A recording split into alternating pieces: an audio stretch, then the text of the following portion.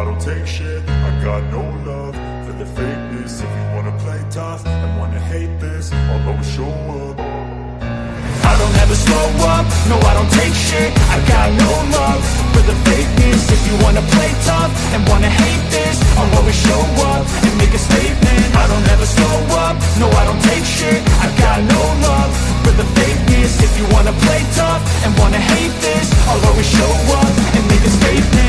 Everything I do so instinctive and so passionate. Every word I move so descriptive like an adjective. I got a vendetta against people who patented being negative when you should be getting after it. I got facts over tracks, this and that. Spitting slow, spitting fast. I could roast, I could gas. Think I'm okay at last, but I don't know if that can erase all the past. And the pettiness, a reflection of the emptiness. Hilarious, you think you're worth my time, you're delirious. Mysterious, because you hide behind a fake exterior. Inferior, you know I'll always be a bit superior. Get off of me, this ain't no humble brag. I want you to hear words, you can say them back. I want you to feel free from the chains at last, and to believe in what you got, it was built to last, yeah. Now that I've been put through hell, I never got anyone's help. I had to do it all myself. I don't ever slow up, no I don't take shit, I got no love for the fakeness. If you wanna play tough and wanna hate this, I'll always show up and make a statement. I don't ever slow up, no I don't take shit, I got no love for the fakeness. If you wanna play tough. What's happening, everybody? It's your boy Leo, and welcome to the Bird Section. Oh! Listen, y'all, tonight's a good one. Tonight is a good one. Let's get all our people in the building. You know what I'm saying? We got folks coming in. Hey, as y'all come in, please hit the like and subscribe button. Y'all already know that's our tip jar. You know what I'm saying? And listen, tonight, I just want to say, you know what I'm saying, we got a couple of guests on tonight, you know what I'm saying, who, to be honest with you, you know, and I said this before earlier this week, they and along with my other guests last Tuesday, elevated the Bird Section to another plateau, another, you know what I'm saying, we here, you know what I'm saying. So I've been riding such a high from that night. I had to bring two of them back, y'all. So without further ado, I'm bringing up Angry Cowboy, and TP Way the Giants is in the building. What up, fellas? Yeah. Let's go. Deep in the heart of enemy territory. How dare you? Both of you. Come on, man. You got to be able to play away games. Now, see, here's the thing, though, fellas. Here's the thing. This is what's different tonight. Tonight is a Bird Section channel members live stream. So for all my channel members, y'all already know the link is in the community tab. You want to come up here and speak your piece and get you know, direct access to TP Way the Giant and Angry Cowboy Fan.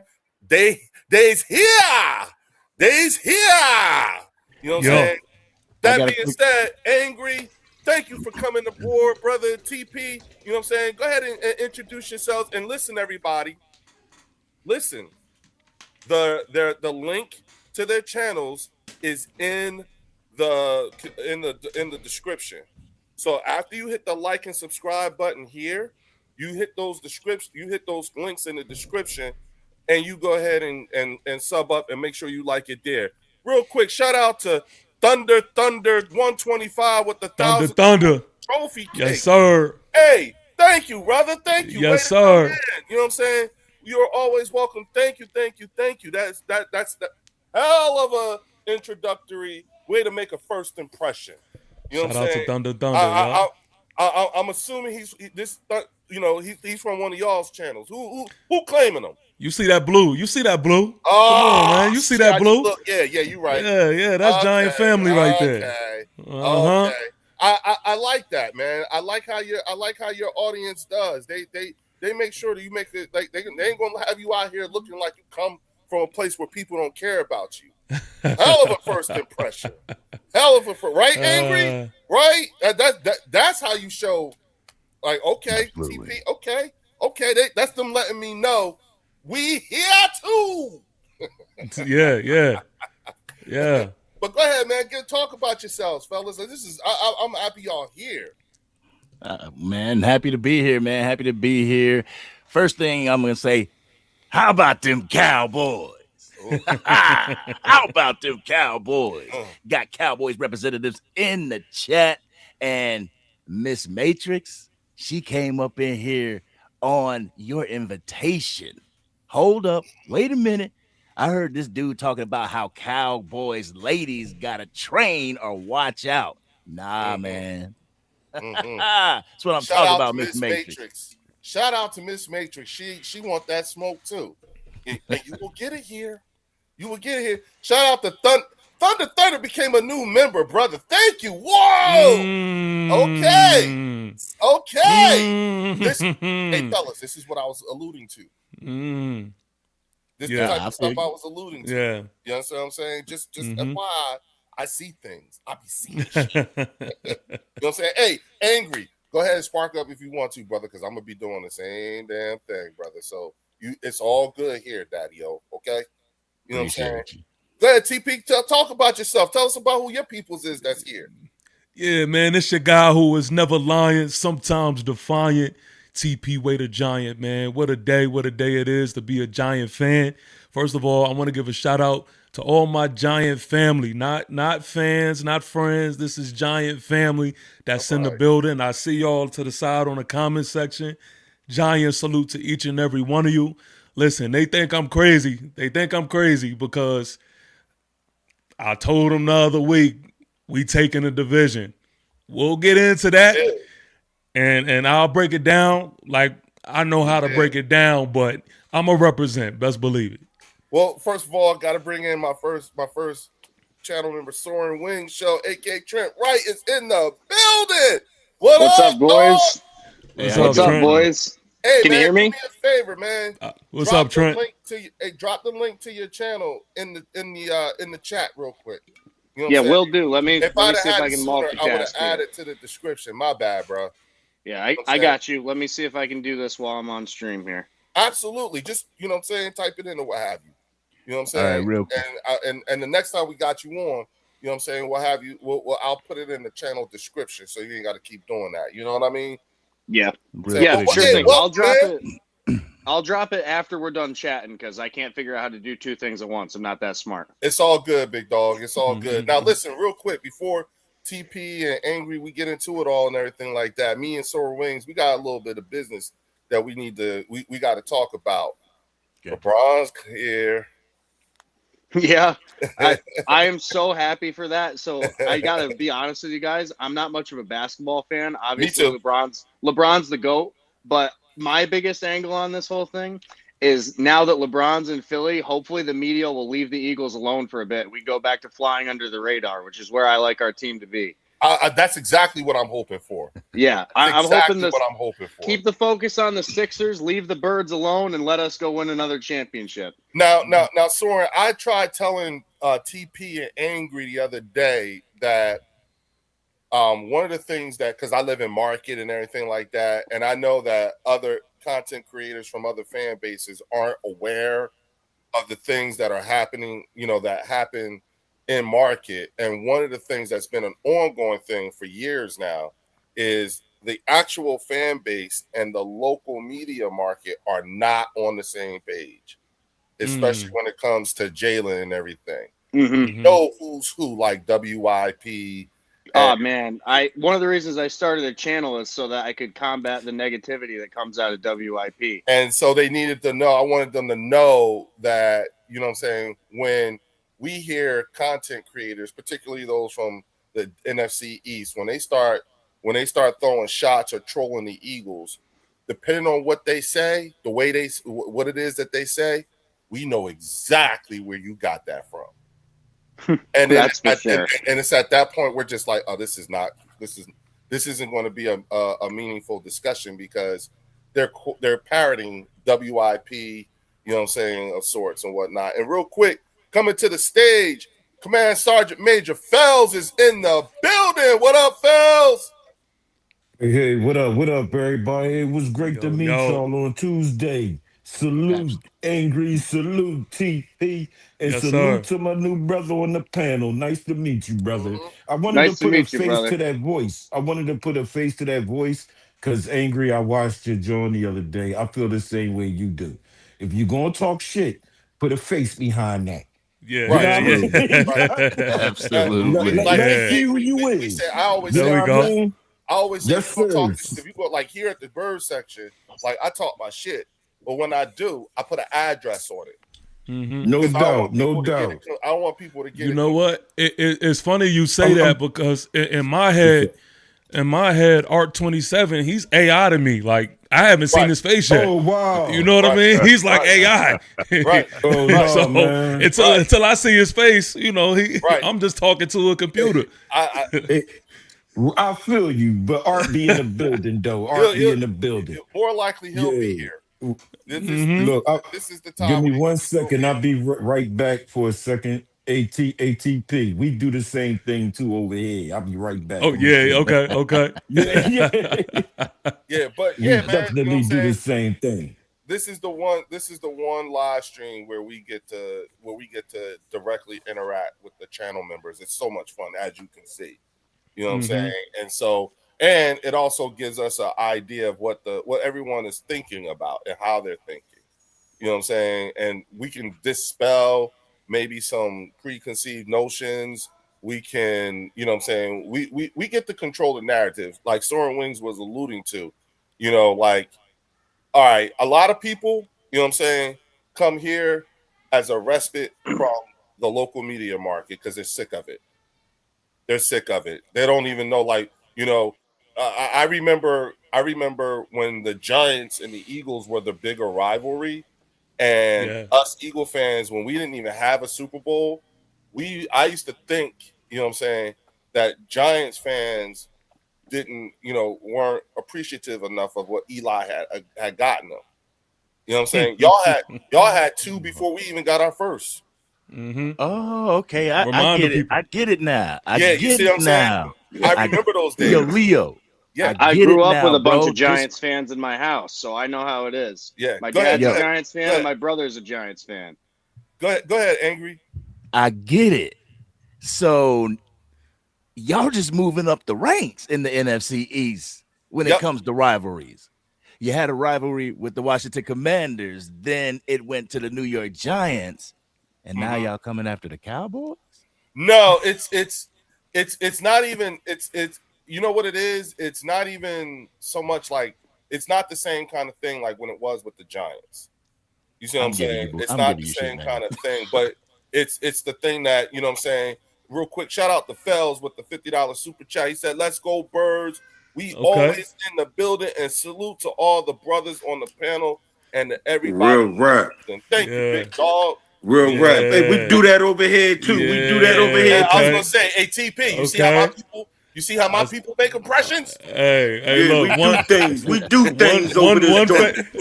I don't want to have to get dangerous, man. I don't want to have to get my giant family in here to open up the wallets, man. It might get a little. It A- A- A- A- ATP, ATP, ATP. We, Way to we, we shout can out to play Jeremy we can Betts. play that game. We can play that game, man. I'm I'm rocking here with all it. night. I'm rocking with it. I love it. I love it. I'm Play Jeremy the here all Betts. game, night. right? I You love play it. the game. We, Yo, we can Jeremy play that Betts. game. Get them in. And guess what here? I'll cover my folks that ain't show up yet. My man. Okay. How about that? Yo, Hey, giant Yo, family, do your shout out thing, to man. Jeremy Betts with the No, it's, 800 yeah. jewels. He says, "Turn it up." That's Yo, oh exactly Yes, yeah, no Jeremy diz Best, out. shout out to yo. you. appreciate you, man. Shout out to everybody from the Angry Cowboys fan family up in here representing that star. That's what My I'm man, talking about. I my For appreciate man, sure. y'all. my Yes, man. sir. Yes, sir. Hey, So Leo, look, I wanted to say this real quick because I always find it funny when, like, anybody talks anything basketball and it's not about the Knicks. Like, y'all can get Oh, oh, excited about LeBron and all this stuff, but we are still the champs, okay? well, yeah, So yeah. Hey, listen. Let let's me say this. understand that. Let me say this. talk your shit. Basketball is not my number one thing. So Of course, me it neither. You know what? Yeah, neither of the, us. Neither the, of us. the LeBron James signing. I'm the only thing about that is I'm happy for the city. You know what I'm saying? Regardless of how old he is that's or big. whatever, I'm genuinely happy for the city because this is something, like this has been the best summer ever. I mean, because I'm 35 miles outside of Philly and 55 miles from Times Square. You see what I'm saying? So I'm in the middle. Right. I'm at where I live at is the cutoff for the Giants fans, and it's the perfect. I'm in the perfect mix of Giants, Jets, and this is where the Eagles fandom begins, and then it goes because I live in Central Jersey. See, I live up in upstate New York, so I'm surrounded by Bills fans and Giants fans for the most part. Upstate New York is where I'm from. Yep. So he has to deal with all that. And so for me growing up, I got all the Philadelphia channels and the New York channels.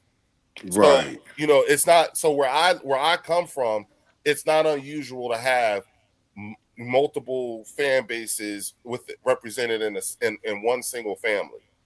You know what I'm saying? So that's like my brother-in-law is a big time Giants fan. You know what I'm saying? But he's from New York. He's from the city. So it's just it's interesting. It's an interesting mix, but it also makes for fun too. I have a cousin. My first cousin is a Giants fan. My other first cousin, is a Cowboys fan. My other first cousin is a Cowboys fan. My grandmother, before she passed away, she actually was a 49ers fan, and my other cousin is a Dolphins fan. You know what I'm saying? So it's like, and for years, when we're talking about that rivalry, angry, you can imagine what I had to hear before we won our first one. Absolutely.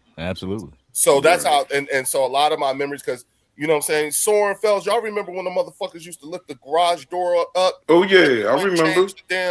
Change the wind at the Giant Stadium, fuckers. Yep. You know what I'm saying, that's why the Miracle at the Meadowlands and all that stuff runs. It's crazy with us. Yeah, and I'm actually right here in Philly, my brother. I don't live in Market. I live directly in the city. Okay, that's in Market.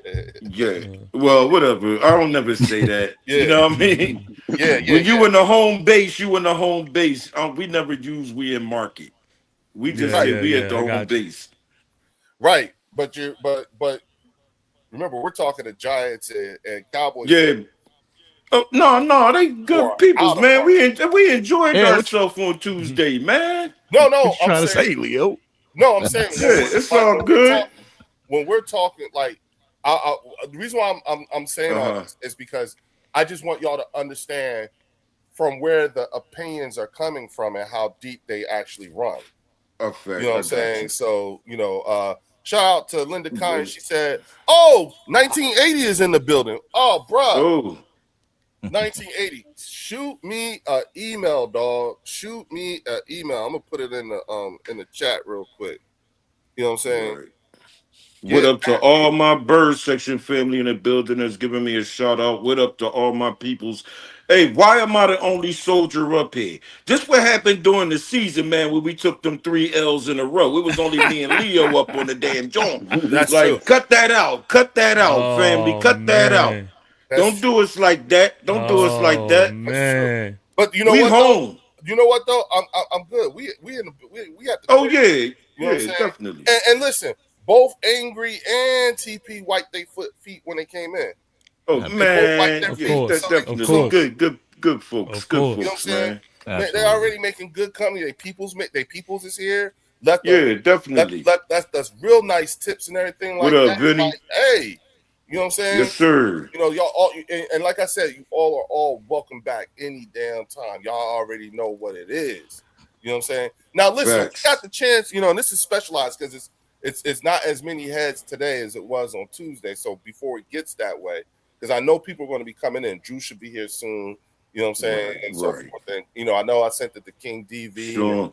BG has it and everything like that. So they may end up coming in here, whether they do or don't. It's cool. Right. But I always make sure that they have an opportunity to come in here. And we all just, have a good time. And the thing is that, like, look, y'all, we're 4 days away from training camp. And real quick, if anybody in the chat sees Chris Dooley in the chat, let me know. You know what I'm saying? Keep an eye on, because I'm not looking at the chat as much.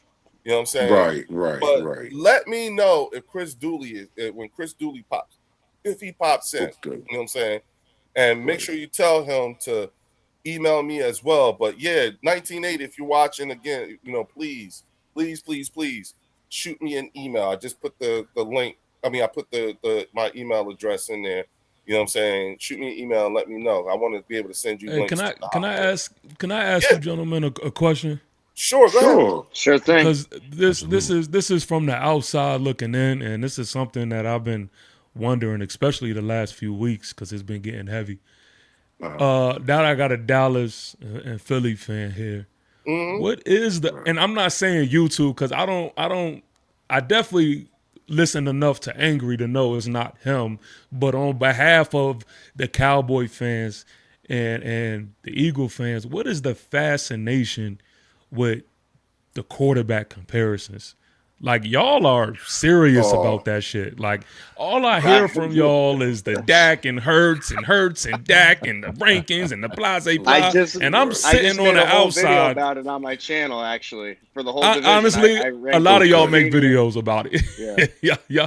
Like, what is that about? So here's the thing, right? This is once again, that's what me and Soren Wingsman was just talking about. That's WIP. That's not the fans. Yeah. That like the moment that that's what we said. That's what I'm saying. It's put like this. It's not the end market fans, the local fans. Just like how Leo. It's the fans, Leo. No. Listen, brother. They attacked that man's parents. And you know why? Because he says yes, ma'am, no, ma'am, yes, sir, no, sir. They don't like that. That's how the local media, it's so bad. Hugh Douglas was about to go ape shit on one of the other hosts because I saw that. It was Joe Jigglypuff. Yeah. And you see the new thing? He just the same guy that started that shit, that got it all going and everything, just told everybody today that players don't know what the hell they're talking about when it comes to football. I saw that shit and my jaw hit the floor. Everybody's like, it's the dumb shit. It is the super dumb shit. But then it's what comes out of that too that we got to deal with. You see what I'm saying? Because now you got other fan bases who are like, yeah, you know what I'm saying? Because as far as Eagles fans are concerned, you know what I'm saying? Our number one thing is the win column and the loss column. Amen. You can say all that stuff. You can say whatever you want. Everything, Jalen this and Saquon that, whatever. Did we win? Period. Did we win? And the first time you show bitch assness, you got to go. You got to go, which is what happened to Carson, and then is what happened to AJ. You know what I'm saying? We can't, the moment you show a little bit of bitch assness, your ass got to go. You can't be here. You know what I'm saying? So there's a and so when I said this the other day, I did a NFC East roundtable discussion on Game Time Brian's channel, right?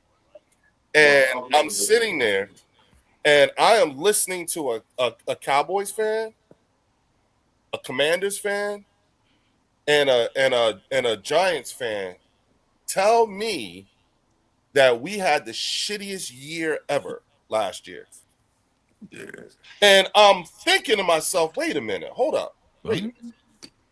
This is somebody whose team went 7-9-1, another person whose team went 5-12, and then another person whose team went whatever the hell they went. You know what I'm saying? Right. And I'm like, and they're telling me how shitty my team is and how shitty my quarterback is, and he can't throw up the middle, and he can't do this, and he needs to use his legs, and y'all are terrible. Y'all are, and I'm just like, it's all about perspective, brother, because our down years are other teams' dream years. The Browns would kill for an 11 Hold on. Let me give some pushback. Let me give some pushback right here. And wait a minute, just before you do, you do, you know what I'm saying? Gotta get Art up in here. Oh, there he go. Yeah, there's AI. Yeah, what up, Art? There he go. What up, Art? Everybody. I told you was coming. Art, before you talk, Okay. let TP give his let TP say what he was gonna say, and then You guys go ahead. But go ahead, TP. Yeah, he came in at the perfect time. Okay, so Right. my thing is to the statement that was made. I'm not sure the context of what the conversation was, but I don't think we can compare each other, because if you look at all that y'all built up roster wise, y'all built a caliber of team that is playoffs and Super Bowl talks. So like for us, we were super young. We knew that wasn't our main thing. We wanted to win games. We want to fight in the division, but we weren't thinking Super Bowl, or bust type situation. With y'all, if you have an A.J. Brown on one side, a Devontae Smith, a defense, y'all have the whole package. I would assume the goal is deep in the playoffs, Super Bowl. So if you don't get there, I can see why that would be a huge disappointment compared to our disappointment. Like, yeah, we was at the bottom of the division, but in the same breath and time, we had a coach that was on the way out the door. We had super young players, and we had injuries. So it's just like our downfall and your downfall are on two different scales. Yes. Because when we have a bad, so like, and this is not a troll, Angry. This ain't a troll. But when the season doesn't go the way the Cowboys fan base expects, you know what I'm saying?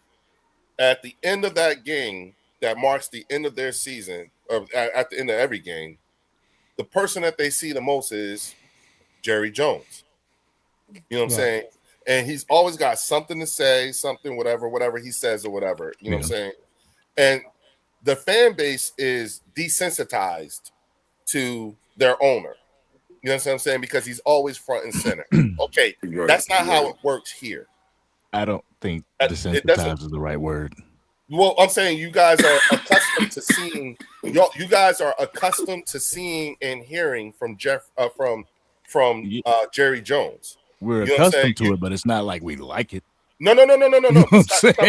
That's not what I'm saying. That's what I'm saying. Yeah, y'all make what that I'm clear. saying to you is that you are accustomed to seeing and hearing Jerry Jones. Okay, for us Eagles fans, it don't work that way. The only time you really see Jeffrey Lurie is when he's in the owner's box and they put the camera on him, which isn't very often throughout a game. That's number one. Number two, at the draft, you'll see him sitting in the chair and he be doing like this and everything, and he clap and they hand on the phone to say he could say congratulations and everything like that, but he's not actually working. You know what I'm saying? He don't really say anything. You know what I mean? Now, here's the thing. When the season doesn't go well, or if shit is going down even throughout the season, when he shows up, that's not good. That's not good at all. When Jeffrey Lurie says, "Yeah, we're gonna have a after the players leave and everything, we're gonna have me, Nick, and Howard. We're gonna get together and we're gonna have a come to Jesus meeting and everything." That shit. That everybody, we all know. Oh shit. Y'all better have a motherfucking plan. You better have a plan. I don't know what the plan is, but bitch, you better have a plan, because Jeffrey do not come out that when shit was going down last year and AJ was becoming a problem even last year. Jeffrey Lurie came to practice, and y'all saw, and you can see this footage. He came to practice. Then you saw him and AJ walking off to some field like nobody's on, like some other part of the practice field or whatever, and they were talking and everything. And then he came back and he shook everybody's laughing. Everything, had a good time. Good to see you. Yes. And then he left. And guess what happened? AJ didn't say shit else the rest of the fucking season. He didn't say nothing else. After that one practice Jeffrey Lurie came to and took his ass off to the side, and I don't know what the fuck Jeffrey said to him, but he didn't say shit. And no, Marcus. Thank you, Marcus. AJ Brown will not be missed, because I cannot. No.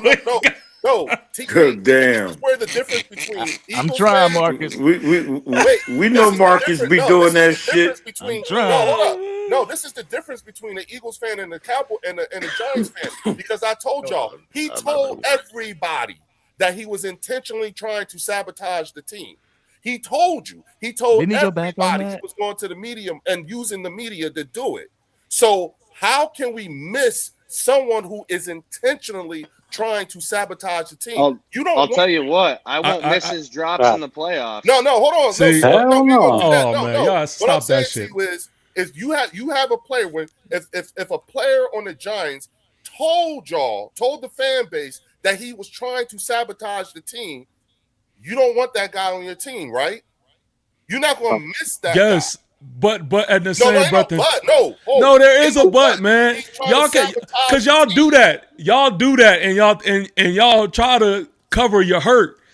You could still miss the production that he adds to that offense. No matter how it ended.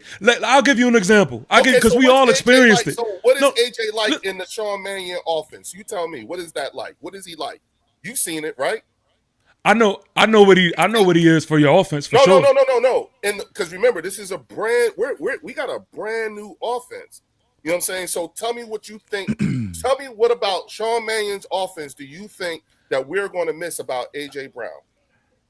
I can't necessarily Nobody speak. can. So no, I'm saying because y'all are the Eagle fans. But what I can say is having AJ on the field, y'all are going to miss that. And see, look, what I'm saying is everybody has experienced that. Dallas has experienced that with Michael Parsons.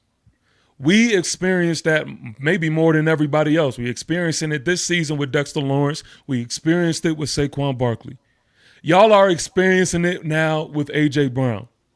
And see, this is the thing, because people love to do this, and I love to catch them in these moments. Y'all can think and say to yourselves, it was best to move on because he was a cancer to the team. I have no problem with that. No. Listen, no. Let me land the plane. Wait. What you're doing is what you think this is you think this is OBJ for y'all or Deshaun Jackson for us. It's not the same. No. The dude told us all. Like that's the one thing he's the one wide receiver who you're saying the same thing I'm saying. What? That's a cancer to the team. That's a cancer to the team. Okay, so OBJ. So tell me the name of a player who told y'all that he was trying to sabotage the team. I can't tell you he told us, but he showed us. Yo, I think at the end of the day, what's being said is like, you're gonna miss his production. No matter what kind of crazy stuff happened in the locker room, you're going to miss his production unless you could get a receiver. Maybe Mekhi Lemon will be that guy. I don't know, but somebody to replace the production that AJ was able to provide for the Philadelphia Eagles. Yeah, Manny or whatever his name is, your offensive coordinator. Yeah, he can scheme different players, but will they be able to get that jump ball? Will they be able to be that deep threat, take the top off of the defense the way AJ Brown did, or better? Who knows? Okay, but that's why. And I hear you. I'm not. Listen. Right. We are not saying that AJ Brown wasn't one of the, or if not the most dominant wide receiver in the league. No one will ever take that away from him. No one will ever take away. We recognize what his capabilities were, or for us, we utilized it. We got one, despite the fact that he was trying to sabotage the team. We still got one hell of a return on investment. We got our ROI. You know what I'm saying? If you think about it, everybody we paid, we got ROI on. Real good. You understand what I'm saying? Right. But to say that you're going to miss, no, because he told us he didn't want to, he let everybody know that he's not going to be here. He doesn't want to be here. And to what degree that he didn't want to be here is the other part that degree is what took the miss out of him. Especially since I got a reverse question. Angry, we're here. I got a reverse question for that. Mm-hmm. Angry, do you miss Micah Parsons? His production, absolutely. And TP, did you miss Saquon Barkley? His production, absolutely. What have y'all done after that? Oh yeah, We we got trying to we rebuild got the defense to put that production back in there, if not better. So why y'all don't think that we would do the same thing about AJ? no, it's it. But see, this is We the thing. not It's we not. we It's we not we easy we're to. going to replace. No, no, no. Look, it's not that we're not appreciating his services. It's It not didn't that at sound like it. all. It didn't No, sound like I'm it. We no got no the no best no no no defense. no. No, I'm talking about me. How I be coming because I talk different like last on the John when Angry brought up the list and I said I don't give a damn about that list. Yeah. So y'all know my answers is not going to be the politically correct ones that y'all used to hearing Eagle fans say. And we don't really miss none of our players because we have ownership in place that will find the pieces that can replace that production.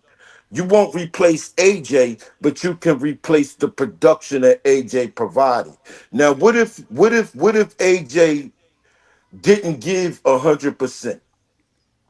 Then that's an easier production to replace because here we saw AJ didn't give 100% all the time. So outside, I understand y'all question. The inside, we know what AJ really capable of doing.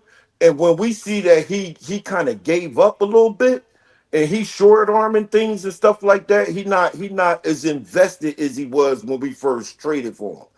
And after that Super Bowl, I kind of saw changes in AJ, like I was trying to explain to y'all at that parade.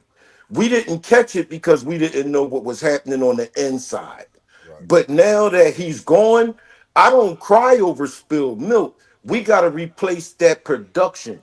And because we got Jeffrey Lorian as our owner, and we got Howie Roseman as our GM, those two guys will find a piece or pieces if it takes multiple pieces to get that production replaced.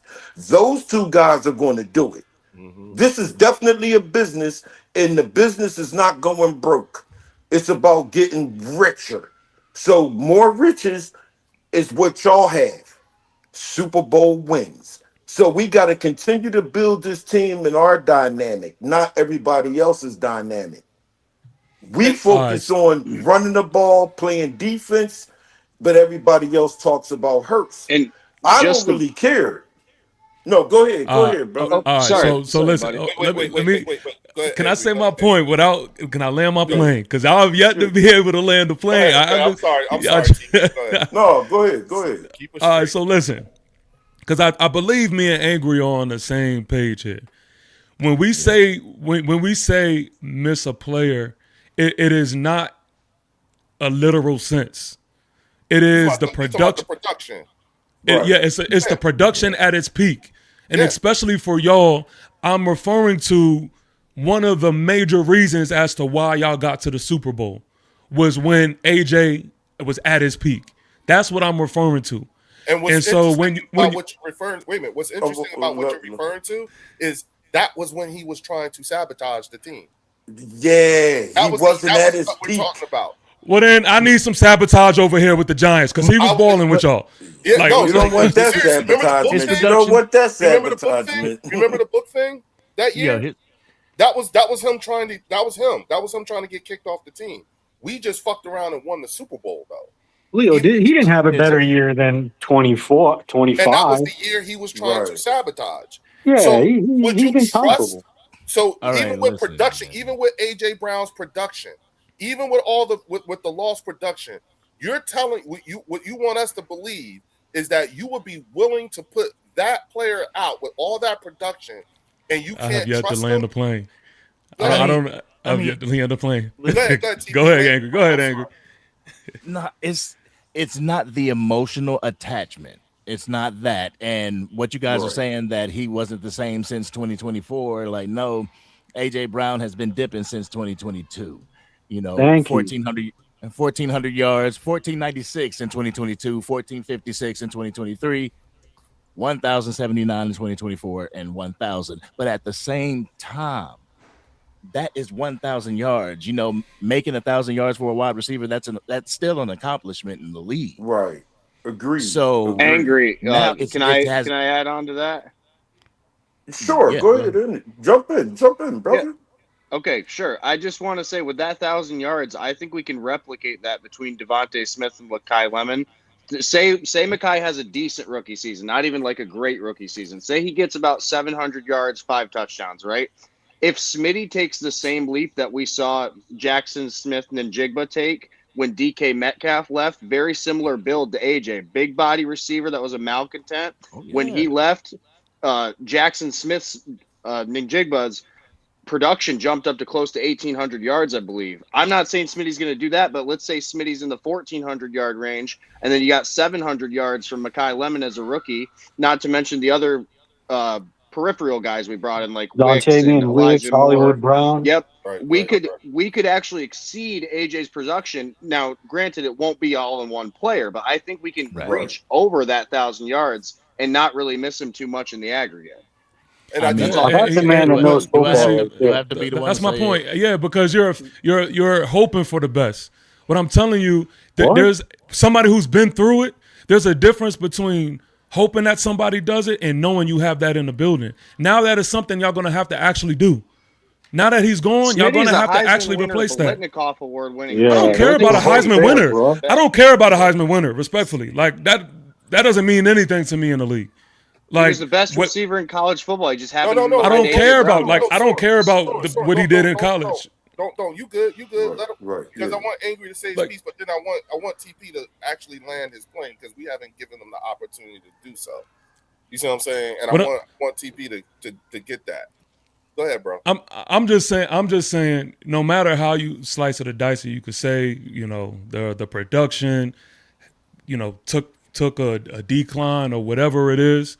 It still was the key to your success.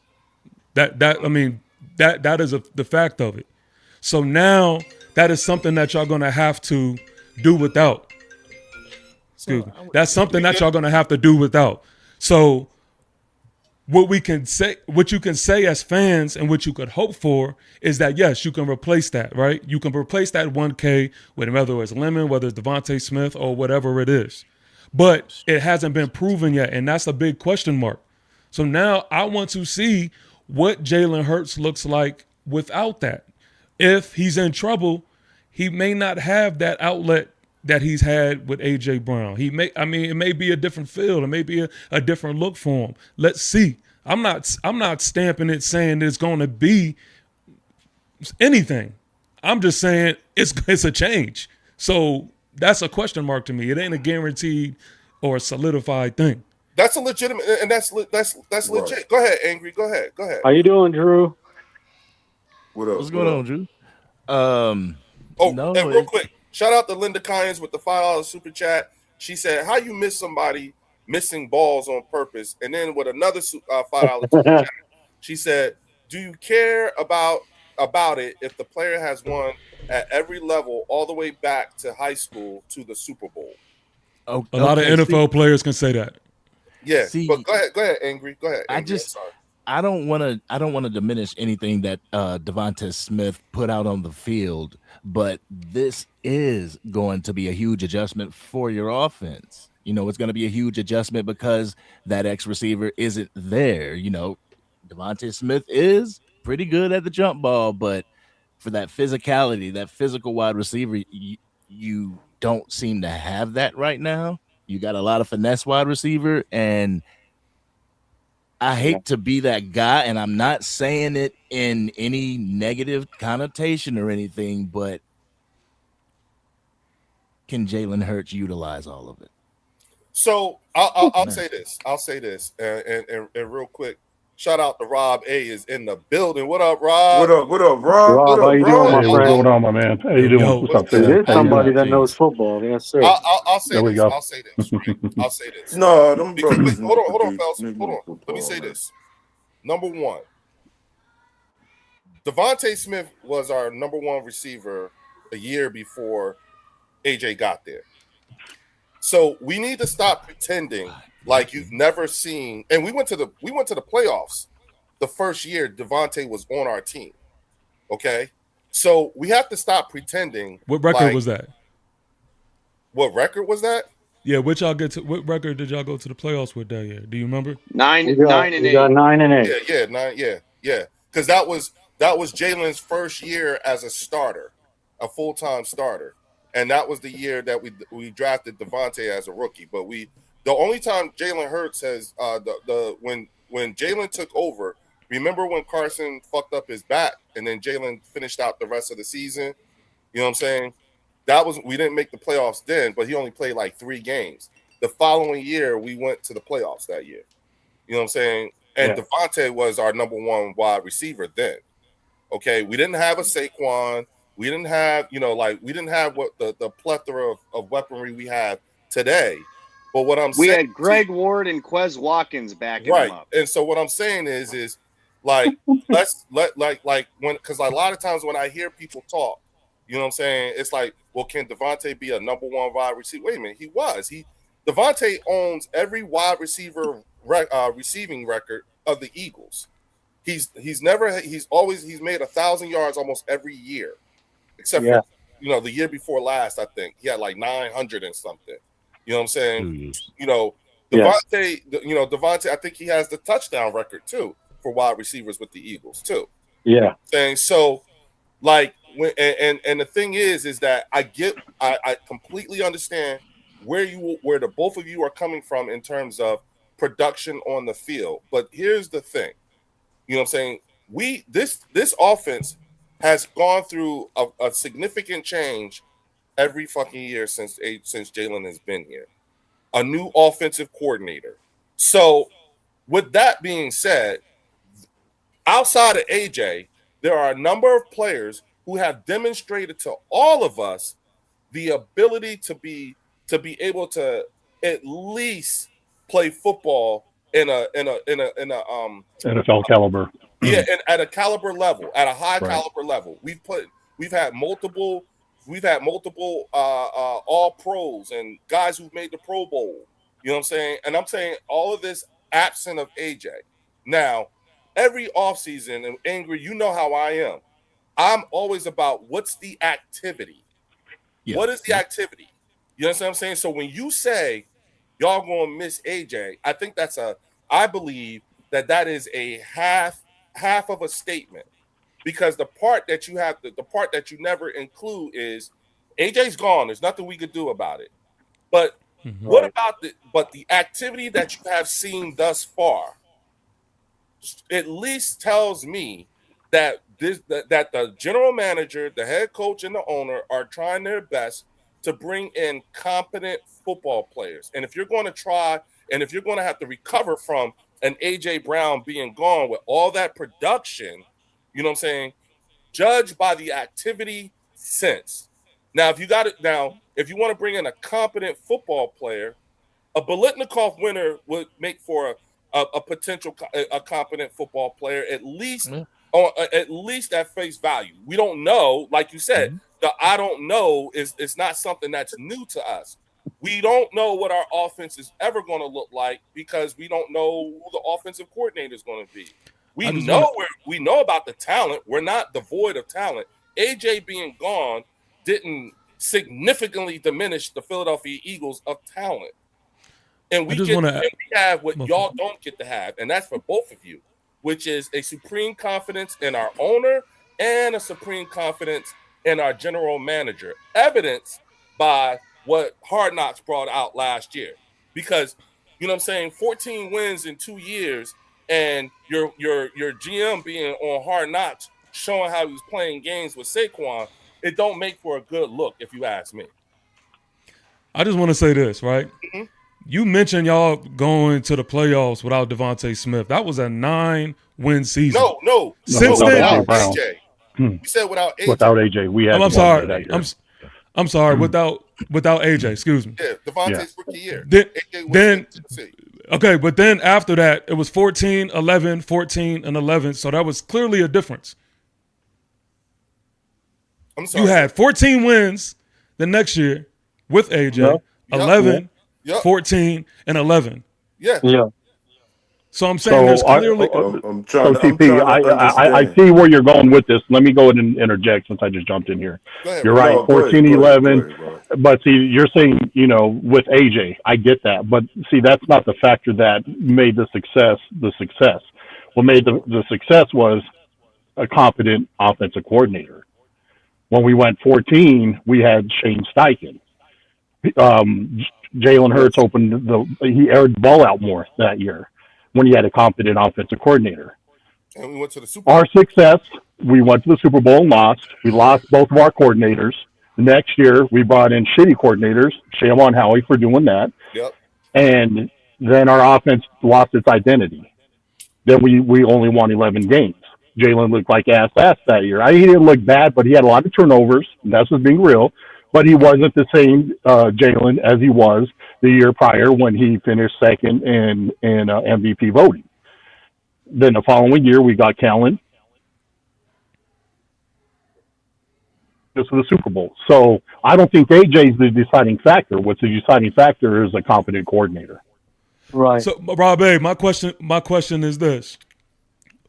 And I'm not disagreeing that your OC was a huge part of it.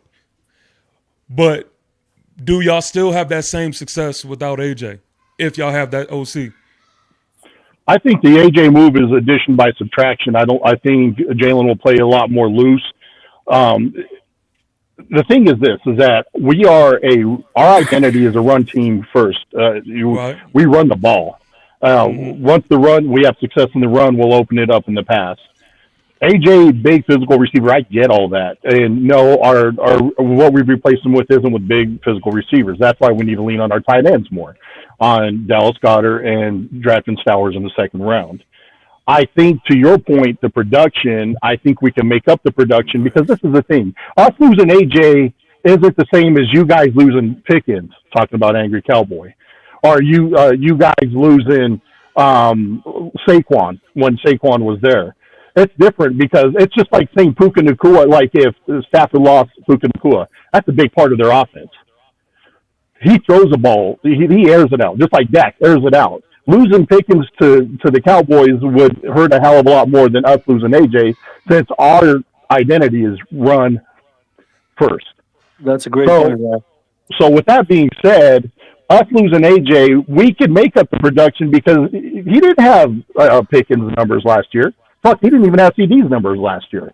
He barely eclipsed a little over 1,000 yards. And that's because we don't even throw the ball that much as it is. So it isn't going to be a huge loss. If we lost Saquon the year prior when we won the Super Bowl, that's a bigger loss than losing AJ because our identity is run first. Or if we lose Lane Johnson for the season, is a bigger loss than losing AJ because he's a backbone. He's the anchor of that offensive line. So it's not the same. Losing AJ hurts, but it isn't as big as an impact as us losing Saquon, losing Lane Johnson, losing other players, even losing some of our defensive players like Cooper DeJean or something, because our identity was never to throw the ball. When we tried to throw the ball this last year, I think we ranked in the 20s, if I'm not mistaken. We know we can't air it out. We can't match Dak's fucking numbers or our CD's numbers when it comes to straight stats. We're a run-first team. So losing AJ is addition by subtraction, and I think we'll make up that production in what Howie's done in this offseason. Real quick, I want to give a shout-out to El Yepa with the 900 jewels. It's for ramen noodles. You know what I'm saying? Thank you, brother, man. And I got to give, because everybody listen. You know what I'm saying? TP, Angry. This is one of the people. I got two of the people that I felt like y'all missed on Tuesday here. And the last one to get here of those two is Warren McKee of the Eagles Collective Podcast, coming to us from Mexico. What's up, fellas? What's going on, y'all? Well, TP Angry Cowboy. What's going on, fellas? What up, man? What's up? No, I'm not gonna be on too long just because okay. I'm just watching, and then I was like, let me hop on here real quick. Let me hop on. But no, I'm kind of. Hey, what's up, Rob? Hey, what's up, Phil? What's up, Art? Bro? What's up, y'all, brother? How y'all living? Good. Hey, how you holding up? How you holding up? Hey, I'm in Mexico. I know, See, man. Mexico. Yes, sir. Mexico. Yes, Have a sir. shot of Yes, sir. tequila All for right. Rob. Hey, don't Hey, drink I the water, got you. bro. I Don't drink the got you. water. Hey, Water I down ain't there is making that tequila. mistake. They made that mistake out here already. Oh, oh Uh-oh. Yeah. no. Yeah, Oh, but no. no, I was listening to what y'all said. Angry Cowboy, you made a really good question with what you're saying, and I think like a little bit to what Rob was saying, like we are run first team, but also you got to look at it like this: we did lose AJ. AJ just simply stepping on the field and posed a threat to a lot of teams. Just Yep. him stepping on the field, Yep. it posed a threat. Don't disagree. However, what that we didn't utilize it though. We really didn't utilize him. Him Right. just being on the field, we were running the ball. Right. So now that physical threat that you're talking about, we've taken that away. And what we did now is we brought in options. And that's what brings what Rob is saying when it comes to when you have an offensive coordinator that's confident competent in utilizing all of those wide receivers. So think about it like this. You lost AJ Brown, but now you really don't even know where the ball's going. You really don't. Like you got EJ Stowers, you got Lemon, you got Hollywood Brown, you got Wicks, and you got Devontae, and you And got Dallas Goddard. Goddard. Yep. So you Right. really remember that Green Bay offense. Reason why nobody put in any parlays for those wide receivers because you really don't know whose game it was going to be. You really don't. I So feel like defenses felt like that when AJ was on the field. And it, You I didn't know where the but ball was going to remember go. we started become very like obvious what we were gonna do though. It Yeah, was they were still typically just stacking the Right. box with AJ out there. It didn't yeah, like matter. Yeah, they're still yeah, stacking the because box. Right, it Warren. became very apparent that y'all weren't utilizing We, them like y'all once were, yeah. and I Yeah, think no, it showed. we Oh, turn yeah, that's the whole point. predictable. Yeah. We turn predictable. And what made us turn predictable, Fouls? It Anytime was the offensive coordinator. Our coordinator was Right. ass. right, yeah, Yeah. right. Anytime the defense, like when we played the 49ers and Christian McCaffrey, he called out the damn play before we ran the play. Yep. That that was means we doing it. 2023. Yeah, We doing it too much. So if we looking at the base of one player, then when we won the Super Bowl, nobody said nothing about AJ. They said the defense won that Super Bowl. Right. But now AJ gone, we ain't gonna be shit because we ain't got AJ. I mean, it seemed like if we can't have it one way, it gotta be the other way. It but don't seem like it's a middle ground. When you yeah, building a team, you building your team. You're gonna need weapons, you're gonna need multiple weapons. Angry Cowboy, when y'all had y'all cowboy teams in the early 90s, y'all had Troy Aikman, y'all had Michael Irvin, get the y'all had triplets. yeah, exactly. So, do you think that that team would have been the same if y'all lost any one of those guys? No, And that's the predicament we in. We can't afford to think like that because this is a brand new era. We have to stay on top of it and we have to change because we became very predictable. If we just like Rob said and Leo said, we change coordinators every year. Nobody even considers that. When the OC changed, my bad. When the OC changed, the philosophy changes, the wording changes. So you got to install that. And these OCs never get a chance to actually implement their entire playbook because you are one and done. Now some been fired and some got promoted to be head coaches. If you get promoted to be a head coach, just like y'all got Christian Parker, we couldn't stop y'all because we wasn't going to make Christian Parker the defensive coordinator. Mm-hmm. yeah, and We I, and we I couldn't heard. I stop heard that. that was if Van Gio decided to retire, he was the Right. heir apparent. Yeah. Right, correct, correct, Well, yeah, we correct. I would don't have we know. would have No, probably no, at We I least heard had don't I we Clint heard don't Clint Hurt. want to Hurt. do I that. heard Yeah, Clint Yeah. Hurt. Angry. I We think it, Clint Hurt was the heir yeah, apparent. yeah, it was Yeah, actually yeah, Clint Hurt. but he still Yeah. make a valid point. We would have had the option to sign Parker too. Yeah, We yeah, now would have the had but that here's the option. thing. we all know Clint Hurt was supposed to be that guy, Right. and Yeah, like Clint Hurt was supposed to be that guy at the end of the day, just because Clint Hurt has had defensive coordinator experience, positions. Yeah, and like and you got to look at when it comes to the Eagles, bro. Like you really can't look at the media. You got to see how they moving. So, for example, you look at Umar Bernard.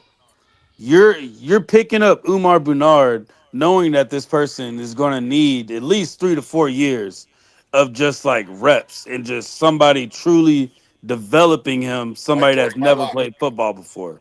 So Right. that's why you got Clint Hurt. Clint Hurt is that guy that said, "Give me him, let him be my project." If we plan on Right. losing Right. somebody, Right. we're not just going to give you somebody for you to be gone in the next year or two. Like this is Correct. somebody we're giving you to where you can invest in him, let him be your project. So then when it's time for you to be that defensive coordinator, you got your guy you developed, and now you the defensive coordinator too.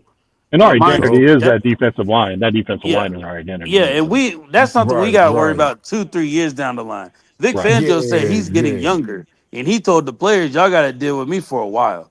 He said So at least a couple more. Yeah, yeah, he said so 2 more years so at Yeah. we least. got to deal with him on that. And But real no, quick, and to go back to the to the Mm. offensive side though, Uh. you remember that 2024 year? We Right. didn't. There was only at least 4 games that entire season where you had AJ, Devontae, and Dallas Goddard all on the field at once. that's true too. Right. Right. Yep. So when you look at that, our only reliable person That's was Devontae. Saquon. That's why we relied on the run game so heavy. He was not Right. getting hurt, but Devontae, AJ, and Dallas were. They So were. so we've already seen what it looks like without an AJ on the field, without a Devontae on the field, without a Dallas Goddard on the field. And we noticed that we can kind of separate the ball a little bit more, and we don't have to like force feed somebody. So the fact that we're not having to force feed somebody and we actually got more options now with the wide receivers, I think that's what's going to be more scary, and it's going to throw defenses off. Because if we throwing the ball to Dallas Goddard, EJ Stowers, you're going to have to play us defensively a lot more different than Hey, just having one AJ Brown there. So real, I real, think, yeah, real quick, and I'm sorry to interrupt you, Warren. Real quick, I got to give a shout out to Linda Conyers with the $5 super chat. Angry, this is for you. Because I told you I take the Pepsi challenge when it comes to the ladies here on the bird section, and why I say they got to train if you're going to go against them. She says Eagles will now incorporate bunched formations on the boundary side with an X receiver or tight end on the field side. See Green Bay offensive scheme. You know what I'm saying? Your ladies bringing it like that, dog. They bringing it like That was that, cool. Angry. That was a But good AI search. but then no, that's No, gravy. Linda's legit. She knows her I'm shit. playing. I'm playing. I'm joking. I'm Yeah, Yeah. yeah, she does know her shit. I mean, you Yeah. could Go ahead, Angry. Go ahead. I mean, that's what I'm saying. It kind of boils down to the overall question that I had. Sure, Yeah. in that bunch formation, you'll be able to run the ball, disguise your calls, but at the same time, the weapons that you have is your quarter. And I'm not saying this to be, an asshole or anything, to troll or anything, but like that. no, bro, Yeah. speak it, Do, got the bird speak section. your You ain't got to truth, fight with angry. Israel. do it. Speak your truth, brother. No filter, Angry. I ain't gonna Yeah, time go you ahead. out like you did me the other day, bro. Go ahead and say what you got to say. Yeah. My bad. You're But good. can your quarterback and your offensive coordinator be able to exploit that, to be able to use those weapons the way need be? That's the hope. That's a fair That's the question. hope. That was Let me say I We this. don't know. believe Hold I on. believe Wait. Let me say this.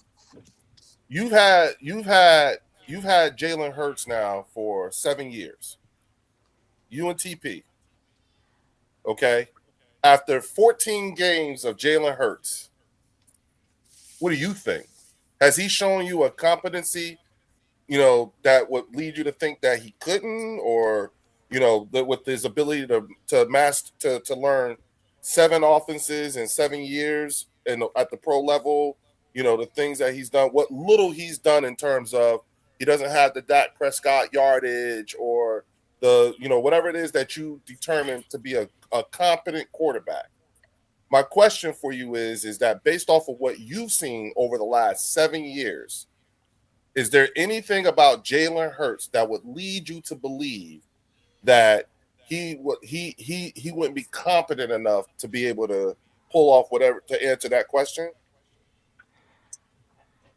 To me personally, I like Jalen Hurts. Right. I like Jalen Hurts as a game manager. I like, can he improve on his skill set? Absolutely. Every quarterback can. But what the Philadelphia Eagles needed, they had the ultimate. You had the ultimate system: offense, defense, and special teams. You know what I'm saying? You had the ultimate system, and you were able to drop the quarterback in there twice in 2 different Super Bowls. Well, with Nick Foles and Jalen Hurts. You guys got the ultimate system, and it works for that quarterback. But no, because that was Doug in the first one, and Shane and Nick in the second one. No, but I mean, like, overall, He's talking about the Philadelphia philosophy, the way we team building. Okay, yeah. Team building. GM was the same regardless, right? I get you, Angry. I get you. All right, I'm on it now. I'm on it. You know what I'm saying? Yeah. So, and he definitely has that to his advantage. And I think where the disconnect comes is how he is thrusted upon. I'm not saying by anybody on this panel or whatever, but let's just take, and somebody said earlier, F that list. Let's take the list, for instance. And, yeah, that was me. I don't care about that list. That was List at the end of the day. At the end of the day, the list don't mean a damn thing to football fans that want to win a trophy. At the end of the day, the list don't mean shit. Right. But there is a lot of the fan base that do, and this is where it boils down to the entire thing that we've been talking about, and that was the comparison Dak Prescott and Jalen Hurts.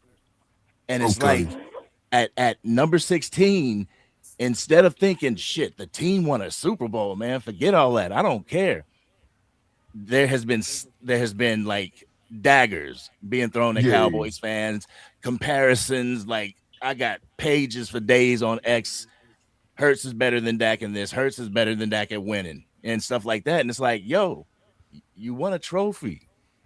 Who cares? Angry though, I'm gonna be real, man. Some of that is warranted by some of the Cowboy fans. Not all of the Cowboy fans, but some of the Cowboy fans be just talking too much shit and ain't did nothing in a very long time. And y'all had teams. Yeah, y'all you got had some content top 5 creators defenses. like that. Y'all had top 5 offenses, and y'all still accomplished. Y'all didn't accomplish the main agenda. This agenda stands for all 32 teams in the league.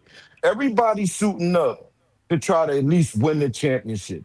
Now, we can separate the teams that are very, very far away from that accomplishment, and we could have the middle of the pack teams, and then we could have the teams that are rumbling for the top spot. These days, it's multiple teams that are actually rumbling for the top spot. You don't have a clear, favorite. This team definitely going to win. It's not like that anymore. So you can make a turnaround in one season, but you got to have a lot of those pieces already in place. And sometimes it can take a coach. Sometimes it can take an extra player that you brought on to fill a certain position that just takes the team over the top. But it has to be a whole unison of ownership, management, coaching staff, and team actually working together instead of each other. So y'all got y'all formula. The Giants got their formula. We never complained about y'all formula before when y'all ran y'all joint. But it seemed like when we run our formula, it's a lot of complaints. It's a lot of this, that, and the third. But we run our shit the way we run our shit, and y'all run y'all shit the way y'all run y'all shit. That's the way it's always been. The East, my bad, T, and I'm gonna let you go right after this because I'm gonna agree with T because TP said this on Tuesday. In 2 or 3 years, I will say this because I said this before on the next level with them guys too. The East will be back. It will be 3 teams in the damn playoffs again. If we keep building and building and building, we will be the monster division that we were before. The difference is this time we're winning the Super Bowl instead of everybody else winning the Super Bowl at that time, and we didn't. That's the only difference. We want y'all a part of this party because it makes the East look very, very good. And then we'll knock off them teams that we kind of believe don't even belong in this Hey, playoff today. hey, bro, you speak for yourself. I want them to be horrible, bro. I want to run this division. Oh Shit, no, man! I want I'm them to be telling you, Willie, y'all horrible. good, I man. I don't want like them it, to be Willie. good. Y'all Shit, Thank you, good. Rob. Thank you. shit. I ain't Like it, trying. I'm Rob. not Rob. trying to Y'all compete. I good. want Yeah. to bust out Yeah, on man. everybody down in the I, East, man. I want to run this look, shit for another man. 5 years or so. Thank you, God, Rob. I I'm God, the feel you, same way. bro. listen, man. I'm the same way. God bless my father heart, man. He taught me never to take the easy way out. That's what I'm saying, If bro. you gotta go through the path, Charles, you it ain't gotta go easy for through. what Howie's doing, bro. It takes years of team building to get where we're at, bro. This didn't happen It, overnight. This A shit lot of ain't trial easy. and no, error. A lot of trial and error I with And that. and definitely and know beyond that. it not being easy, bro, it's been a little bit of luck too, because we've been hitting in the draft. Us Right, getting right, Cooper, right, Cooper DeJean, right, and getting Quinion, that shit was luck, bro. For them to turn out with how they right. turned out, and us not getting Terry and Arnold and taking Quinion over him, shit, dude, that's luck, bro. Like some of this shit, some of it's skill, but some of it is just luck that we hit in the draft. I think the I luck want. part. I agree, Rob. I think the luck part is how they fell to us. All the other Well, teams well, Regardless passed of over how them that took guys. yeah, Washington yeah, being yeah. dumb enough to Yeah, let us trade up to get yeah. Cooper. Some of that is with the teams that passed over these guys that they actually want now. Yeah, So well, that's luck too, bro. it's a double bluff. Yeah, I'm agreeing Yeah, with you. That's yeah, luck. yeah. That's a part of that luck you Yep, talking about. yep, Hey, y'all, yep. It we took the got, player to The, listen, fall the, too. hey, y'all, listen, we got over 100 people here watching us right now. You know what I'm saying? Salute to y'all, man. Yeah. Everybody in the So, building, yeah, salute to yeah. y'all. So hit those likes up. Everybody that I fuck with, their channel links are in the description. Go see TP Way. Go see Angry Cowboy. Oh, for sure. If they are here, it's because I trust what they say. They set the Facts. standard for me when it comes to dealing with a reasonable Cowboy fan and a reasonable Giant fan. And I love the way that they stand 10 toes down while they're in the belly of the beast. So, and that makes As they should. That's and us respect. Eagles fans, that makes us respect y'all even more.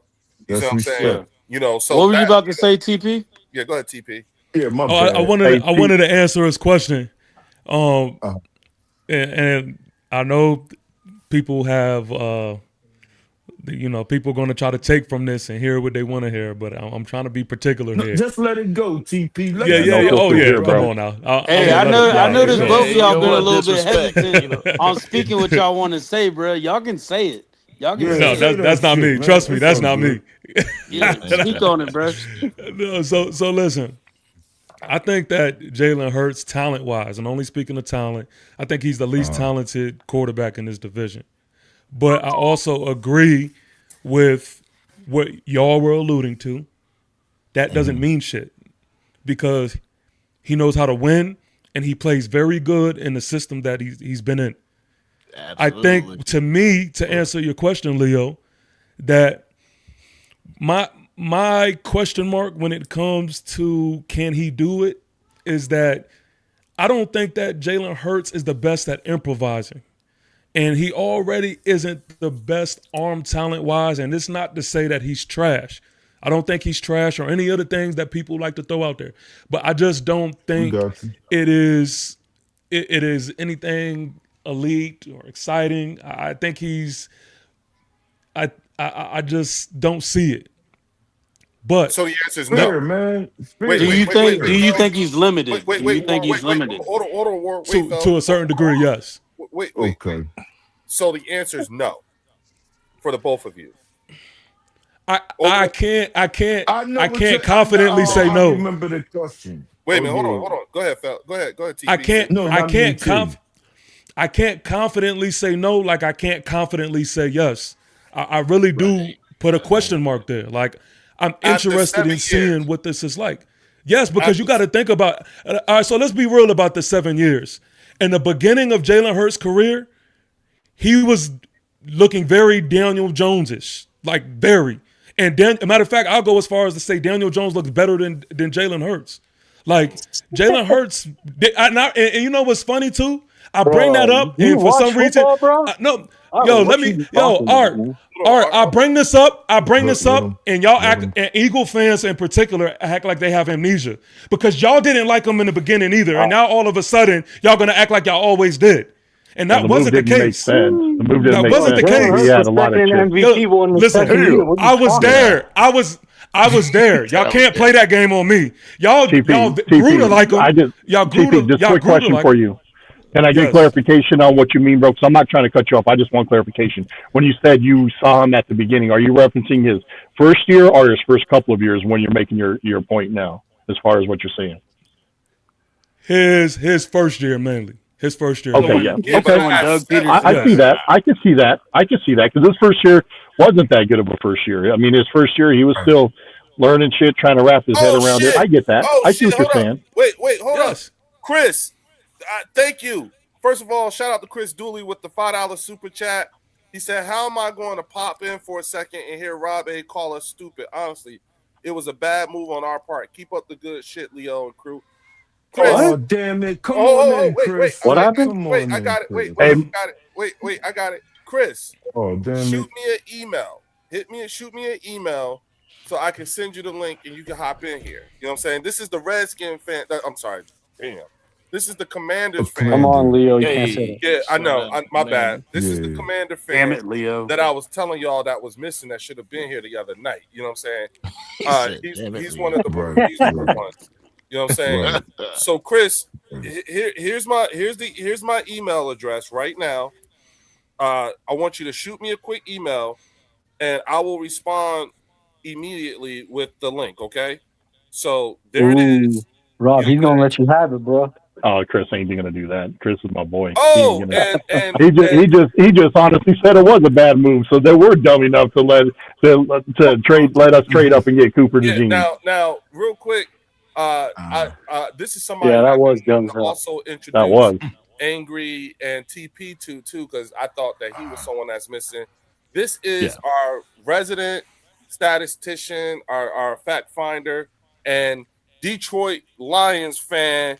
Motherfucking Theo is in the building. What's good, Theo? What's going on, And family? Angry What's TP. So I want Theo, y'all to know Hey, Theo. that the bird Yo. section is super, super, super ultra proud of Theo. Guys, he's going into his senior year. He's going to be an educator. He's going to be doing student teaching and everything like that. We have been rocking with this dude, telling him to get his head in his studies, and he has rewarded us with his good grades and still going on. And now he's got one more year, y'all. And then my man is Yes, sir. good shit, Theo. Yes, Good sir. shit. Congrats, brother. and just like I thank Salute, bro. TP Way for his service, to be an educator, because I live with one, you know what I'm saying, is the highest of services that one of professions that one could choose. And I so thank Theo for pursuing this route. Thank you so much, bro. But go Yes, ahead, sir. man. Yes, sir. All day. Congratulations. Hey, Theo. bro, So you were finishing your point, brother. Go ahead. Go ahead, TP. I think I landed it, but I do want to say real quick, just to entertain the comments right here. That dumbass move that y'all are referring to with Saquon Barkley, it actually it actually worked out for us. I don't know if you know that or not, but it actually worked out. We offensively we have put up more points on the board than we have in quite some time, and so I'm glad we have Scatterboo and Tyrone Tracy Jr. And I wish y'all the best with. How many games you won last year with all that TP? How many games? No troll, Outta here, man. but it I don't live worked out. I don't- It was I don't a live- I don't live win-win there, right? situation. Yeah. It was a I don't live there, win-win right? situation. I don't live there now. I don't live last year. I'm focused on this year. Like last year happened It's already. gonna be the same about 4 or 5 See, months. I see what you're saying though, because this Sound is good. how I look at it. Saquon wasn't going to do in New York what he did in Philly. Thank you. So I mean, he wasn't going to. So for you guys to pay him all that money wouldn't have been a good move. But Thank you. yeah, so I mean, I see what you're saying with that. I mean, Yes. what he did in Philly was specifically Philly's dominant offensive line Yes. to allow him Sure. to do what he did there. He wasn't going to do the same. So I get you. I get Exactly. you. What's crazy Exactly. is, 100%. 3 years ago, TP wasn't saying that. He was saying, "Go Barkley, go Barkley." Oh, for sure. He Yeah, was he our was one of the offense. ones talking about he He was our fucking offense. with you. Yeah, no He was doubt, our no offense. doubt. I'm not going to deny that. He No was our doubt, no offense. doubt. But we knew Angry, I got a that. question. After you're done, TP, I got a question for No, Angry. go If you ahead. don't Go mind. ahead. Yeah. Go So ahead. Angry, I'm really curious, my man. Why in the hell didn't you guys sign Pickens to a long-term deal, man? I mean, to me, he's only going to get more expensive next year. Mm-hmm. He's going to ball out again this year. I don't think you guys will keep him next year unless you tag him again, because I don't think Jerry's going to want to pay him upwards of $40 million. I mean, damn, I thought you guys should have probably extended him once you got him, extended him on the cheap. Therefore, you could have him locked down and not be, an issue this year playing under the tag. What are your thoughts, bro? I mean, first and foremost, I wanted to see him, get signed, but I understand why they franchise tagged him. I was the first one saying if you're going to franchise tag him, use the non-exclusive franchise tag. Therefore, he can go out and look for a team and everything. And if nobody forks over the tag, then we get him. But I just think we had a number of contracts to deal with this year. And they just came to this agreement, like, what was it, February, where they said, we're not going to negotiate. We're going gung-ho. It's set in stone. And he showed up and everything. So it's more along the lines, he'll be more expensive next year. But at the same time, we won't have, like, who do we get done? Jake Ferguson, we got done. I mean, there was a number of contracts that we got done. And I just believe it's a contract thing. $40 million, it might not even be that much, because when that, them doing the top 10s at positions, you got the wide receiver position. And if you look at the wide receiver position, that kind of gives you an insight as to where a person falls as far as like talent wise. And Pickens falls right under CD Lamb. So he's better than CD, but that's my opinion. So he can go into this year and he can ball out and he can eclipse CD Lamb. But at the same time, you give him an extension, you're seeing CD Lamb in a couple of years. And you have the option. People don't want to talk about this, but you have the option to just run with George Pickens and let CD go. Right. No, I get that. But to me, with Puka's contract coming up and stuff like that, I think it's just going to get more expensive the longer you wait. Angry, I got a follow-up question on staying on topic with Pickens. Right. Y'all never look at this end of the spectrum. What if Pickens this year turns out to be the Pickens that the Steelers got rid of? His value goes down. Yeah, I don't see that. No, but y'all still franchised him. Yeah, but he's playing for long term. Yeah, he's still trying to get that contract. So y'all not going to sign him. So don't y'all lose something? Didn't y'all? Don't y'all lose something if I'm just flipping it? If he don't have this season that y'all projecting him to have, what do y'all lose? Because y'all probably won't sign him to that long-term contract. What do y'all lose out of that?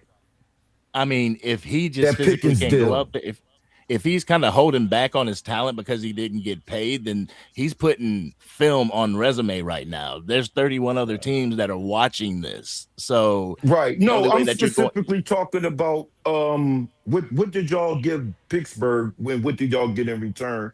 Or did y'all give Pittsburgh anything in this? I think they got him for a third. Yeah, we gave him a third round pick.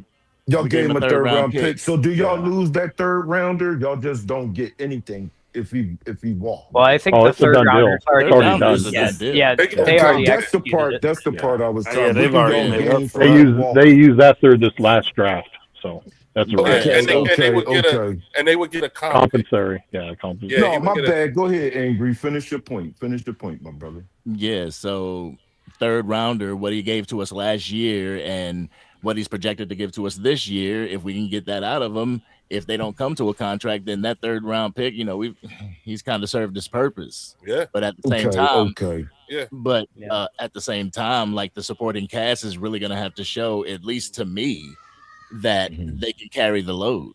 Because I'm the type of person, I don't want any type of talent, and that goes into the whole question of will you miss him? Yes, we'll miss his production, but I get what you guys are saying, because we're going to have to replace that said production. And can Ryan Flournoy pick that up? Can Cavante Turpin, Marquez Valdez-Scantling. Can these guys pick it up? How are you feeling about your depth in wide receiver after your first two, 1A and 1B? I mean, Ryan Flournoy showed us something last year. You know, when he was drafted, everybody was like, yo, Ryan Flournoy, he can be that dude. He has that Des Bryant type of build, so he can be that X receiver that we need. This is before we had Pickens. And then we got Pickens, and he was able to even learn under the two CeeDee Lamb and George Pickens. So it's like last year, he showed us that he has potential, and we're hoping for a breakout season this year. Okay. Somebody in the chat said that y'all get a compensatory pick if Pickens walk. Yeah, they do.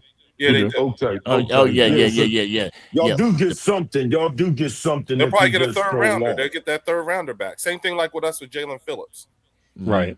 It would be the same. I was done. I just saw that they said that they're not going to let him walk though. They'll either tag him a second time or they're going to trade him.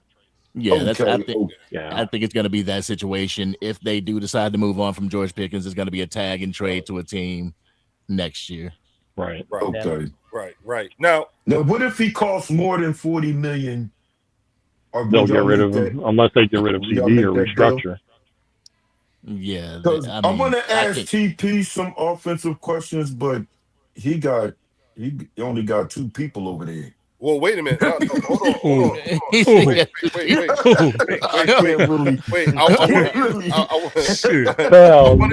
Hey, how many people we had, bro? How many people we had when we dusted y'all off? Like we can How many people we had when we dusted y'all off? Hey, yup. Hey, you got us. You had enough, bro. You had enough. My goodness. You know what I'm saying? That was one of your 4 wins, bro. Congratulations. Now, it was one. Wait. Yeah, TP, one. How about the other one?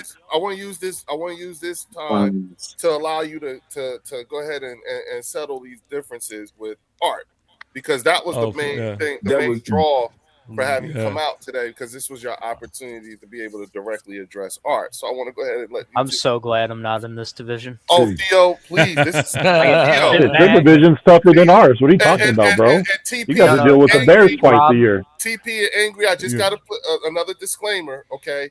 Like, understand something. When we're saying the things that we're saying and we're talking about our respective teams. Yeah, these motherfuckers right here. Yeah, we still got one person, but we ain't got one yet.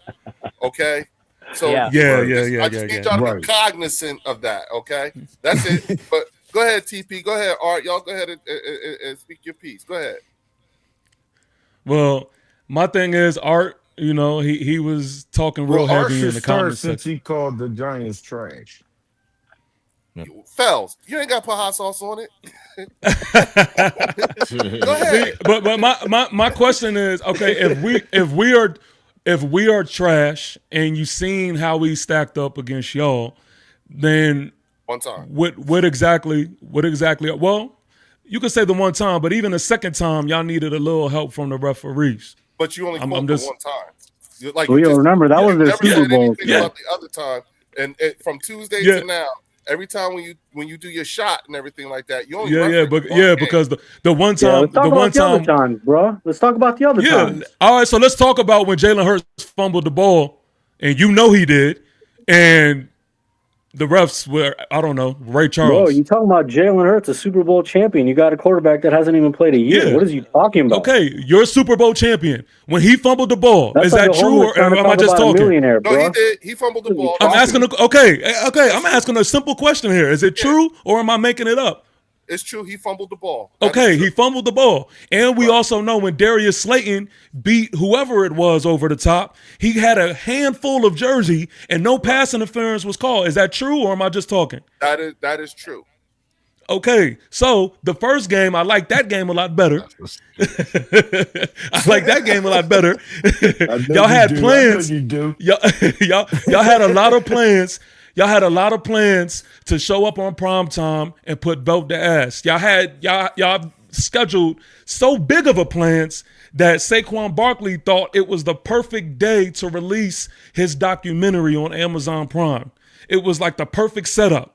But the only thing he didn't factor was that we stepped in and we was ready to put belt to ass too.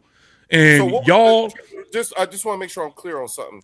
the fact that he released that documentary on Amazon, that the reason why that was bad is because what? Because I'm a little I'm not okay. I can break it down for you. That game? Okay, so you have to understand that whole documentary was basically like a big shot at us, and what was going to be the cherry on top was him in front of the whole world, him embarrassing us and beating us, and also putting that documentary out on the same night. No, he didn't. He lost, and it went the opposite way. He embarrassed the shit out y'all in 24. What you talking about? No, he's not talking about that game. No, he's talking about. Come on, keep up, Art. Keep up, Art. Yeah, keep up, Art. I get your point, Art. I get your point, Art. Keep up, Art. Keep it real. Rob, I do keep up, Art. 24 is still ringing over there, boy. You're good. It's just that every example, I'm always like, what happened at the end of that year? Well, I'll talk about that when I get done finishing about this game. But y'all can talk about, oh, we don't have the targets, we don't have the talent, we don't have the whatever. But remind me again who we were throwing to, little Jordan Humphrey. Right. We was throwing to Theo Johnson, rookie Theo Johnson. We was throwing to Darius Slayton. Like y'all can easily say that. Who are you throwing to now? Leak is back. Leak is coming back. Yeah. Y'all haven't seen that yet. Y'all haven't. Yeah. Okay. So now you're just trolling. Now you don't. Now you're just trolling. If you don't know what Leak is, you're not qualified to have this conversation. If you don't know who Leak is, you're not qualified. It's gonna be 5 wins again. Man. Yeah. Okay. There's a difference. I'm talking facts. You're just talking. There's a difference. Bro, nothing you said tonight's been facts, but go ahead. So what did I say that wasn't facts? Well, one, you speaking on the Eagles and you don't know nothing about it, obviously, because everything you said has pretty much been false. That's not answering my question. Well, what's your question? Go ahead. Exactly. What did I say that wasn't facts? Everything you said was facts. Everything about that game you said was facts. Yes. Everything about that game. Yes. Don't save Art. Which game? Don't save Art. Don't save him. I'm not trying to save him. You got Art asked for this. Art asked for this, so I want to make sure I deliver. Let's go in and start. How about the fact that Jalen needs to prove it this year? First of all, who is you with a 4-win team to say Jalen's got to prove anything? I never. Prove what? What do you mean? You didn't say that earlier. That's all. Does he not? Bullshitting so much. Everybody has to prove. Everybody has to prove every year. I don't know what that even means. No. Jackson Dart needs to prove he can actually be a starter. Jalen Hurts is a Super Bowl MVP. So he hasn't proved that he did. What are you talking about, Art? He hasn't proved that he belongs to be a starter? What does he got to prove to you? When you get a Super Bowl MVP, what else I got to prove to you? That I'm a starter? That I can throw the ball? Art, let me ask you this. Does he not have to prove to you that he can do without A.J. Brown? Or that he can do anything this year? He's done it without A.J. Brown. He went to the playoffs, ran into Tom Brady. What do you want him to do? I'm asking you a simple question, bro. Does he not have to very simply? So he doesn't have to prove it. So he doesn't have to prove nothing to you. Prove what to me? That's what I'm asking you. What does he got to prove? What's he got to prove? Down at the bottom of the he down at the bottom of the thing. Somebody even see. I got to agree. Let them rock. Let them rock. Yeah. What up, Drew? Listen. I don't want anybody, and y'all on the panel know, but this is for the people in the comments. I don't want anybody in the comments to get confused. This is barbershop talk, and I may project my voice. It's all, trust me, it's all love at the end of the day. Yeah, but it's all love. This is barbershop talk. This is not for anybody on the panel. I know y'all understand it. I know y'all get it. Yes. I'm just making sure that they understand. Okay, but back to what I was saying. If you, I feel like going into the season. Every single time you step on the field, you have something to prove. So that's why I just don't understand even what that statement was. So if you could put some context around it. That's just a ridiculous generic statement, bro. I don't know what you're talking about. If you could put some context around it. My guy's been to the playoffs every single year, and this is for years and years and years. So he has what we call what do they call that? He has a track record. So I can base off my track record that Jalen Hurts is going to give me a certain amount. You can't base nothing on that Dart does, that any of those cats do over there, because they ain't done nothing cohesively that's worth a shit.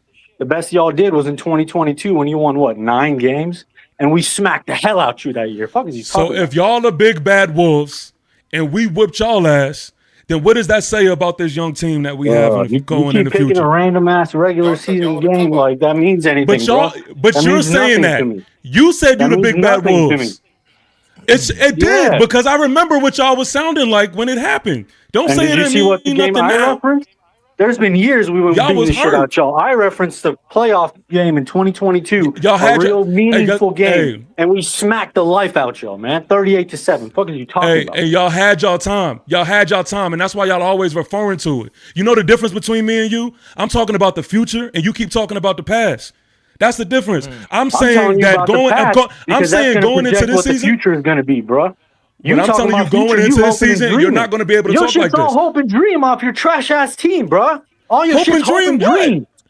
We lined up against y'all. We seen what we look like versus y'all. It's not hope and dream. You talking about one game, man? Y'all won 4 we put belt games. to ass. Because that was our most recent. We put the belt to ass for y'all. We seen how we look versus y'all. But you keep going back. And that's without Harbaugh. Why is that? That's without Harbaugh. That's without Isaiah Likely. That was without Malik Neighbors. That was without Arvell Reese. That was come on, man. What are we doing? Hey, we can all give out lists of people that are injured. That means nothing to me, bro. That means nothing to me. It should. We line up who we got.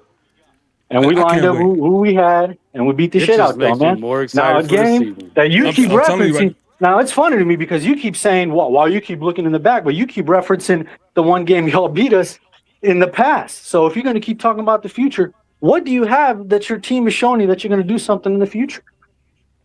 Fair question. I'm putting context to the young guys that we have on this team going in the future, because you and others, y'all love to say things like we don't have such and such. And so if my quarterback doesn't have such and such, how can an Eagle fan say that when we had less than what we have now and we whipped y'all ass? I just don't understand that. Past, man. I don't know what to tell you. You just keep going back to that one game. No, it started about it. Everything is about what's going to come. That's what everything is about. You want to go back to one game? I can keep going back to one game too. Hold on. So, I get it now. So that one ass whooping that you served us, that was the beginning of the road to redemption, because it was a foreshadowing of things to come. That was an appetizer. That was an appetizer.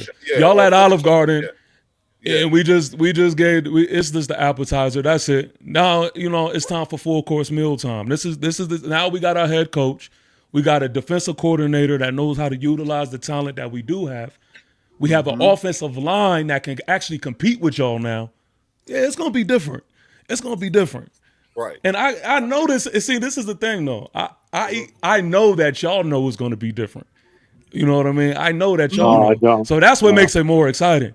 That's what makes it more exciting for me, and I can't wait. I can't wait. But you know what? What's up? Let me say greetings to everybody. What's up, Drew? How you doing, man? TP, our special guest, Warren. Good to see you. Yes, Teacher Theo, good to see you, man. The Sergeant, always, how you doing, bro? Always. I'm just listening to the convo. Sergeant, I heard we had 2 down field that I had to snipe, so I came on. Okay, got the 30-6 ready. Shit. All right, what's going on, man? Oh, shit. What's up, brother? And what's up to the chat, everybody? Hey, man, listen, TP, what up? I'm not gonna hold you, bro. Talk to me. Y'all put boot the ass last year on us. Y'all caught it slipping. I am gonna hold you, so I can see where you get the energy from. Right. When you the top dog, and you when you put them down, you feel some kind of way. And everybody's had a good offseason. I think the Giants, honestly, you guys had the best draft out of everybody. I was saying, I think guys had the best draft out of everybody because of you address foundational, areas within your team and not the sexy picks, right? So, so I can see where you can get, where you're excited. And like I said in the last show, I'm looking at you guys, as a somebody that's coming up on the reins. Yep. But let's not get it twisted. No. Let's not. Here we go. Please, let's not get it twisted. Let's not get it twisted. because we have a gentleman on our team. Tiffany, please put it in the chat. His name is Howie Tremaine Roseman. And when you have a Howie Tremaine Roseman, guess what? You are relevant for a long time. We're not going anywhere. We are the gold standard in this division. You know, I suffer from back pains, Angry. You know, I suffer from back pains. Yeah. Because we've been carrying this division for the last damn 30 years. Because we've you sprained been your doing ankle tripping over that bullshit. That's not a fact. We've been That's not a fact. We've been carrying this 30 division years? for the last 30 years. 30 years? Yes, sir. You must have forgot. You must have forgot. You must have forgot who we are. Give him the Manning Super Bowl. I know you guys had two. You guys had your two miracle runs. You know, it was. He's trying to refer to 15 years ago. It was cute. Don't even try. Cute. See, now that I'm addressing, he said 30 years, and I'm addressing it. So now I'm not supposed to say nothing. No. I want to hear you. I want to hear it. Let me just finish. TP, look at the body of work in the modern football era. The Philadelphia Eagles. We are the class of the division. We are the standard in this division. Yes. Okay. You guys are trying to catch us right now. And I get it. And I think you guys way behind. You guys have done a great job. But listen, we got to lace them up. And when you look at it, I'm going to say this and I'm going to close out.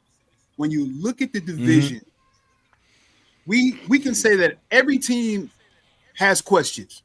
Is that fair, Angry? Is that fair, TP?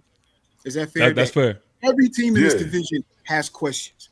But when you look at the Eagles, we have far lesser questions than the rest of this division. Is that fair? I don't agree. I don't agree with that one. I would say when you look at if you look at take a glance at Leo's screen real quick. Just take a glance. When you look at the start, because we pretty much know who our starting 11 is on both sides. It's pretty much a given. We know what our starting 11 is. I think Dallas says they have to figure theirs out. Washington has to figure theirs out. Not saying they don't know who some of the starters are. I think you guys on defense pretty much know, but you know, you guys are bringing in some new players. When you look at the Eagles, and I'm saying this is not a troll. When you look at the Eagles, there are question marks, but we have far lesser question marks than the rest of the teams in this division. You know, and I'll shut it. I'll close it right there. The amount of question marks has nothing to do on the size of question marks. Yeah, that's good. That's a good comeback. That's fair. So what question marks do you feel like the Eagles have right now? Right. Yeah. Well, just real quick, over the last 30 years, the record between the Eagles and the Giants is 37-23. We've had in the last 60 games, we've won 37. You guys have lost 23 of them.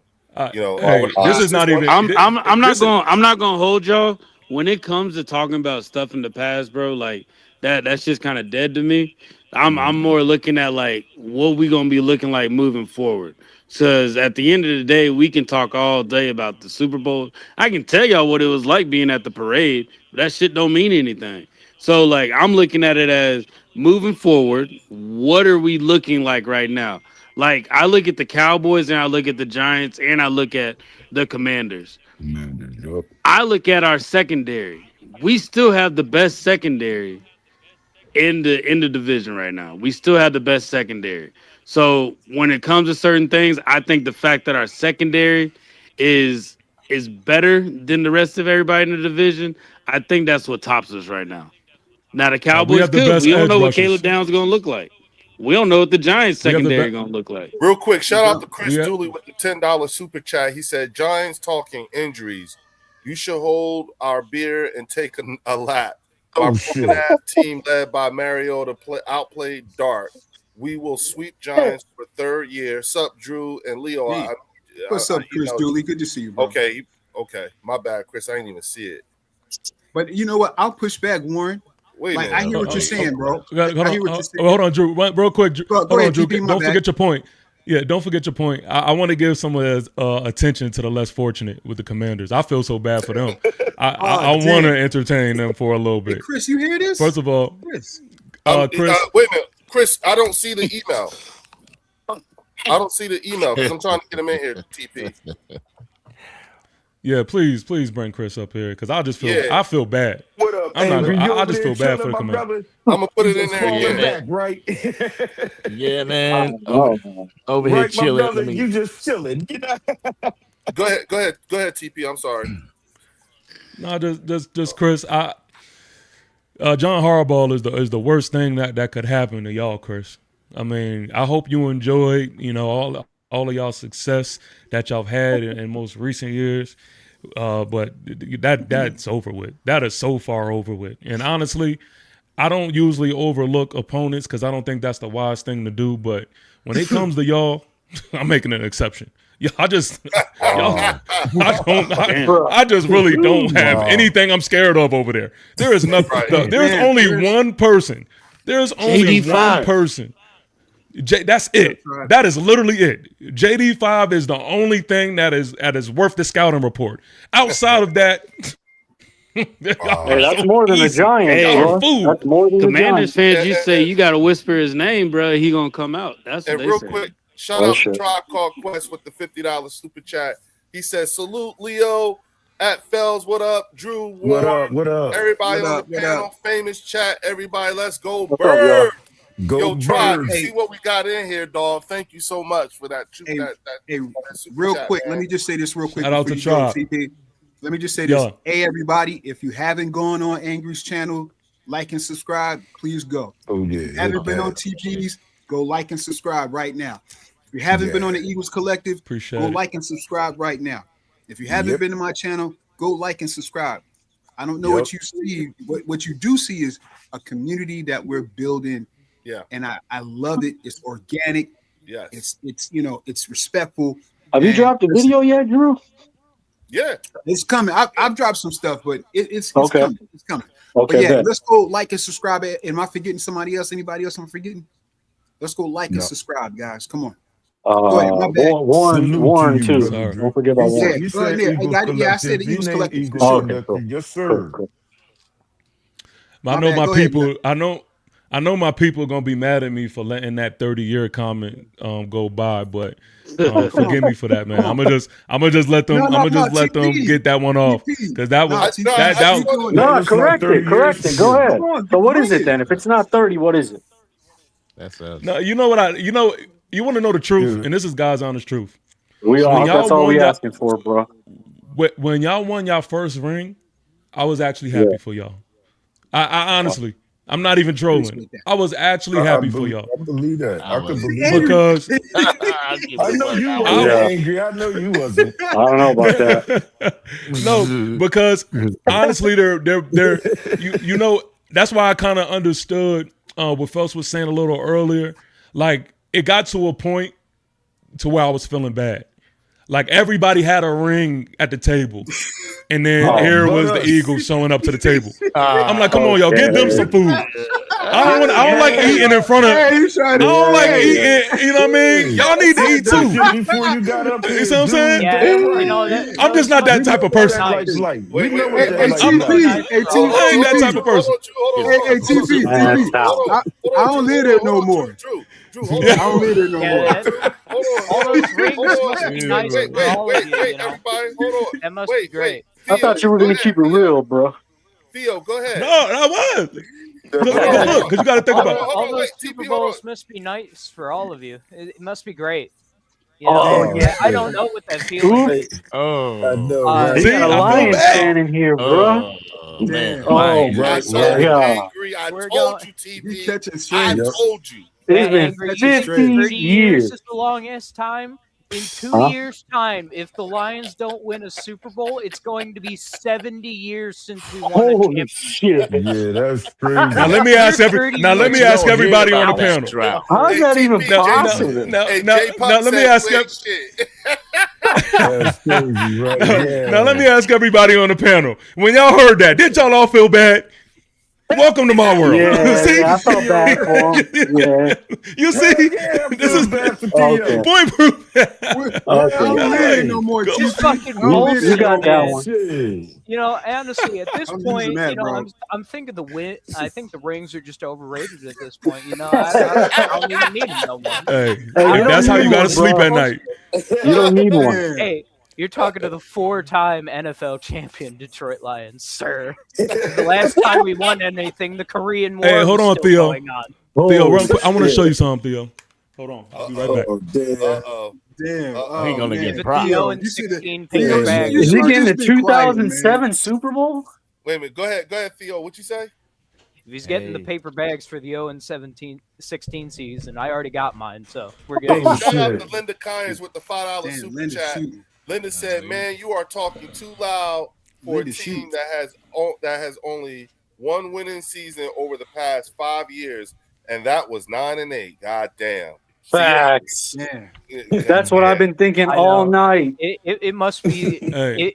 it must be I'm- nice, TP. It What is must be. that? I'm you gotta glad- spread them out. You gotta spread each one of them out because they're folded over. He's got them. Bro, Super you got Bowl like a shirts. 240p okay. camera. We can't see that, bro. Okay. Yeah. Hey, I'm glad. I'm just glad. See, like I'm glad y'all have Super Bowl tees now. You know what I mean? So yeah. there's Oh a my day God. now where I can rock That's mine, y'all funny. can rock y'all. It could be a thing. But anyway, I Hey, say all we of this don't to need say, your pity, bro. We good. We I good. say all of this We to don't say, need that. I say all of this to say, Meanwhile, when I'm y'all living talk out about here. when y'all Let talk him about go. the Let him past rock. Let him 30, rock. when y'all talk about the 30 years, y'all carrying us and stuff like that. Understand we had two, Yeah. right?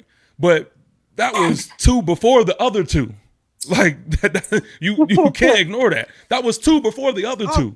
So yeah, y'all can yeah. say, okay, Hey, y'all when been was carrying that? us. When was that? See, The see, further we come, dude, keep you better look. rewinding the clock, the No, When further the you're right. hell back was No, we that? keep. hold on. Yo, All right. Yeah. the further back we keep rewinding the clock, y'all going to rewind the clock all Hey, the and way that's what back TP to. hates to do, So, apparently, but he keeps no, rewinding no, that joker, no. don't he? If they rewind the clock, if we keep rewinding the clock, he's gonna go back where See, it catches us up you see, in Well, total he's championships. see, he had to So go we back want to almost stay 40 here. years. We want to Yeah. stay here with it see. Yeah. because the 40 further years. back y'all Exactly. So go, Hey we man, I gotta that's want my to start point. fucking adding up rewind the more clock. chips. Well, yo, man, I What was feel, that? What was I that? feel, I 06? Was feel that the bad last for one, you, TP? Was it 06? No. I went to 07. one. 2007. No, 11 was our last one. 11 was our last one, 11 and then was it the was last one, right? 07. Wow. Was that Uh-huh. when you were Only the 15 years 17? ago. Hey, then they That's still not a have long time. No. No. They're still a it's not. modern era winner. You know what I'm Yeah. saying? Ah, It's Yeah, not the like- same like with Dallas because It's Dallas not a is long pushing time. it. It's It's just pushing half it. of 30. in the mid It's 90s. pushing it, That's Leo. fine. You know what I'm Hey, saying? Angry, at least you fine. and I have that in common. The last time we won anything was last Yeah. century. It's been a while. Yeah, I'm just It's saying, been like, a while, yeah. the Yeah. Cowboys are from like the 1900s. You know what I'm Well, saying? see, Leo, here's the thing. Damn. It's been a while where no Giants fan can say anything about any Super Bowls, and certainly not any team that's been winning them recently. But it's not, Well, but you know, not the- as long as the Cowboys. Yeah, the That's Giants, point. they've won in Sure, the they're in the modern middle. football era. They've won in the modern football. You got to Yeah, give they're a that. modern football era Super Bowl winner. Yeah. Yeah. And let I me give you say that. this because I had to get up out of here, but I do want to say this. Yeah. I am a big believer in Super Bowl winners deserve Super Bowl respect. So Absolutely. I do too. I don't disrespect Super Bowl champions. Like the year Mhm. that y'all won and y'all got the ring, I was on hush mode anytime y'all spoke because that's the type of respect that I have for the Super Bowl champion. And I think that it kind of is ignorant for you to even try to combat anyway with a champion. So Ooh. I do a lot of I'm a rep for the team that we have now and going forward. Let's not confuse that. But I'm in all honesty, I respect y'all as the top dogs because y'all are the top dogs right now. I'm not shying away from that. Yeah. What I'm saying is I'm coming for the top dogs, and that's what I'm supposed to, that's what I'm supposed to do. Yep. And that's how I always carry it. But Well, see, don't get it you're twisted. giving out I checks that understand. the Giants can't cash, so that's the problem. No, I'm gonna agree No, with well, TP. nah, see, I don't agree with that. I agree with TP. I respect the Super Bowl winners. Yeah. I don't give a damn when they won they joint. Facts. But you know I It's what, hard to TP? win that. It's hard to TP, win that game. It is, fellas. You're right. And see, TP, let me just share something to you, right? I know some Dallas fans, and I'm not trying to pick on Dallas right now. Some Dallas fans don't like or say that we come off as arrogant and our bravado is crazy. And I'm not gonna hold you. Sometimes it is, right? No. But here's the thing though. In the 90s, Angry, right? In the 90s, when we didn't have no Super Bowls, we was getting to the NFC Championship and choking, got to the Super Bowl and lost. When we didn't have no Super Bowl rings, let me tell you something, TP, Angry. As Eagle fans, we were catching hell from Dallas fans. Catching. Do you remember, Angry? Do you remember the meme? Remember the ring pop memes? Remember the ring pop memes? TP, remember the ring pop memes? Yeah. Yep. And guess what? TP, Angry, guess what? Oh yeah. I couldn't say nothing. Yeah. I just had to eat it. I just had to eat it. So in the 90s, I was catching it. I had family members that were Cowboys friends. I just had to eat it. And couldn't say nothing. And now here it is. I'm gonna let you rock, Angel. I'm gonna let you rock. Now that the rabbit has the gun, right? It ain't fun. The rabbit has the gun. Yeah. That's how it's supposed to be. The TPs. I'm just returning the favor. Yeah. I'm just returning the crow that I had to eat, Angry, and I ate a lot of it, Angry, and it was cool. I'm just taking that dish, the leftovers, and I'm saying, here you go. See how this tastes. Right. Hey, that's only fair, Drew. That's only fair. It's only fair.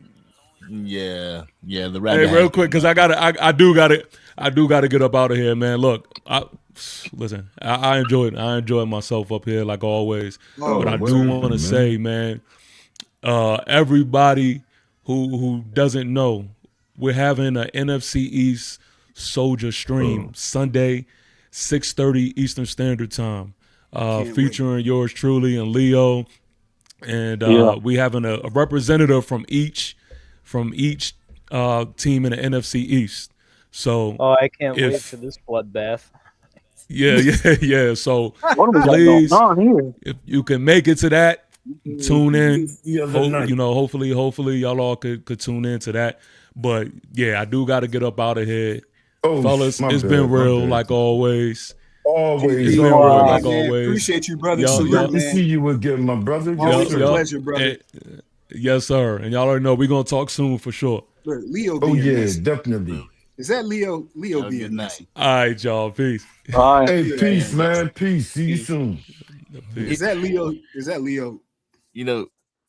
I think Leo. Go ahead, Angry. Hey, Drew.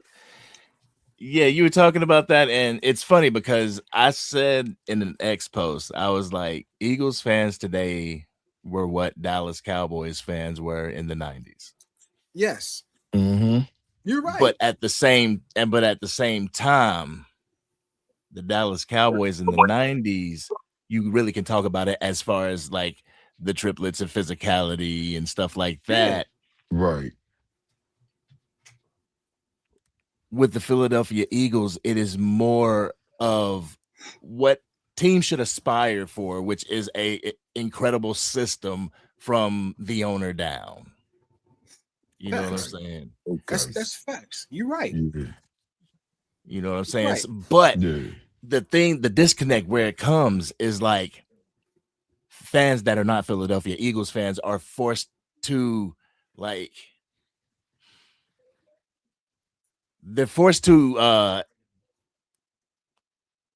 your talent is elite. And it doesn't require to be elite because your system is so elite. You know, do you get what I'm saying? I didn't know that y'all looked at it like that. I think I agree to that to a certain point, but I would say to a certain that point, I would agree. the years that we've had players stand out, like Saquon Barkley in 24, Jalen Hurts himself in 22, those are the years that we actually went and won the Super Bowl. The other years where everybody was either mediocre or they were just playing great, not unbelievable or not amazing, we didn't win nothing. So you can give a lot of the credit to Howie and Jeffrey because they make it happen. because they allow this whole puzzle to go together. Because if it wasn't for Jeffrey Lurie putting up all that cash money up front, we wouldn't be able to have Saquon Barkley. We wouldn't be able to have these guys. So they make it happen. But the thing is, these guys are stepping up and having unbelievable years that's contributing to us going to the Super Bowl, but they're not getting any respect for it because it ends up coming up, well, Jeffrey Lurie and Howie Roseman. Now they should get a lot of credit, but there should be a lot of credit going to Jalen Hurts and Saquon Barkley for not holding this thing together, and two, actually going out there and having freak games. And I'll say this too, Angry. The only pushback I'll give you is in terms of like the franchise, like you said, from owner down, the culture is solid, right? The culture that the Eagles, like Jeffrey and Howie, have developed, and it's really been Howie. Jeffrey. You know, the owner, what he's established is set. It's a championship culture, you know, and you know there's not a lot of tolerance for certain things, you know. Although the culture is so set, we can have an AJ that we can hear something that happened 3 years ago come out, you know, today, and it's like, you know, we didn't know. So Eagles fans, we didn't know what was going on. That's why a lot of us was like in denial about AJ because we didn't know. Right. Yep. And you have to attribute that to the culture that the Philadelphia Eagles have established, because within all of that turmoil, we won the Super Bowl, went back-to-back division champions, right? And it is like the Cowboys, because in the 90s, the Cowboys had the daggone White House where they was in there wilding. You know, there are a lot of HR issues. And they was winning championships. But Warren came back. They was running on water, burgers, and cocaine. Yeah. So the only thing I would say in terms of now offensively, the Eagles have not had a consistent coordinator, right? So for every year, Jalen has had to switch offensive coordinators, and like I heard Leo say before, when that happens, you know, that changes verbiage, that changes plays, that changes. I said that, Drew. It changes the whole philosophy. It changes a lot. Fells and Leo were talking about for Jalen and the offense to have to, you know, keep changing every year. And here it is, another year, Angry, where the Eagles and they changing again, bringing in a new coordinator and bringing in a whole new system. So this is my question. I'll ask this question, right? Since the last 7 years, Jalen has had new coordinators every year, and we've seen success, right? A tremendous amount of it. Yep. What's different this year? Like, I get it, right? We have to see it, but there has to be some type of cerebralness that Jalen has in his head as a quarterback to change systems every year, and for us to go to 2 Super Bowls and be in the playoffs for every year. You have to attribute that a little bit to the quarterback, right? I mean, and of course you got to do what's that. Different this year that Jalen is changing again, and the person that he is, the quarterback that he is, that's different from the other years. Different from the other years is the security of your wide receiver 1, your wide receiver 2. You know what I'm saying? Okay. Like, now that is gone. So not only do you have to take on a new offensive coordinator, you got to take on pretty much 2 new offensive weapons. Well, whoa, more than 2. Wait. No. Who's new? Whoever's going to replace. I'm talking about the wide receivers. I thought. I know, but no. Andrew was finishing. Yeah, but we didn't lose. We didn't lose Devontae. Nope. Yeah, but he's saying, but having AJ was a threat. Yeah. That's everybody that's not an Eagles fan. They see AJ Brown not being there as a chink in our armor. That's can I have some pushback on that? Tell me this. Did it matter when we had AJ Brown? All right, hold on a second. Okay, go ahead. Were you finished, Angry? Were you done, Angry? I want you to. Oh, yeah, that's what I was trying to figure out. If he was. Were you done? I want you to finish your answer. Yeah. Were you done? Yeah. Go ahead. Okay, go ahead, Art. Oh, yeah. I just had to push back on the fact that just having AJ Brown out there, well, even if we don't throw him the ball, is a big difference. My pushback on that is that it didn't matter; they were still stacking the box because we had Saquon Barkley.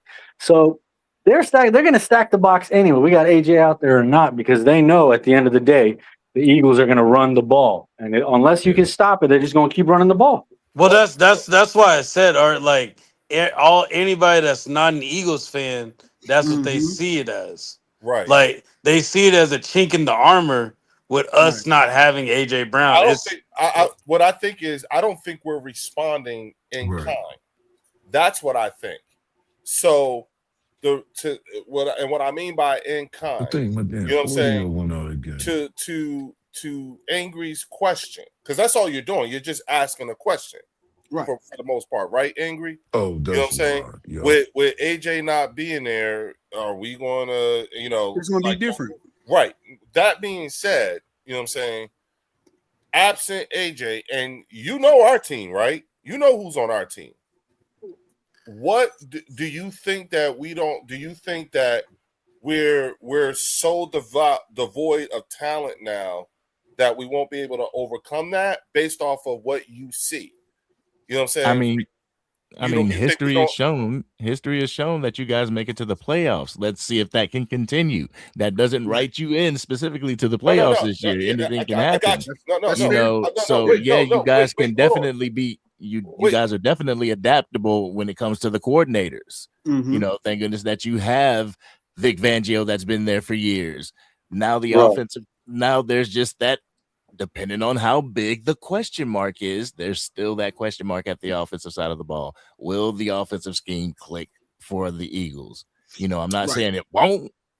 No, Will the defense click for the Cowboys? Right. You know what I'm saying? Right. It's the question. Yeah. And that's why I said to respond in kind, meaning, okay, got it. You're just asking a general question. It's not a troll. It's not a not going to be bad. Right. Yeah, no, you're just asking, like, absolutely. Do you think with AJ being gone, will they? And so my answer is based off of what you know about this team over a period of time. You know what I'm saying? What do you think? How would you if answer that question yourself based off of all the parameters that you had when you asked that question? What do you think the answer would be? Forget what we would say.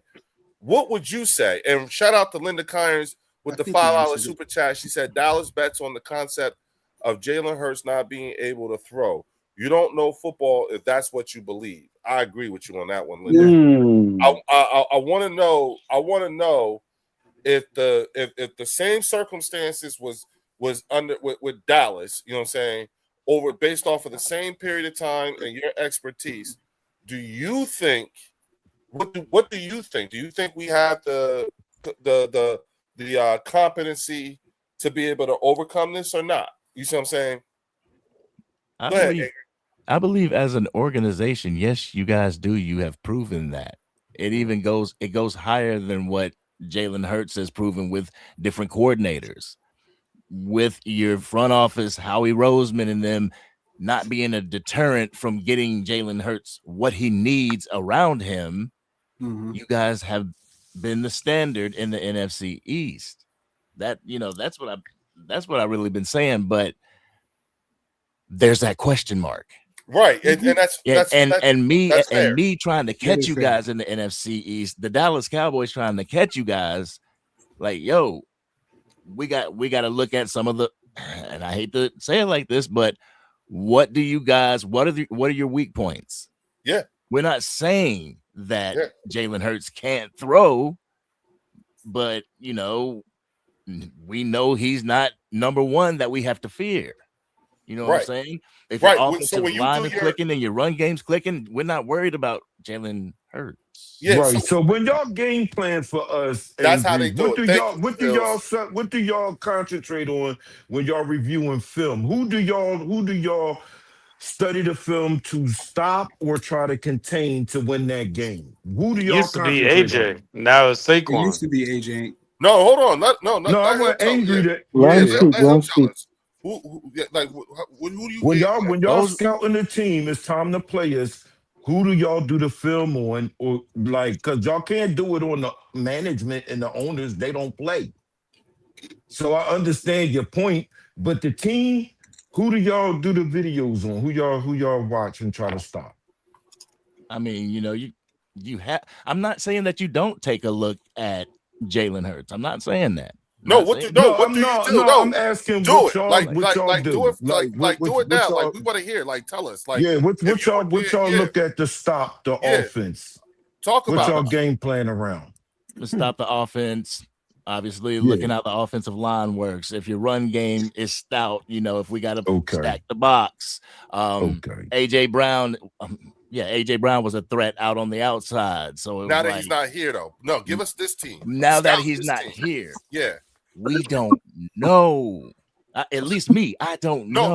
No, but tell us what you do. Remember, you said when you look at the team, you as a Cowboys fan, and I 10,000,000% agree. Y'all should do it that. Y'all should be looking at it that way.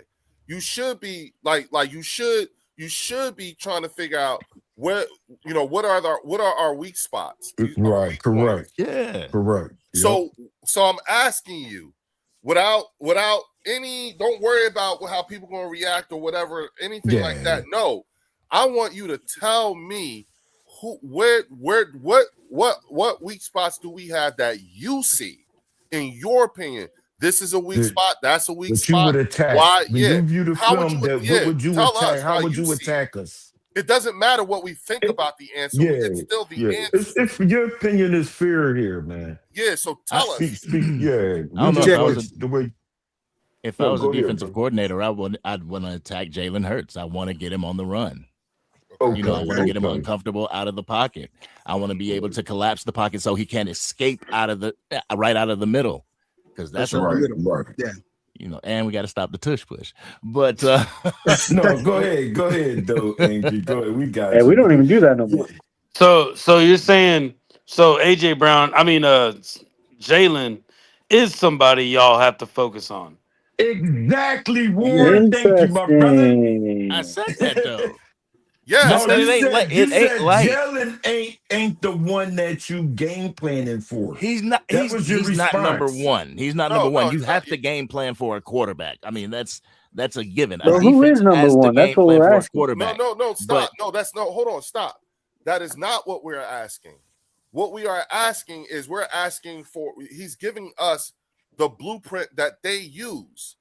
And I can't Forget say how they. we feel about what they think. It's just what they use. So go ahead. Remember, you asked when you want to play the Eagles.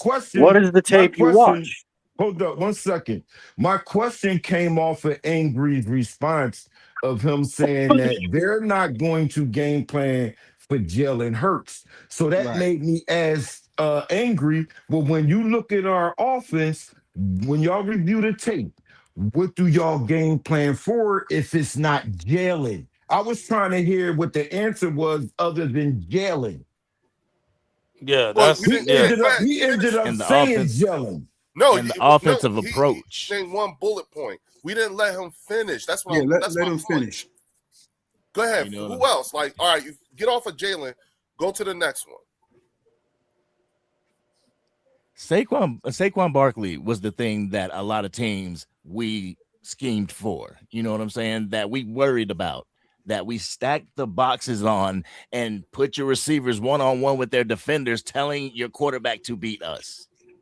Mm-hmm. You know what I'm saying? I'm not saying that, we didn't even worry about Jalen Hurts, whatever. You have to worry about a dual threat quarterback.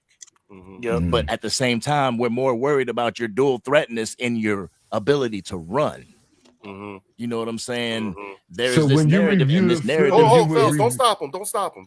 Yeah. Go ahead. There's this narrative, and this narrative is a little true if you're real with yourself, that he can throw over the middle of the field, but he doesn't go to the middle of the field for a reason. Mm-hmm. You know what I'm saying? So that's limiting him.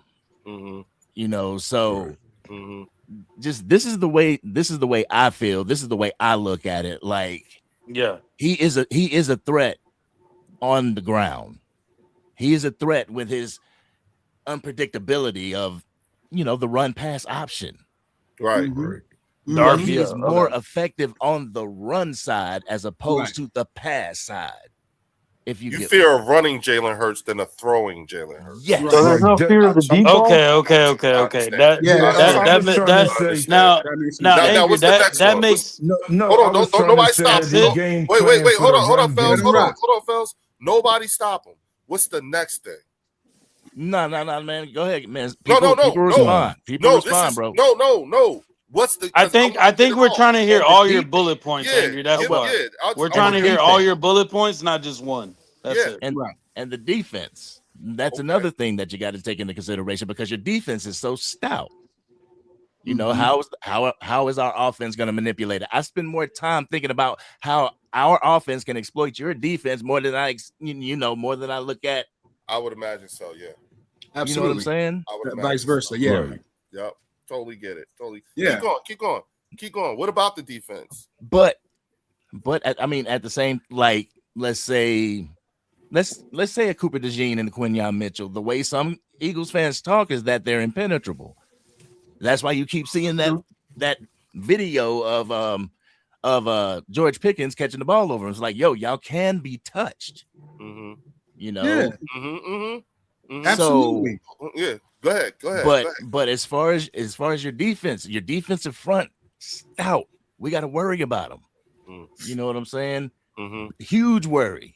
Then your linebacker core, man. Like, you have you have the system, and we got to figure out how to put chinks in the armor to be able to beat the system. Right. And what's the next thing? What about the secondary? Is that? Like, he just talked about the secondary. He just talked about the safety and everything else. Like y'all lost Blankenship. Y'all lost Blankenship. We don't know what's going on there. So that's a question mark. Like, I don't know. That's fair. Right. You know, I ain't gonna be able to just go down and pluck right now at this moment. You know what I'm saying? Right at this moment, but sitting and thinking and looking like, bro, we have faults, we have issues that we need to take care of in training camp, and we see the ones that you guys have. Now it's up to us to exploit it. It's like the ultimate chess match. You know what I'm saying? I think one of the things you did is, and I want to say this because I think this was so important. And guys, thank you for bearing with me. You good. No, it's fine. Because I think this is where we mess up at. We don't hear each other. We don't hear it and listen to each other. You know what I'm saying? And it was so ultra important for me to understand, because it clicked. Like, okay, wait a minute. No. This is an opportunity to hear it come from straight from the horse's mouth. Right. How they actually see us. Fuck whether we agree with it or not. It's still how they see us. And we never really give y'all a chance to tell you how you see us, because we're always attacking each other. You know what I'm saying? It's exactly the problem that historically me and Drew have had when we've gone to other places, where we're telling you what we see, how we like, and where we see are the weak spots. You see what I'm saying?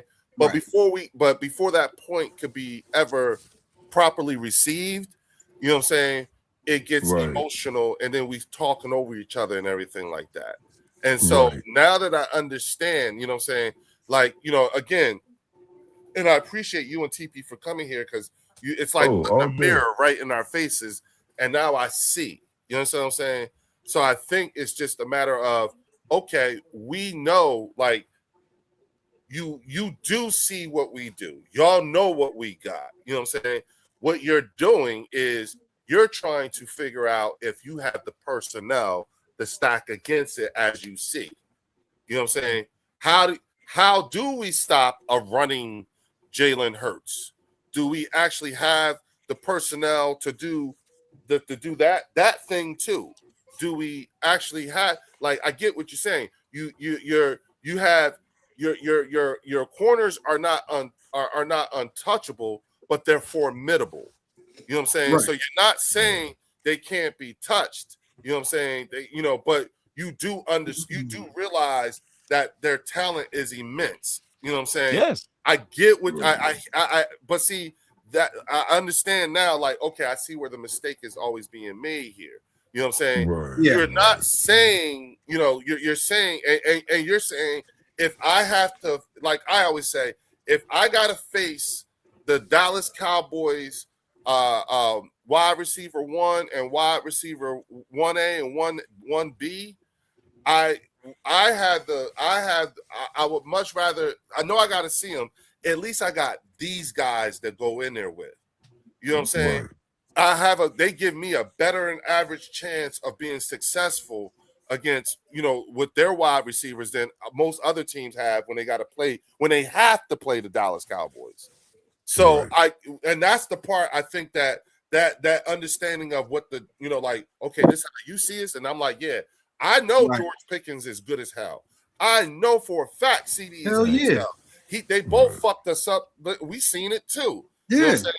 But if I gotta face them again, I'm more than confident we got the personnel that's talented enough and competent enough that makes them at least in your eyes formidable. That's because we see your wide receivers as being formidable, and we never say that to each other. We just call each other players bums and trash. Trash. That's right. See, And it's like that's not this true. this is where I gotta actually because Angry, I was not trying to make that question difficult and have you sit up here and fill out a quiz chart. You know what I mean? My drawing was simple because that was crazy. The actual question was when you made a statement about targeting our weaknesses. Right. So then we started getting onto the conversation about attack, how good the defensive line is and stuff like that. That changed the topic. It was more of, so if you were the coach and you was in there with your team and you got to face the Eagles, just like we got to go in the locker room, we got to go in there, we got to look at the film because we got to face the Dallas Cowboys this week, right? We're going to do film. When I'm talking about attacking the weaknesses of the opposition that you're playing this week, just this week in particular, we face y'all. When I go in that room, I think the first thing, because we know that y'all offense is more intact and more potent than your defense is. So the first film I'm going to do is I'm going to go ahead and study that damn tape. I'm going to learn how to contain Dak and see if we can get there faster before he get that damn ball out his hand and hit one of them damn wide receivers. So I'm going to make sure that I set my defense up, because if we don't set this defense up, he has too much time to survey this damn field. And he's going to spot one of them damn balls open. Yeah, you know what I mean? So I'm definitely going to target your offensive line, and I'm going to try to figure If you were the Philadelphia Eagles coach. Correct. Right. That's all I was asking. And Angry what's to the next do thing? in reverse. And what's the next thing? After you go after the line? Well, you gotta stop the run, bro. You gotta stop the run. Like, what the reason why the Cowboys did so well on us last year, and we got to be real about this as Eagle fans too. Yeah. Our run, our defensive run was not the best. So how did we get better at that? Yeah, but y'all didn't hear me say we got to attack their line of scrimmage. We got to attack their offensive line. That if you attack the offensive line, can stop the run. Everything goes to shit. Yeah. I think a lot of that has to do with our linebackers too. Yes. Right, but it's a system. You got to figure that out before the game. That's why you get about 3-4 days of reviewing. But in 2024, in 2024, your defensive line was something like they were able to stop the run game and keep the linebackers clean. With a 4-man pass rush at that, we didn't even have to blitz. And let me say this real quick. Let me give Angry some flowers, right? I pride myself on. I watch content and I watch info on every team in the NFC East. Okay, that's why some Dallas fans be like, "Why are you in this chat?" Because I'm listening. I want to hear what you're saying, right? Angry is very fair, and he's very objective in his opinions, right? As we see here, that last 2 nights that he's graced us with his presence. But I'm telling you now, and Angry can attest to this, there are some Dallas content creators that don't have that respect for Jalen Hurts. I've seen it. I can pull the tape. Some major content creators who call Jalen a running back, disrespect him like that. They call him a running back. When the whole list came out, people were laughing, making fun, saying that we were crashing out and stuff like that. And were a few fans crashing out? They were like on Twitter. Twitter is a whole different universe. But but on YouTube and I didn't really see any Philly. I didn't see no Eagles fans really crashing out because to me it's like the list. And after seeing the parameters, it really wasn't that serious to me, right? But I'll just say that people who aren't objectively thinking like Angry does, they don't take Jalen serious. Now I don't know if it's the deficiencies they have, and I'm not trolling guys with Dak and not the success, and they feel like maybe Jalen has seen some unwarranted success. I don't know where it's coming from, right? But there is a contingency in the Dallas fan base that don't have respect for Jalen Hurts and what he's accomplished, and that's fine because at the end of the day, it's like Jalen produces. You know what I mean? And like Angry said, guess what? Whether you like it or not, you do have to account for Jalen Hurts. You have to. Watch the playoff games. Watch that Rams game. The very first touchdown we scored, Jalen, what was this? 40-yard touchdown run? So you have to account for Jalen. Oh, he doesn't like to run anymore. Oh, okay. Well, we'll see. Coming up. We'll see. I think the biggest thing that Angry said did say he was playing running though. Exactly. That's what I was about to say. Like he said Jalen's legs are a threat more than his arm. He said that. But the thing is, and kind of what Angry was saying, he can throw the ball down the middle. He just doesn't do it as often. And I think when he throws the ball down the middle, I can't tell. Because I think somebody talking now. You can't. You might have to drop out. Can you hear me, Fells? Yeah, I can hear you, Drew. Yeah. Okay, drop out. Come back in, bro. It's musical chairs. Go ahead, Warren. No. I was saying what Angry was saying was throwing the ball in the middle of the field. Jalen can do it, but he doesn't do it as often. So the question is, when us going into this season, we need to see Jalen take it up another level. It's not about contracts. It's not about any of that. It's simply let's see him take it up another level. There's no more AJ. There's no more AJ Brown. So now you kind of don't have that security blanket as just D-ball to AJ Brown, D-ball to AJ Brown, D-ball to AJ Brown. We don't have to worry about that anymore. So now when Jalen is playing and when Jalen is playing that role, he has to be a little bit more creative and extending the play as he would. That's kind of where Angry is at now. Now where Angry is seeing is, all right, if Jalen can't do it, us as Cowboy fans, we about to go crazy. Light but that shit up, if right? he does do it, if Jalen does do it, they know they in hella trouble. But the thing is, it's the question though. See, he was cooking at the first, then that second thing. That second thing. That quite literally was. He had it in the first half. Because it's the Caleb Downs. You got to let Warren finish. It was the follow up. Go ahead, Angry. Go ahead, Angry. You had him in the first half, Warren. Yeah, he was cooking. He was busted, and then you fucked it up. Hey, you pull one of my numbers. Hey, Warren, you pull one of my numbers, Warren. Go ahead. Man, I don't know. It's not like I enjoy it. What I'm doing is I'm looking at it like if I was the coordinator, if I was the coach or whatever. Yeah. I'm not looking at it. When feelings get involved into the whole shit, And that's the issue. The feelings get Right. involved, Yes. and people act as if you're demeaning or something like that to your quarterback, and then you get invited to your privates and shit like that. Like, no, it's not Oh that yeah, serious. yeah, yeah. Like, Yeah, that's crazy. Yeah. yeah, you know what I'm saying? Like, Agree with that, Angry. Agreed. what it is like, it's not that I have anything personal about your quarterback or your running back, or how can we stop you? You Right. know what I'm saying? And people Right. take that really Right. serious. And Right. so when I said, I said he was cooking, it's like, yo, you was, yeah, keep going. But then you brought that personal feeling into it. It's like, no, I don't wish Jalen Hurts, has a bad year. No. When I said No, that, I'm yeah, I don't think saying he was. I don't people. think he was No, I'm aiming it saying towards you, Angry. yeah. No, what I'm saying is a lot of teams look at it as they can't see Jalen doing that.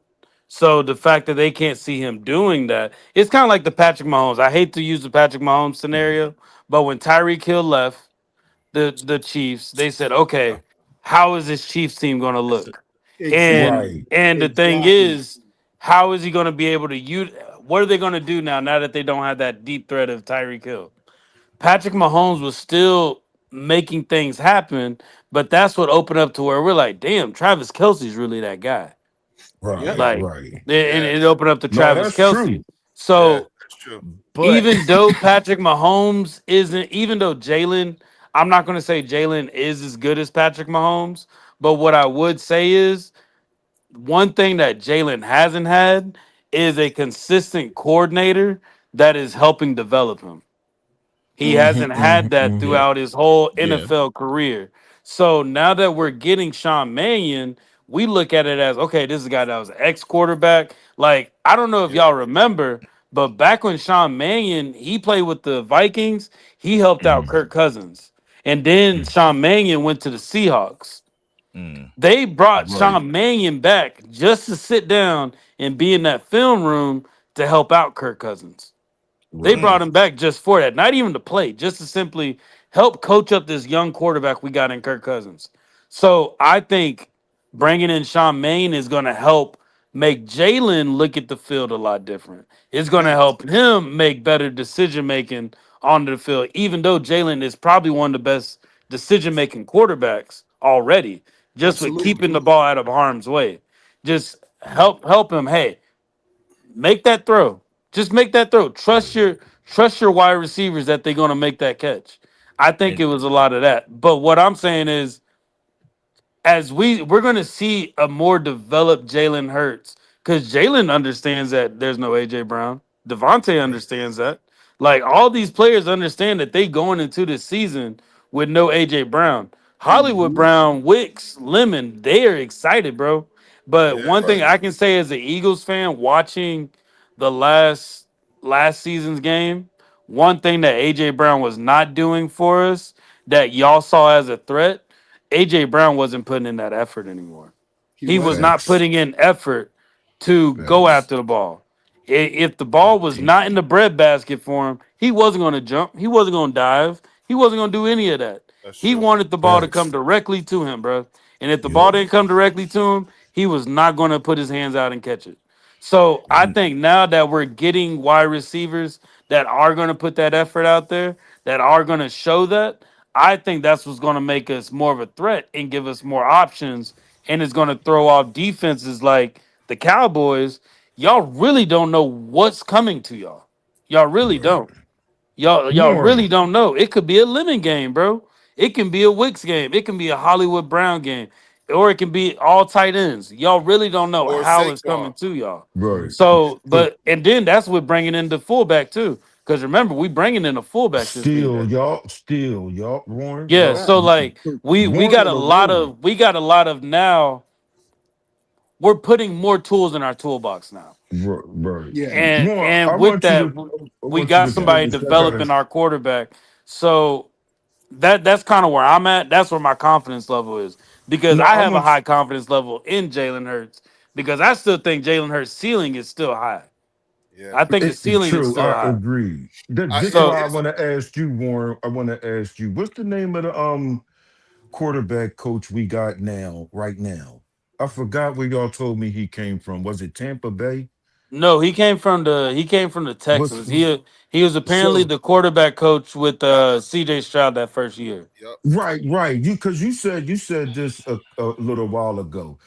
You don't you think that he would be an asset to Minion in helping Jalen learn the system that Minion's bringing? That's why we got him. Yeah. Yeah, I Yeah, think right. I No, think I at the mean, end of the day, you got Grenard, the offensive coordinator. I mean the pass game coordinator, and then you got right. Sean Mannion. You got the run game coordinator, who's also the tight ends coach. So that tells y'all that we're going to be relying on our tight ends to pull more now than we're going to be relying on our linemen. 11 and Go ahead, 12 I got a, I personnel. got a, Go ahead, I Angry. got a, Go ahead, I Angry. got a question, Yeah. Sure. and I've been seeing this notion: Mhm. will Eagles fans allow Jalen Hurts to evolve? Okay, What do you mean Wait a by minute. Uh, that? Wait a yeah. minute. Wait a minute. I Yeah. think I know what he means. I think I know what you mean. But go ahead. Can All you right, explain that? all right. So when Jalen Hurts doesn't run as much, he's getting older in the league. You saw him trying to be and standing in the pocket tall. You know what I'm saying? yeah. Like, there comes a point in time in a quarterback's career where it's like, okay, it's feasible health wise to really conserve my running, Hmm. Right. but the fans Right. just want him to run. You know I what I'm don't. saying? Yeah, yeah. Like, I agree with that, but the point I'll take. is that we haven't had continuity at the offensive coordinator position in But order for Right. that also, Right. evolution also to take angry. place. I'll add this too, though, Angry. Right. I think Jalen also realized that he's getting older too, Yep. and we can all admit Jalen is not as fast as he used to be. Right. So, so this is the thing. I think Jalen wants to become a more pocket presence type that's quarterback. what I think I too. feel like that's what he wants to get to. But you also got to remember, our quarterback is the son of a football coach. So there comes with a certain respect that he's gonna have. If he has an offensive coordinator that he realizes this dude don't know what the hell he's talking about, or this dude is not seeing the field the same way we see in the field. One flaw that Jalen has is if he don't trust you, he's gonna let you know he doesn't Absolutely. trust you. As many Right. times that he's changed plays, and him and AJ, like that Bears game, for example. That Bears game Shoo. when we were getting blown out, that Yeah. was a lot of that touchdown play with him and AJ Brown. That was made like that was AJ and that was Jalen making that decision. That was them making those decisions because they're not trusting what the offensive coordinator is saying. So he's Mhm. changing the plays because he's not putting his trust into the offensive coordinator. So I think it's a lot of that. So when we see Jalen with a coordinator that Jalen respects and Jalen also is going to listen to and follow through with the play, that's when we see success. But if Jalen does not trust that offensive coordinator, the game's going to look Oh, crazy because now you got two different people that are seeing the field two different ways. And yep. like Jalen's got to build that trust in his offensive coordinator because he got the rings for it now, bro. He got the Hmm. rings, he got the accolades. Like, yo, what are you gonna teach me that I don't already know? Yeah. Like, he And wants if you somebody that's Right. gonna come in and somebody that's gonna challenge him. and Brian Johnson did not challenge him, bro. yeah, Uh, Mm. what's his name? Not Kellen Moore. Kevin Patullo yep. did not challenge him, At but all. Kellen Moore did challenge him though. He did. Kellen Moore did challenge him. If you Hmm. remember those Yeah. first three games that we had Yep. against the The first Yep. four. Falcons, the Yeah. Green Yeah. Bay, Y'all had the ball out. and the Bucks, Hmm. those first three Right. games, that offense looks good. That offense looked real good. That's the Right. But what Saints. happened was we were losing. AJ Brown was out, Devontae was out, Dallas was out, and that's when the lineman said, "Yo, we got this running back here. We need to go on Mr. Reliable." And that's Hmm. when Saquon Barkley took off. So the scheme And that Kellen Moore had ready for Jalen, we didn't even do that just because our wide receivers kept getting injured, bro. Like when you got wide receivers that keep getting out, you can't run the same plays anymore. You We've only can't. had them all on the field at the same time 4 times. yeah, Yeah, it was only four times we Four had him that times. Right. 2024 Right. yeah. season. Because Four So because we times. and so angry. I'll give you this. You remember that 2024 season when it was against the Steelers? The Eagles But versus the Steelers, that 2024 season, I think we're going to see more of that type of Jalen Hurts. going into this season, Right. That's what y'all where wanted to see. it's a mixture Yeah. of passing and it's a mixture of the run game, and it's more. It was very fluid. That was a very fluid game. That was the Like, one where he was like, "That's what y'all wanted to see." yeah, Right. he Yeah, had the that crazy Leo, chain and that all had that. him so Yeah, mad. Yeah, that's yeah, Oh my and that's god, because Speaking with of, that Kellen shit had him Moore, fuming. he said, "Kellen, let's open up this playbook." Jalen wants that playbook open, bro. He wants it yeah. open. He wants to be challenged, but we also got to remember we had this running back running like crazy. So it's like, why stop something if yeah. it's good right If it now? ain't broke, don't Right. fix Yeah, it. If it like ain't why mess that facts, up? y'all, Leo, And we that's got it. people getting injured. So Yeah. I'm saying all that just to say that Jalen hasn't tapped into how good he really is. I think a lot of people put him in that same comparison as Russell Wilson. I don't Mm-hmm. think Jalen even likes that.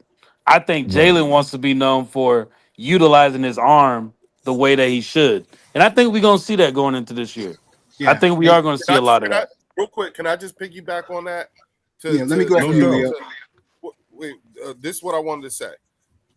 When you think about it, the activity of the organization, the front office, and the coaching, right? The activity thus far supports this notion that Warren just presented to you, because when you look at, and this is stuff that y'all don't even, most Cowboy fans probably don't even look at or think about or go in depth with, like we do with you guys. You know what I'm saying? When you look at this coaching staff, this new offensive coaching staff, yes, we no longer have Jeff Stout saying, but when you look at Chris Cooper, you know what I'm saying, coming from Minnesota, you know, he's had top 5 offensive lines over multiple years. You know what I'm saying? Not as good as he's not Jeff Stoutland, but nobody's got Jeff Stoutland right now. The good news for him is that he's inheriting an offensive line that is coming off of the longest rest that they've had in 3 years. Last year's offensive line was hurt real bad, and that's Yes, and you can and all you have to do to back that up is look at Kansas City Chiefs offensive line. Those 2 offensive lines have played a lot of football in a very short period of time. And for those offensive lines, you know, remember Lane Johnson didn't even finish the year. You see what I'm saying? So for us, everything is really dependent upon the health of the offensive line. And if these guys are as healthy as they are looking thus far, it's trending to be like reminiscent of their capabilities during the 24 season. The other thing too is when you look at these other coaches that we brought in too, and you look at these coordinator positions, you know, the game pass coordinator, that dude was the offensive coordinator in Green Bay. Then you got the offensive coordinator, you know, Mannion. Then you got we got the guy from Tampa Bay. We got The pass game coordinator, the yeah. pass game coordinator, Grizzard. You know what I'm saying? All of these guys we've got a number of guys on our coaching staff on the offense who at one time or another held the offensive coordinator position. And our head offensive coordinator was once a quarterback. You know what I'm saying? So it looks more like a think tank than a coaching staff, if you ask me.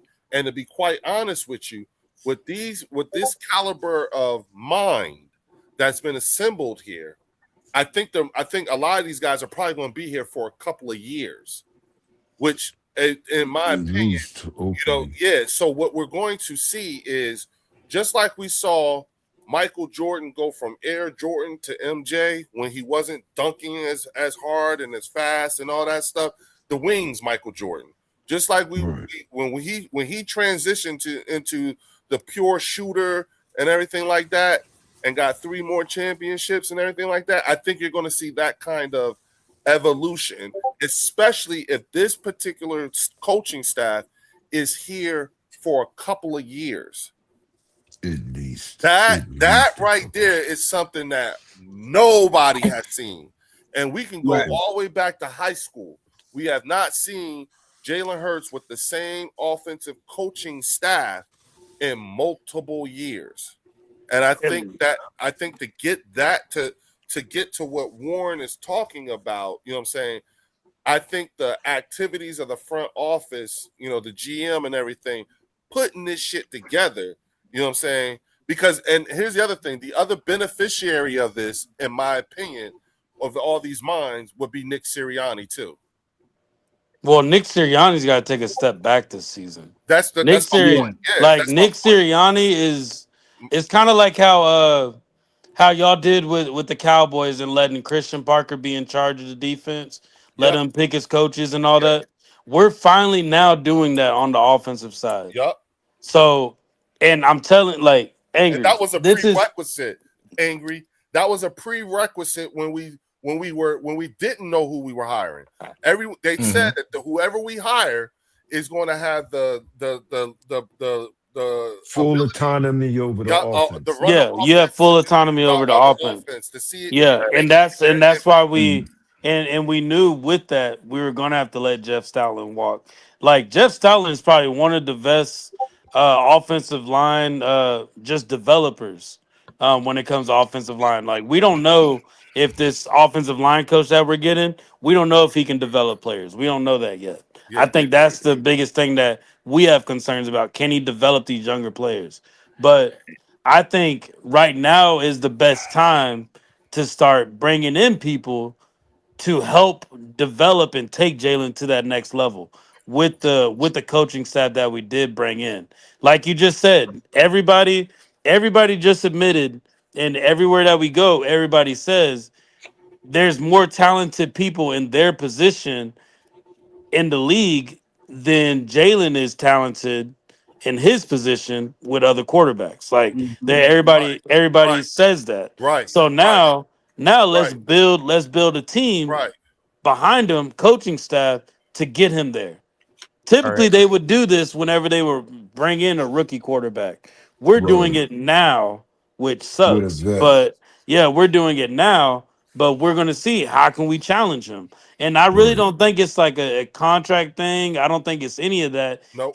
I think Howie Roseman and Jeffrey Lurie are bought in on Jalen. They're so bought into him to where they're investing a different end by bringing in the right coaches. That's how they're investing into him. Angry. When Jeffrey had that come to Jesus conversation after last year, he said we're gonna have the meeting on Tuesday. Me, Nick, and Howie. Loosely translated, I was like, y'all better have a motherfucking plan. And then what came out of that plan, you saw haka. Coaches was getting fired. Like, y'all got and it was all on the offensive side. You know what I'm saying? Yep. And I was like, that's what Jeffrey. And they had like Nick and Sirianni, Nick and Howie had to sit down and be like, hold on. What we gonna do? We got this. I hate to put a pin in the Eagles history lessons 101, but I must unfortunately retire for the night. I volunteer work tomorroro morning. So good seeing you, brother. Your presence just here was enough for us, man. I'm glad, again, like I said, we're proud of you, bro. For real. Your words both humble and flatter me. Hey, Theo, before you go, brother, I have a coworker who's a Vikings fan. What? And I'm working on seeing if we can. I'm just working on it, bro. Hey, because they ain't won shit either, huh? I'm just, I don't want you to feel lonely up here, man. The thing is, the NFC North is not the way that the NFC East is when it comes to the rivalries. We'll talk our shit during the season, and then we'll leave ourselves alone. Duly noted, Leo. I like that. Bro, we talking shit 24/7. You want Theo at your on your channel, bro. Oh yeah, for sure. You want him.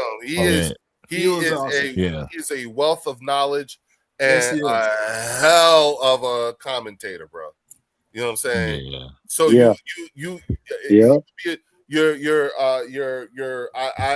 I'm telling you, I stand on business with this. But Theo would be a breath of fresh air for your channel members, for your subscribers. He would definitely be I simply tried to do what is best for entertainment and making sure everybody leaves more knowledgeable when they came in. Absolutely. That is all I do. Yeah, I run the background while Angry? you take the foreground. See, I Angry? love it. Yeah, we Angry, right that there. would be Angry, that would be that other thing type of conversation with him. Right. That other thing. You know what I mean? Oh, yeah. Wink, wink. You know what I'm saying? Fells, Warren. You know what I'm saying? Yep. Y'all know what I'm talking about. That other thing. Theo, Theo already know what I'm Yeah. gonna ask him to do. Theo already know what I'm gonna ask him. Yeah. If you haven't already, Yes, sir. please do a good deed today. It may not make your day any better, but it might make somebody else's better, and that's what we strive for each and every day. Yeah. And then thank you for enjoying the game of football, whether you're in the chat or here on the panel. It's always nice to see folks who are passionate about something that they love get to express it with others who may feel the same way or those that don't. It only increases our knowledge. So I wanted to say thank you to everybody on the panel. Thank you, Theo. Angry Cowboy, it is a pleasure and a privilege to meet you, sir, as well as TP. You as well. And then thank you, everybody, for being here. My man. Lions Thank to you, the Super Theo. Bowl. Appreciate you, man. You lost me there, bro. Go Theo. Go Theo. Hey, I do have a question for Angry. When you guys I think Angry is about to respond though. No, I'm yeah. When you're done, Angry, go ahead, brother. Nah, see, I remember back in the offseason, like you guys, you were struggling to find an offensive coordinator and everything, and the guy that you guys settled with was not your first pick. Oh, that's an interesting take. That's what. No, but let him finish. Let him finish. No, yeah, go ahead, finish. Go ahead. You know, so I'm kind of looking at that like, okay, how will he have an impact? You know, was that the best guy for the job? You know, how do they click? You know, these are questions that I have. You know, in a vacuum, it sounds great to like, yeah, it's gonna click and everything's gonna happen. Like, I understand that, but we don't know that. Just like the defense of the Dallas Cowboys, is it going to click with Christian Parker? Are the players going to be able to get acclimated to the system that he's trying to implement in Dallas? Like, is there going to be a disconnect? How big the learning curve is? I look at all these things when it comes to the teams and the ops. Right. You know, so I'm just asking that question to you guys and, you know, kind of presenting. But go ahead. I can respond to that. Wait, let me respond. Let me say this to you. Okay. Question, and this is my answer by asking a quick question. How much money did the Dallas Cowboys spend in consultants last year? Oh, yeah, they brought in a number of people as consultants. They did, right? Mm-hmm. You know what I'm saying? So y'all spent a lot of money. You know what I'm saying? Yeah, they did the analytics side of it and everything. Yeah, we did too. Do you remember, you know what I'm saying, like, and I said this because it was interesting. You think that the 20 some odd people we brought in to interview for the offensive coordinator job, you think that was a bad look for us, right? I think more of the bad look was people turning it down. Yep. Do you know why people were turning it down? I don't. Okay. Yeah. Break it there down. came a point in the coaching search where we knew who we was going to get. Mm-hmm. Okay. It took to 20 something before everybody else figured out what the fuck was going on. Because we were getting free consulting. Come on in here and interview for this job and tell us how you would run our offense. We got paperwork on like 20 something assistant coaches, everything. The motherfuckers was on some shit.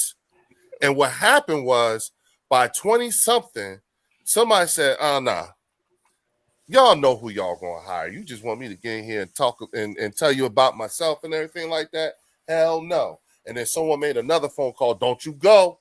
They getting paid. We got files on a lot of now assistant coaches, a couple of offensive coordinators, everything. We did the same thing with Vic. Before Vic was a consultant on the team, and later on that year, he took the defensive coordinator job in Miami. We had Vic on staff as a consultant. And we went to the Super Bowl that year with Gannon as our defensive coordinator. Remember when we were about to break the record for the most sacks and all that shit? We fucked Purdy up in remember that game? Yep. You know what I'm saying? That year, Vic was our consultant before he took the job as the defensive coordinator. These motherfuckers been doing this shit for years. I think the Philadelphia Eagles spent somewhere like around $8 or $9 million in consulting fees just last year. And all those people they brought in for the coordinator job, it took to like some person number 20-something for everybody else to figure out. And then you started seeing people declining to take the interview and all that shit because the word got out. Don't take that. Don't take that interview. They already know who they gonna get. They already know. They just getting files and we got it. That's what that was. It wasn't a struggle. That was a Howie, Jedi mind trick move. I'm about to say that we about to very save some money. Huh? That's very intricate. I mean, it's smart as No, it's hell, fact, but though. It's fact, like, yeah. has that been reported on as fact? Like, Angry. Think about it. It never takes 20-something people before you can figure out who you gonna hire as your offensive coordinator. Nah, them motherfuckers knew a long time ago. They was just bringing them in. Come on, you need some Rooney Rule shit? Come on. Come on. We getting fouls on everybody. They got something. They know something about everybody's fucking coaching staff now. Somebody on something, whether they're going to scout him later on. We really like this guy. We should, bring him in for a position challenge. You know what I'm saying? Something. Well, Think about it. Leo, you're right because Leo, the quarterback coach, before we hired him as the quarterback coach, Angry, guess what he interviewed for? The offensive coordinator. Position. See what I'm saying? So what he's saying is facts. We just got look. We ain't got a thick file on everybody. Anger's hard too. Yeah, Anger's hard. We ain't got a thick file on all these coaches. It's the files we got ain't like super thick. Not at all. You know what I'm saying? But we got something. Yeah. So guys, we got something. What quarterback's coach? It's whoever the quarterback. I forgot what his name is, bro. But he was the quarterback coach for the Texans that first year that CJ Stroud came in. Right. That first year. So we interviewed him for an OC position. We interviewed Gazard for an OC position, and I think those are going to be like the top three people that we're looking at. But we ended up just bringing in all three and putting them in. We thought it was going to be Brian Daboll. Yeah. Well, Brian Daboll was the thing is about Brian Daboll and McDaniels or whatever his name is. McDaniels. Those are the expensive looking. Those are the big name picks. Like those are the big name picks. Ones. Yeah. Like me personally, I would like Daboll, but Daboll had no passing game. He was good with the run, but he didn't develop that passing game. So I think they want somebody that is off that Sean McVay Shanahan tree. That's what we wanted. We wanted somebody young that was off that tree that we could bring in. So That further lets me know that your offense is going into a more West Coast style of offense. Exactly. So that's what we're trying to do, but also utilizing our tight ends as pullers rather than our offensive. I mean, using our tight ends as pullers rather than our offensive linemen. So that's what's going to make it so creative because we bringing in so many different pieces, and we're just more curious. What is this really going to look like, bro? Like, what is this going to look like? Yeah, even we don't know. We can, we're curious, projecting everything, but we don't know. But what I will say is that, and so in other words, on that offensive coordinator search theory or perspective that you have, I just wanted to offer up something else that you might be, like that's the one thing about your rationale that I would tweak. That was not a struggle. That was not a problem. I know. We know what it looked like. What it looks like. You know what I'm saying? And on the outside looking in, traditionally I would think like, damn, this is just y'all just like a hot mess. Don't nobody want you. Them motherfuckers knew exactly what the fuck they was doing.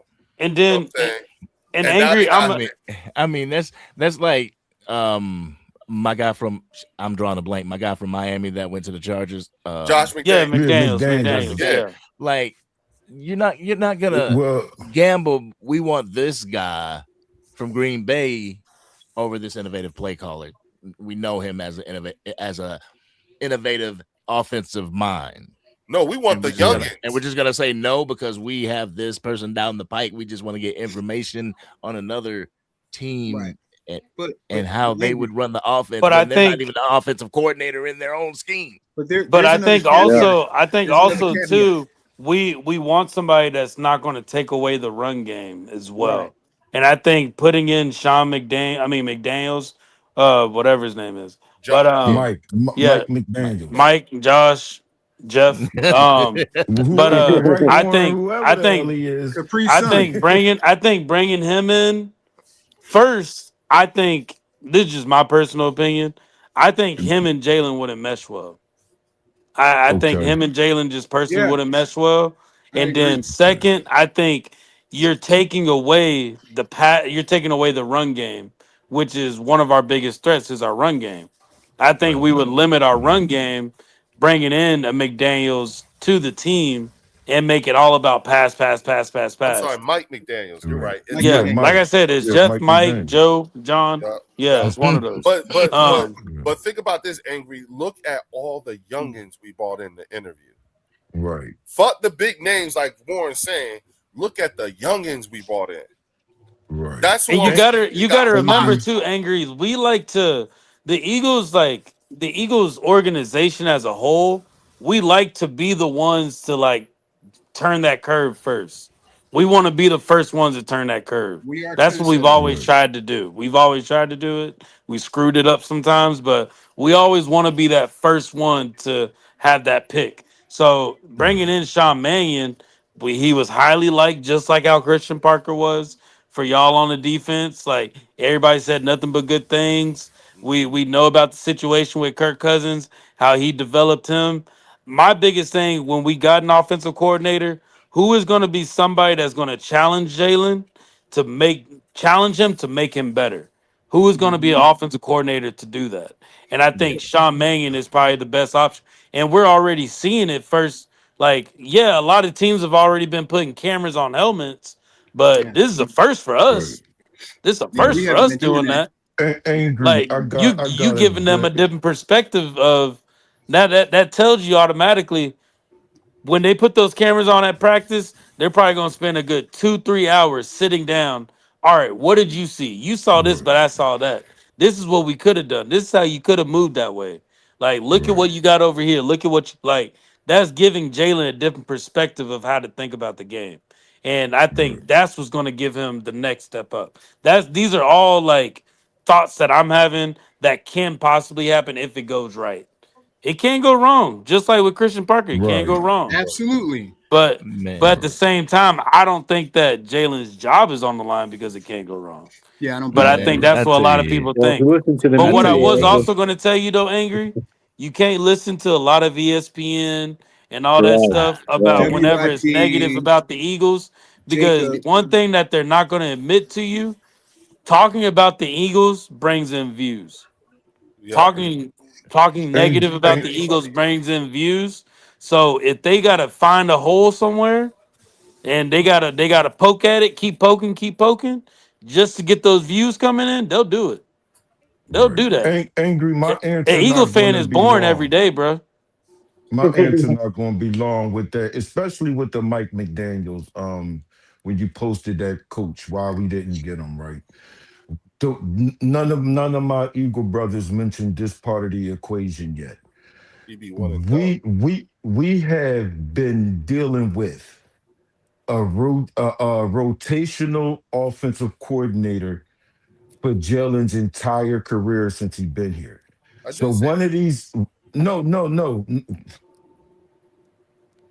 Go ahead, finish. The point is one of the key ingredients of this coaching search is was finding a coach that would have at least 2 to 3 years with Jalen. Yep. So that would took a that's why that's me in particular. That's why I didn't really look at Mike McDaniels as, yeah, let's go get him. Because if we do good, right, he will not be our OC next year. He will be somebody else's head coach next year. And That's we true. could not block it. We would actually have to let him go. So instead of it being 6 or 7 years switching OCs, it would be 7 to 8 years. Now, how can you unlock the quarterback that's your franchise quarterback, the face of your team? How can you see him develop to the way that everybody is saying that they want to see him develop into if he's constantly being changed and taught different philosophies?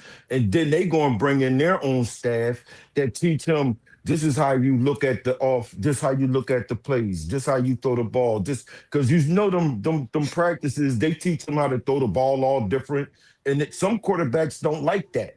So if you keep one OC for at least, I always say at least 3 years, at least get one guy for 3 years. But today's game, you lucky if you could keep him for 2 years before somebody else poach him from your squad. Right. My answer not going to be long. It's we need some consistency between the head coach, the OC, and the quarterback on offense. And all the quarterbacks from a talent perspective and everything that you place ahead of Jalen Hurts, right? All of them, line them all up. Would they still be who they are today if they had a different offensive coordinator for their first 7 years in the league? I highly doubt it. No. Angry, I'm asking you. All the quarterbacks that you put ahead of Jalen, would they have been as accomplished as Jalen if they had to deal with a different offensive coordinator their first 7 years in the league? As accomplished as Jalen, yeah, would they be who they are? Just in the same breath, it would be if he was on a mediocre team, would he be as accomplished as he is with the Eagles? Yes, but they're not. That's what I'm asking. I'm asking you, do you think that Josh, Lamar, Dak, all the quarterbacks that you have that you placed before Jalen, right? Would they be who they are today if they had to deal with a different offensive coordinator every year? Would they be as accomplished? Do you think? Bro, if Pat had a different offensive coordinator, it's hard telling not knowing, my guy. Like, I mean, for real, like that's kind of a super specific hypothetical, right? That's what I'm asking. That's what I'm asking. Do you think? What do you think? You know what I'm saying? Not yes or no, but what do you think? You know but I think Angry's looking at the team as a whole when you ask that question, though, because you're saying accomplished, meaning Super Bowl. Would they? So you're talking about the roster. Let me say this: would those forget as accomplished as Jalen? Let me reword it. If all those guys had a different offensive coordinator every year for their first 7 years in the league, would they be as accomplished as they are today? Would Josh be who he is? Would Lamar be? Would Pat be who he is? Would Dak be? Would Dak have what he has? You know what I'm saying? Would Dak have ruled the Eagles? You know what I'm saying? All those years, would he be who he is if he had to do that every year? Do you think? Would he? If I'm trying to get this. I got it for you, Angry. Would they be as effective in their role as the quarterback if they had a different OC every year? Effective in their role like they are now. Mm-hmm. Effective like they are now. I don't know. I mean, I'm keeping it a buck. Look at Dak, for example. How long did he have Kellen Moore? How long did he have Kellen Moore? Was it 4? 2 years. 2? Yeah, I thought he had him longer than that. I Bro. thought he had him longer than that. I think it was like yeah, 4. he had him longer than. Yeah, I think he was at like 4 years. He was there a long time. Yeah. Yeah, I think he was there for. He at was least a quarterback 4 years. there. Then he turned coach. He was with the Cowboys for a long time. How long did Kellen Moore? Because he was there back with y'all had Coach Clapp. I don't know. Let's see. 4 seasons. I want to say. I want to say 5. Seasons. It was 4 seasons, right? 4 seasons. Oh yeah, 4 seasons. Wait a minute, you had Kellen for 4? We were the first stop for Kellen Kellen they had Moore. Kellen for 4 years. Yeah, they picked up Kellen Moore in the draft. Yeah, he was. Wasn't he a backup quarterback? Yeah, he was a backup. He was a backup quarterback. Yeah. Romo went down. He went down. Then Dak came in. Yeah, and Yeah. Dak stepped in. Yep. Yeah, he was there for a while. Wait a minute, he was, Kellen and Dak were teammates? They were teammates. Yeah. Yeah. Mm-hmm. Yeah. In Yes. 2016. Yes. So it's the same thing like the Sean Mannion. Like he was good. He was good. Like he saw the field a certain way to be a coach, but he couldn't physically do it in the quarterback role. So that goes back to kind of what I'm saying with you, Angry. Like, look at like Kellen Moore was helping out Dak throughout those times. You see what I'm saying? Like he's putting that bug in his ear. He's telling him, teach him different ways to look at the field, all that stuff. Like he's teaching him a certain way to play and giving him a different perspective. So do you think Dak would be as good as he is now if he had somebody else other than Kellen Moore, or if they just keep switching offensive coordinators? Throughout the switches that Dak has had, whether it's been Kellen Moore, Mike McCarthy, or Brian Schottenheimer, he has gone on and adapted. But remember, Mike McCarthy was after Kellen Moore had his hands on him. Like Kellen Moore, he was with Kellen Moore for a minute. Then they released him. There gets to a point to where you got to let the bird fly. Like you got to let him walk off and do something with somebody else. So that was Dak at his peak at that point. Dak was developed with Kellen. Right. I'm gonna have to go through. I'm gonna be fair. the I'm gonna be history fair to Angry. That's kind of a tough question to answer. Yeah, exactly. That's kind of a tough one. Yeah, that's a tough question to answer. Yeah, but see, here's the rationale behind the question. You know what I'm saying? Because what you know, right?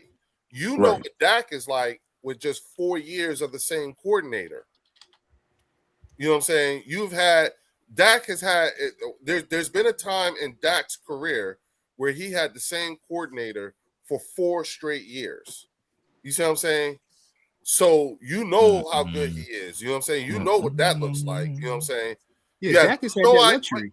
Yeah, you have no idea what it looks like if he had to change one every year. You know what I'm saying? Okay. Every year. We know what it looks like when Jalen has had to change a coordinator every year in terms of his ability to play or adapt to whatever it is that's handed to him.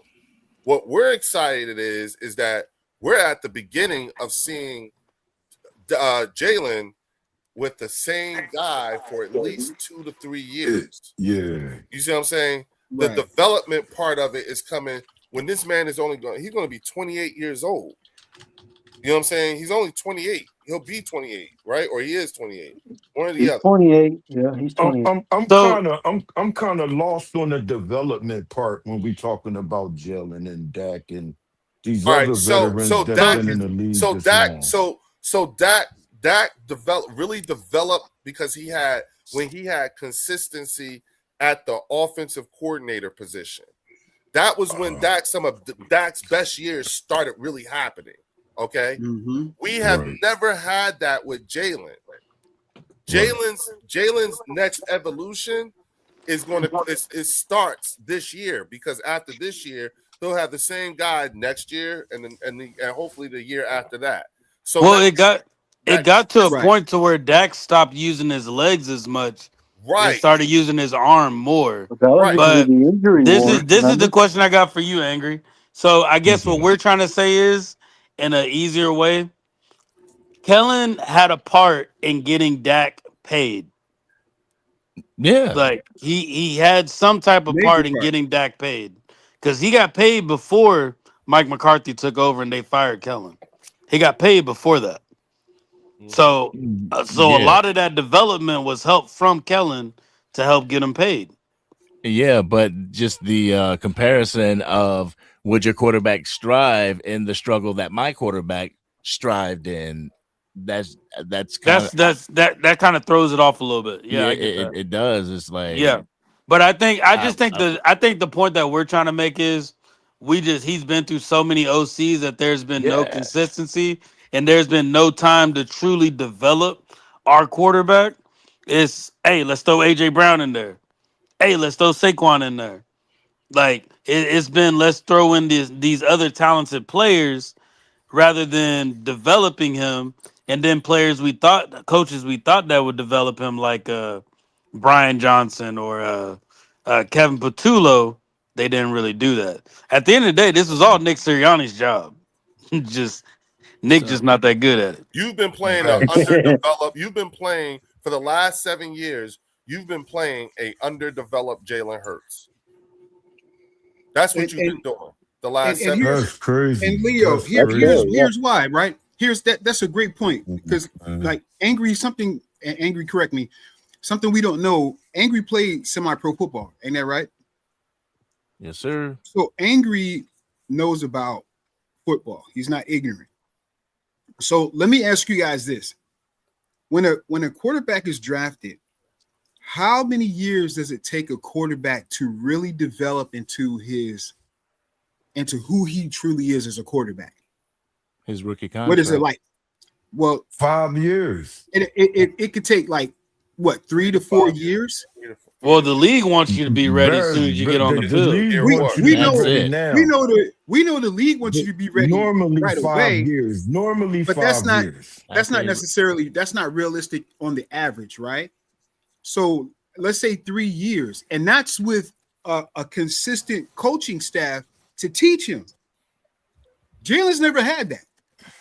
And I'm not making excuses for him, but he's never had that consistency. Not even in college. With coaching for him to develop. And now we're seeing here, Jalen he's going into year 7. We're hoping he has an offensive coordinator and a think tank that the Eagles put around him, that they're there multiple years to help him develop even more. Right? And the same can go back to college. He didn't even have the same offensive coordinator every year he was in college. Yeah. You see what I'm saying? So I think it's like 10 and 10 years or 10 and 11 something years. like that. Yeah. But then you look at a lot of these quarterbacks out here now, like Baker Mayfield. Like Baker, when he was with the Browns, he wasn't the best, but now look at him.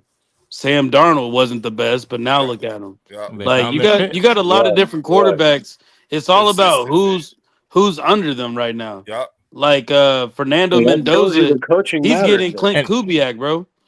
And while we on this, I know this is an Eagles channel and everything, but I gotta ask Eagles fans, what other than, I don't want to hear the word winning, right? And I know that sounds crazy.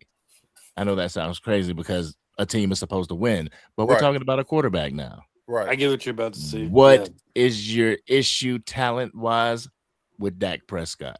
Winning. Winning. You see what I'm saying? I wouldn't say winning. I would say sometimes it's his decision making. Yeah, but no, which leads to not winning. Yeah, but a lot of it is his decision making. I feel like there's times where he would have relied on his legs, but then he's using his arms, and it doesn't. I think the fact that he doesn't use his legs as much takes away the threat that he was back when he first was with the Cowboys, because he used his legs. That made him a threat back then. With him and Zeke, quarterback anymore. Yeah, like he was gonna be mobile. He's not as mobile anymore. Well, didn't he break his leg? Yeah, didn't he get hurt twice? Yeah. But my he tore his hamstring and broke his leg. He's not mobile, but he's not mobile in the frame that you guys put it in. Well, I put mobile kind of like how Patrick Mahomes is mobile. I'm talking about escapability, escaping out of the pocket, being run more around, accurate and precise on play action pass. He's one of the most accurate quarterbacks on play action. Mm-hmm. especially the boot. So I another consider issue that. he I has consider is that forcing using the your leg. ball. Wouldn't you agree with that, Angry Cowboy? He has an issue of forcing the ball sometimes, especially when it gets to those high pressure games. I think it's decision making with me. It's decision making. Let me give you my answer. A lot Angry. like Lamar Jackson. It's just Yeah. decision making. My biggest issue with Dak is in the big moments when you need your quarterback to perform, Dak does not. And you can look at his record with him. Look at his record against teams over 500 and teams that are, that were in the playoffs. Dak has a losing record against those guys, and that just says that he doesn't elevate himself or his team in the big moment. It's true. It's true. How the hell is Dak Prescott gonna elevate? From 2016, our defense has had a total of 8 takeaways since 2016. How is Dak supposed to elevate an edge rusher from getting a sack? Micah Parsons had no sacks in the playoffs. Here's how. In the last, y'all have a top 5 defense. In the regular season, in that top 5 defense, just like the New York Giants' 25th defense went into the playoffs and became the top 5 defense, it was reversed. But let's be fair. We went in the top 5 and was 25 when we left. But Angry, let's be fair, bro. Hold on, guys. Let's be fair. In the last time y'all lost in the playoffs to Green Bay, Dallas had a top 5 defense. Ooh. They had a top 5 defense. Hold on, let me finish. To be fair to your defense, what was it? The second drive or the third drive? Dallas. Second quarter. No. In the second or third drive that Dallas had, Dak threw an interception in the red zone to Green Bay. And that's what I mean when I say, does he have an issue with forcing the ball? That's not the defense fault. You just put your defense back against the wall, and then here it is right before halftime. You're driving, and the score was what? It was what, 24-0? So Dak is driving. It was 27-7 at the end of the second quarter. 27-7. Okay. So here's Dak driving to where you can score a touchdown and put your team back in, put momentum and put the team back in a position to where you can come back. And he throws a pick 6. Micah didn't throw that. Diggs didn't throw that. Pick 6. He threw a pick 6. You can't throw 2 interceptions in a playoff game and then say, "Oh, it was the defense." I think it was 3. You put your defense in. It was 27. It was 27-0. That's what I'm saying. I said it was 27-0. Because he'd already thrown pick 0. But I'm saying you were down 20-7, like right? The defense didn't. The defense showed up and just left them scoreless. No, it was 27-7 at the end of the first half, bro. Yeah, but Dak didn't help with that either. He did not help with the interception at all. Dak wasn't help. He definitely wasn't helping. You got to give some of that help. But my thing is this: there are times where Patrick Mahomes gives up an interception, but his defense got him. Remember that quote? Not that many, bro. Yeah, not no pick 6 and not throwing an interception in the red zone. Angry in the red zone. No. The first interception Dak threw, you were in the red zone, and they intercepted the ball like at the 15-yard line. Go back and watch it. And then they came and scored a touchdown. And then you guys are driving right before the half. It was 20-0, right? And then Dak throws a pick 6, and just that was it. So that was game over. I'm not saying what you're not saying. How was that game over? What do you mean? Because after that, it went to 27-0. Because I remember correctly, like this past season, and I'm not, being crazy, but last season we were down by 21 points to you guys. You were. Yeah. The defense was able to step up that second half, leave you guys scoreless, and the offense mount a comeback. That's one of the things. That's a stat in the league. Because they have us down 27-7, we're supposed to give up and not try to fight back? Oh, that's garbage. No, Angry. Well, the hole was just too deep. Hold on, Art. You're misunderstanding what I'm saying. I'm saying that Dak threw an interception like on your early in the game, and it was in the red zone and gave Green Bay the ball. Right? That's strike number 1.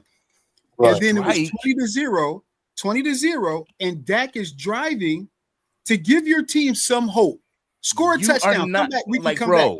And you are not going to sit there and tell me that a team gives up hope if they're down 20 points and they just beat you this way last year. Well, at the same time, but this the Eagles. This is the thing though.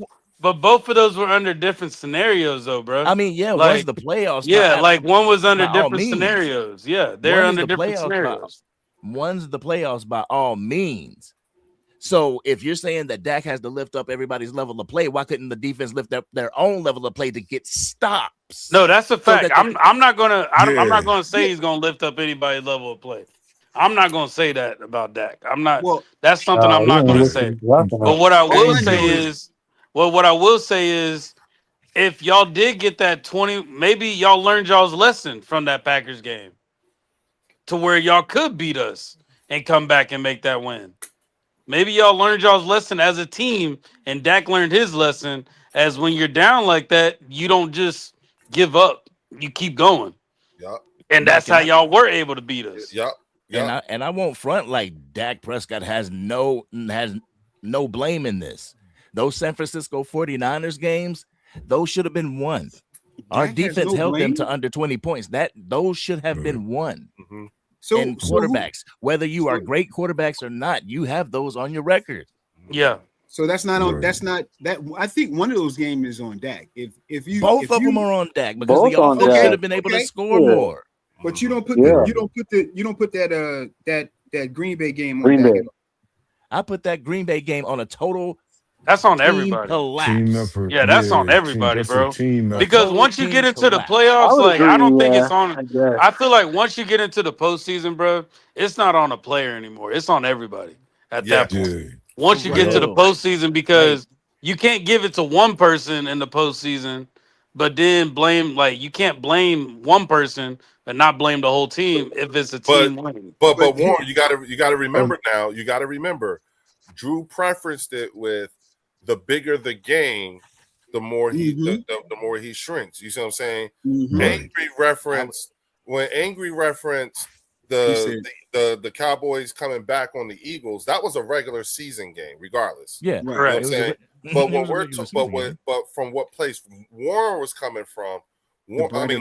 Drew. Where Drew was coming from was the playoffs. You know what I'm saying? When to go home. What happens? Like when it's a big game, like. Coming back on us by 21 was just it was all it turned out to be was a regular season win. That's it. It was in our attempts to make it to the playoffs. So every game at that point was like a playoff game to us. But see, so it was super important. But I got another example. When we're talking about like how we're judging and everything like that, that's why I wanted to make sure I pointed out that Drew preferenced it with the bigger the game, meaning the more impactful game.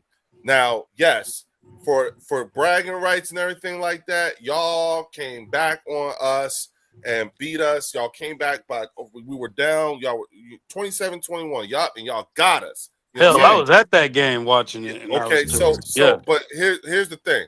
In our minds, we're like, yeah, you got us. Okay, what did you do with it? Nothing. Because your season was over 3 weeks before the regular season was over. You were officially eliminated. But we wasn't officially eliminated whenever we not yet. No, they weren't. You guys had like a 5% chance. Yeah, like a 5%. They weren't.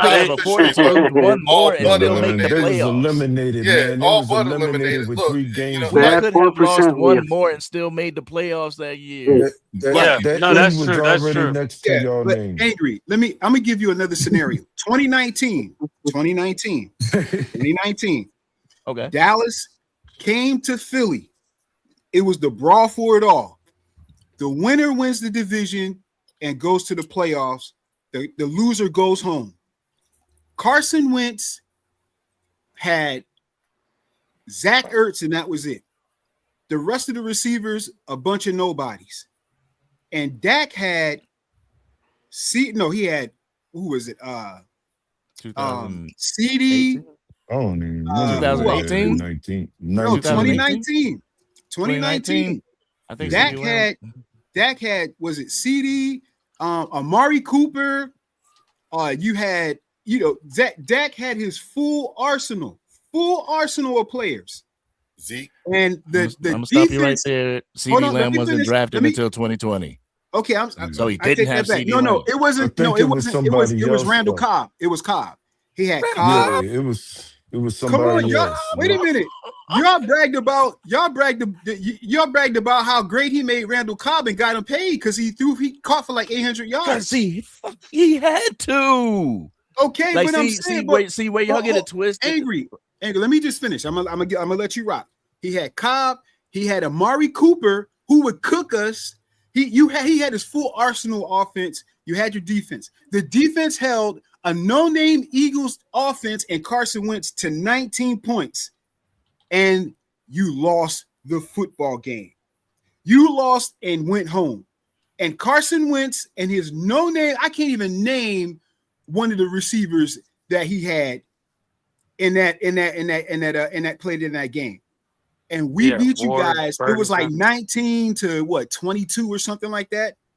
The bright moments. You mean 17 big and 9? lights. That was for the division and the playoffs. And Dak could not get it done. That's an example of what I'm talking about, man. Dak could not get it done. Dak had no interceptions in that game. Threw for 265 yards. When your guy throws for 250, it's an accomplishment. So 265 yards, no interceptions, while Ezekiel Elliott had 13 carries for 47 yards. And you had Pollard. Right. You Tony Pollard, what two carries, Dak need? 0 yards. Hold If on. I take out the wins. Angry. Carson Wentz had, listen, I can't even name, like, was it Ward? One of the receivers? Yeah, we had Ward and we had we had that one like third string wide Let me say receiver. Let me say this. I hear you. I hear you, Angry. 265 yards passing with no interceptions is exceptional. Okay, that is okay, but it wasn't enough to get the job done. Absolutely. Just like, but and that's at the bottom, at the core of it all. That's what needs to get the job done. And I'll use this as the example. For instance, it took 500 plus yards for and no interceptions. You know what I'm saying? And a couple of touchdowns, and the guy had to catch a touchdown just to win the Super Bowl. You see, when we're talking about the bigger games, you see what I'm saying? So when you look at it like that, you know what I'm saying? That 267 yards ain't shit if it didn't get the job done.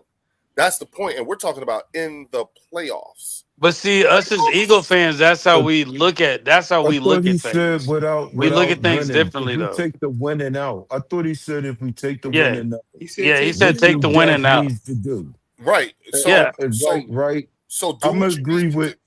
No, I'm gonna agree with Warren when Warren said it's decision making. That's it. Decision making and clutch moments of the game, because that combines. Warren answered with Drew's. What I'm gonna say, what can help Dak is a running game. Facts. A running game will help Dak out because it will bring his pass attempts down and it will keep the offense balanced. So everything won't be placed on Dak's shoulders because y'all had 11 years and saw that he can't get y'all over that hurdle by himself. So he needs a consistent, good running game. I mean, y'all had a good guy last year, but the running game that I'm talking about got to be impactful for postseason play because the game changes in the playoffs. So you ain't going to get all them fly yards like in a regular season. The game gets real condensed. So you got two high-powered defenses coming at each other because it's win or go home. So you need that running game to soften that defense up, and then Dak can make some of them passes that he can make and get the job done for you. I'm not. They cooking them, so I had to do something to come in and tell you what y'all could do. Well, he came to in. This is enemy territory. This was the prerequisite. You know no, y'all was cooking them. Y'all was cooking them. I mean, I ain't mad at it. But no, I see it. I see it at the end of the day. Like, it's just, how many interceptions did Dak have the 2025 season? Do you know off the top of your head, Angry? Do I know off the top of my head? It might have been 10, but I can double check.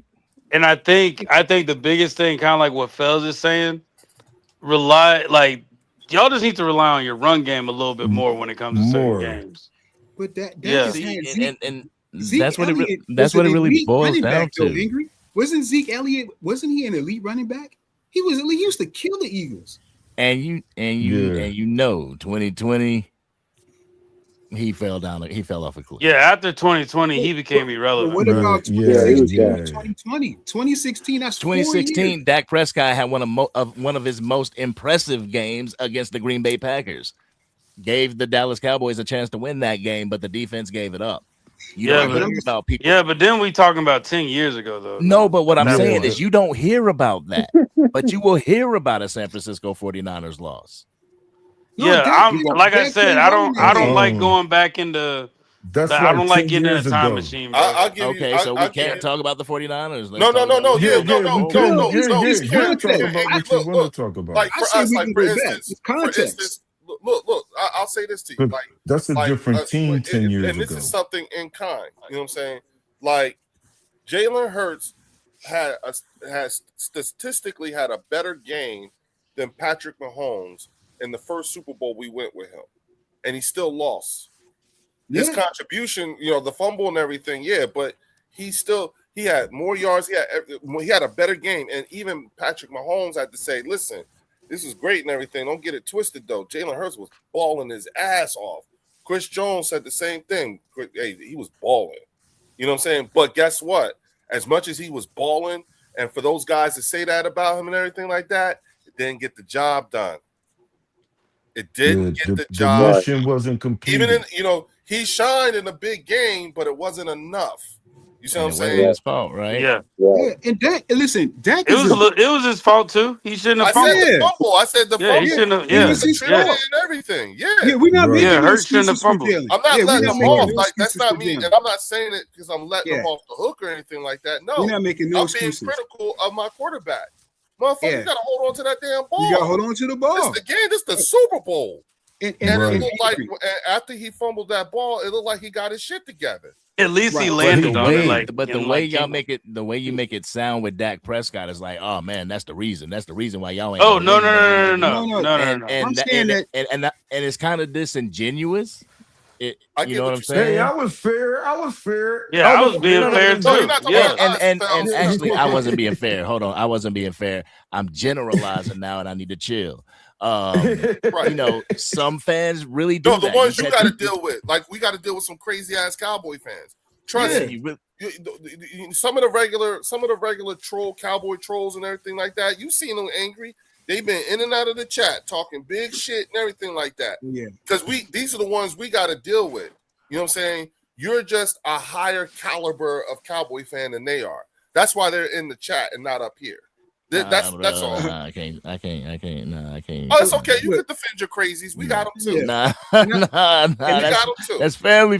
That's family. I know. Like, you can defend them. The only thing that separates us is I press record, man. Yeah.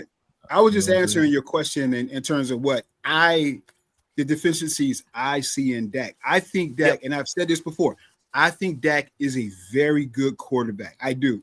Mm-hmm. I don't have nothing. I think he has a great story. I don't hate Dak at all, right? I just think that in the big lights, Dak doesn't show up, and that's my observation of Dak. And guess what? He can shut me up. He can shut me up by not doing that. And when he does that, trust and believe, I'll be one of the first to say, "Congratulations, Dak." I can't say that about you anymore. And like angry. This is how I keep it real as a Bird fan. When we go back into the McNabb docket, he got Drew just pulled up the numbers. He played in 16 playoff games. 16. He was 9-7. Ain't win one Super Bowl. While everybody else was saying, damn, he ain't on McNabb level. I'm on the panel talking about he choked because he did not get the big one. So That's them right. damn 16 Jones don't really. I mean, them 5 Super Bowl, NFC Championship games It don't to mean me anything. don't mean shit because he didn't win us anything out of them 12 years. With Facts. y'all quarterback, y'all working on 12 years now. Y'all closing on that mark. On the 11, When is Dak own fans going to hold him accountable for Oh. wasting y'all time like that? Nah, see, and I think that's the disconnect that we have. Okay. Wasting my time. It's like, no, he's not wasting my time for the simple fact not every quarterback, and you guys know this well, not every quarterback wins the Super Bowl. You know what I'm saying? Not every quarterback is going to hit the league, win the Super Bowl, and ride off into the sunset. It's about what you do. Right. That Super Bowl is the icing on the cake for these players. You know, to us, it's everything. It's ring culture. Either you win a Super Bowl, you get a ring, or you blatantly suck, and that's not the case. You know what I'm saying? I see where you're coming from. When y'all have a situation like an AJ Brown be in the cancer room, being the cancer in the locker room, our AJ Brown is the cancer in the front office that we have to win in spite of. You know what I'm saying? I gotta push back on that, Angry. I'm gonna And say you gotta y'all push back on it players because you gotta sold Jones out. Y'all I players gotta sold push back on Jones that a out. little bit. I gotta push back a little bit. No, go ahead, Drew. Let's not act like Jerry has not put together some high-powered teams around that. Yeah. Right. Let's not do that. Offenses and right. weak. Let me just say this, and I'm gonna let you rock. Let me just say this, I'm gonna let you rock. Zach Martin. Listen to me. Hall of Famer Zach Martin for the Dallas Cowboys. This guy is he's a Hall of Famer. He's going into the Hall, maybe first ballot. He was on Chris Long's show, like right after he retired, and this is out of his mouth, not me. There were a couple of teams. Zach Martin said that the Dallas Cowboys have had teams on par with the Philadelphia Eagles. And listen to what he said. He said this. He said, we choked. We choked. That's from Zach Martin. I'm sitting here telling you that the game against the 49ers, both games we choked.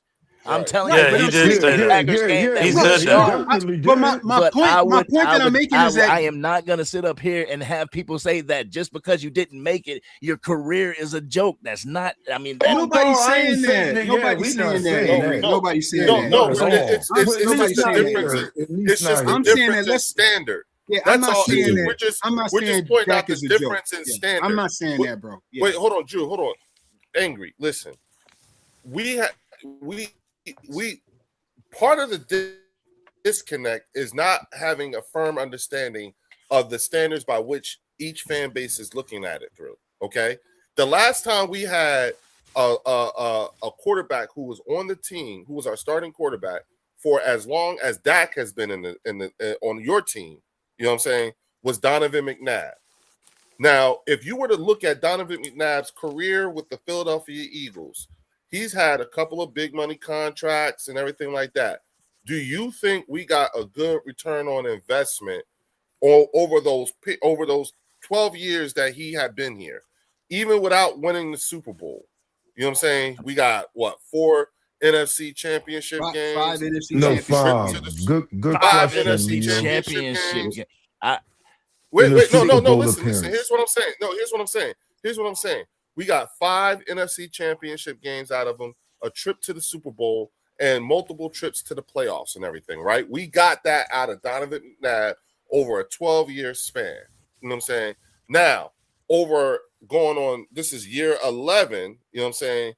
Do you feel like with all of the contracts that Dak has gotten from you guys in the same period of time, do you think that you have gotten a good return on investment? I believe, yeah. Okay, so I do. Okay, wait. Okay, so that being said, you know what I'm saying, for us, you know what I'm saying, we'll say we rewarded that time period because we got multiple trips, playoffs, all that shit. But guess what? Donovan didn't get it done. Period. It didn't get done. and he had to go, even with the amount of time after like the period of time that we had with him. After a certain amount of time, and it took us 12 years, multiple trips to the NFC Championship game, a trip to the Super Bowl, all that shit, thousands of yards, hundreds of touchdowns. After 12 years, we were like, you know what? You got to go. Time to change, trying to switch up. You know what I'm saying? Yeah. And that's for all of that. That's our standard. That's how we view the world. You see what I'm saying?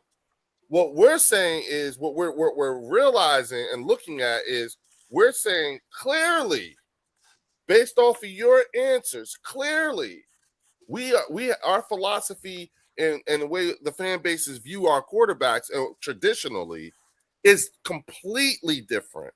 Because we would say, my answer to that, did you get good ROI, is hell motherfucking no. Hell no. You only got 2 playoff wins over 11 years. All that shit. Nah, hell no. His ass should have been gone a long damn time ago. He hasn't had accountability. You know what I'm saying? It seems like there's no accountability. That's what we Donovan was, McNabb. Donovan McNabb in those trips to the playoffs. Did Donovan McNabb give you guys chances to make it to and win a Super Bowl? It's not good enough. Mm-hmm. It's not good enough because it was any given Sunday, enough. and that team was just better than you guys. Hey, Something you know was missing. And what happened after Donovan McNabb left the team? You guys fell into obscurity for a little bit. No, Vic got us right back there. We ain't win it, but Vic got us right back to the same place where McNabb left off at. No, and guess what? That wasn't good enough. Yeah, I mean, it let Vic go too. Right. But I see where Angry's coming from. I do too. I do too. I just got this question for you. I got this question for you, Angry. Do you think there needs to be pressure on Dak as far as maybe bringing in another quarterback that is going to push him to want to become better? Like bringing in maybe a solid rookie quarterback or something, or like a Mac Jones, because Mac Jones had a good year last year. I don't know. I don't think that our issues are Dak Prescott's fault. I believe he has culpability in some of the way we lose. Yeah. But my thing is this, like tight window throws, is that a quarterback issue when your quarterback is accurate? You know, so what I'm it's saying? Mainly the That's defense. A lack of separation from your wide receivers on their DBs. Yeah, he's leading the league in tight window throws a number of years. You know, but I do understand where you're coming from, though. He deserves blame. Absolutely, he does, because he hasn't been able to get it done. But I believe that stuff is missing in order for that to click. Y'all got those things when y'all won that Super Bowl. Y'all got all the pieces. They formed together like Voltron, and then bam, and it clicked. Y'all got it. So Jerry has never given Dak those things? I think the disconnect comes in when we can say that Dak can make all of those throws. Right? I think you on twice, Leo. I am. I just realized my. Can y'all hear me? Can y'all hear me? Yeah, you're echoing. Okay, hold on. I know what it is. Okay, wait a minute. All right, y'all can hear me now, right? Yeah, you good? Yeah. Okay. So what's happening is I fucked up again like I did last night, Angry, and I kicked the damn cord out. And so my damn my laptop's about to die. So I just came in from my iPad so we could keep going. So you good. No, but Angry, I look at it like this. If I just see and a little bit of what Drew's saying, the clutch moments, but I think those clutch moments are more decision-making moments that he has that he doesn't do well. But right now, if we're talking right now, it's more of what is your defense truly going to look like?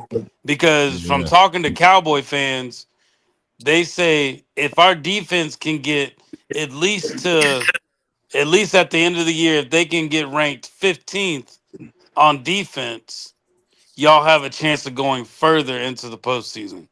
That's the way that Cowboy fans are looking at it from the ones that I Yeah. talked to. Right. Do you feel that same way? I mean, it gives us a chance to make it back to the dance. You know what I'm saying? I don't want to look at anything further than making it to the dance. Right. Yeah. You know, Fair. like my thing is Cowboys Nation and the Dallas Cowboys organization looks at the quarterback as if he's plan A. And that's all we run with is plan A. Somewhat of a plan B. Mm-hmm. But a plan A, and that plan A is offense going through Dak Prescott's arm. We're airing the ball out. Offense looks exciting.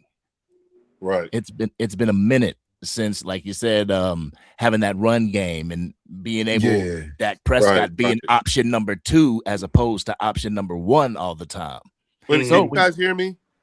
Yeah, we can Okay, hear you now. I'm sorry. So when you get to the playoffs, it's like, okay, what do we got to take away from this Dallas Cowboys team in order for it to stall out? All right, take the pass game away. Let them beat us with the run. We can't do it, huh? I think y'all can. I think last year y'all could because I think Williams did a hell of a job as a running back for y'all. Yeah. My question is he can he do it a year 2? But so it's like this: ham, no burger. You know?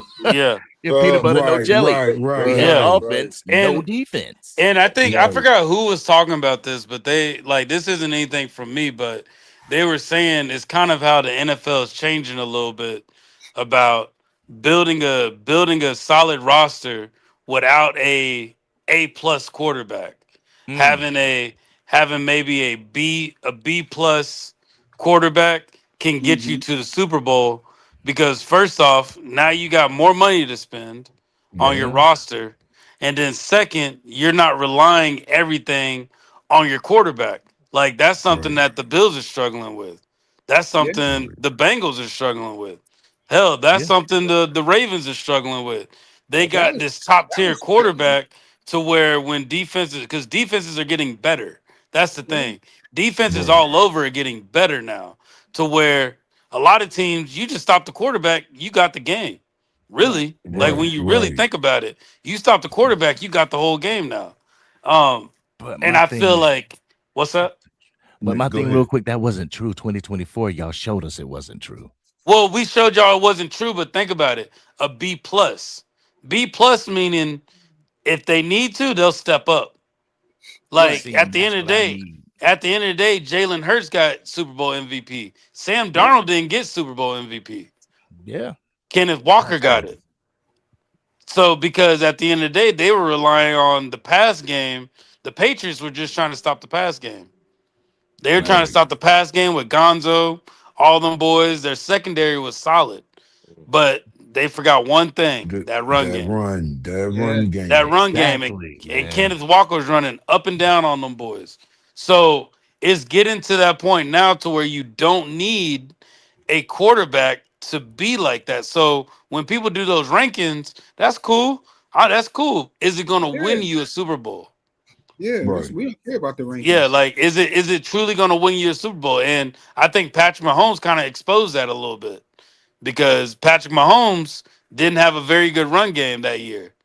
His run game wasn't the best. We can all admit that. But that 2022 run game with Pacheco, that was a threat with Pacheco. So I just think at the end of the day, like I think Dak is good, but y'all need to, if you get your run game where it needs to be and you get your defense where it needs to be, I think y'all be up there at the end of the day. Like they bashed, everybody on the channel, Drew, Leo, and Fells, and Art, they'll give me shit. I put the Cowboys in the playoffs. So I believe I put y'all going to the playoffs because I do think the defense is going to get a notch better. Y'all are going to get better. And I think y'all are going into this season with the run game with Jaden Blue. You got Maffa and you got Williams. I think y'all are it's going to almost be like a running back by committee. And if y'all go about it that way, you're not relying on Dak to get you a whole bunch of yards.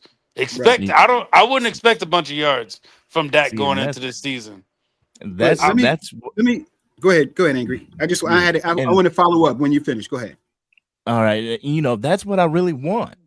I want Dak Prescott to be that second option, that threat. The run game is working efficiently, and when it doesn't work, bam, we got Dak Prescott. We know it's automatic. This is what I want for the team. I don't want the team to have to rely on his arm so much. Like I've complained about that so many times. It's like we need plan B and C. We need that run game and that defense to be able to hold up in the playoffs.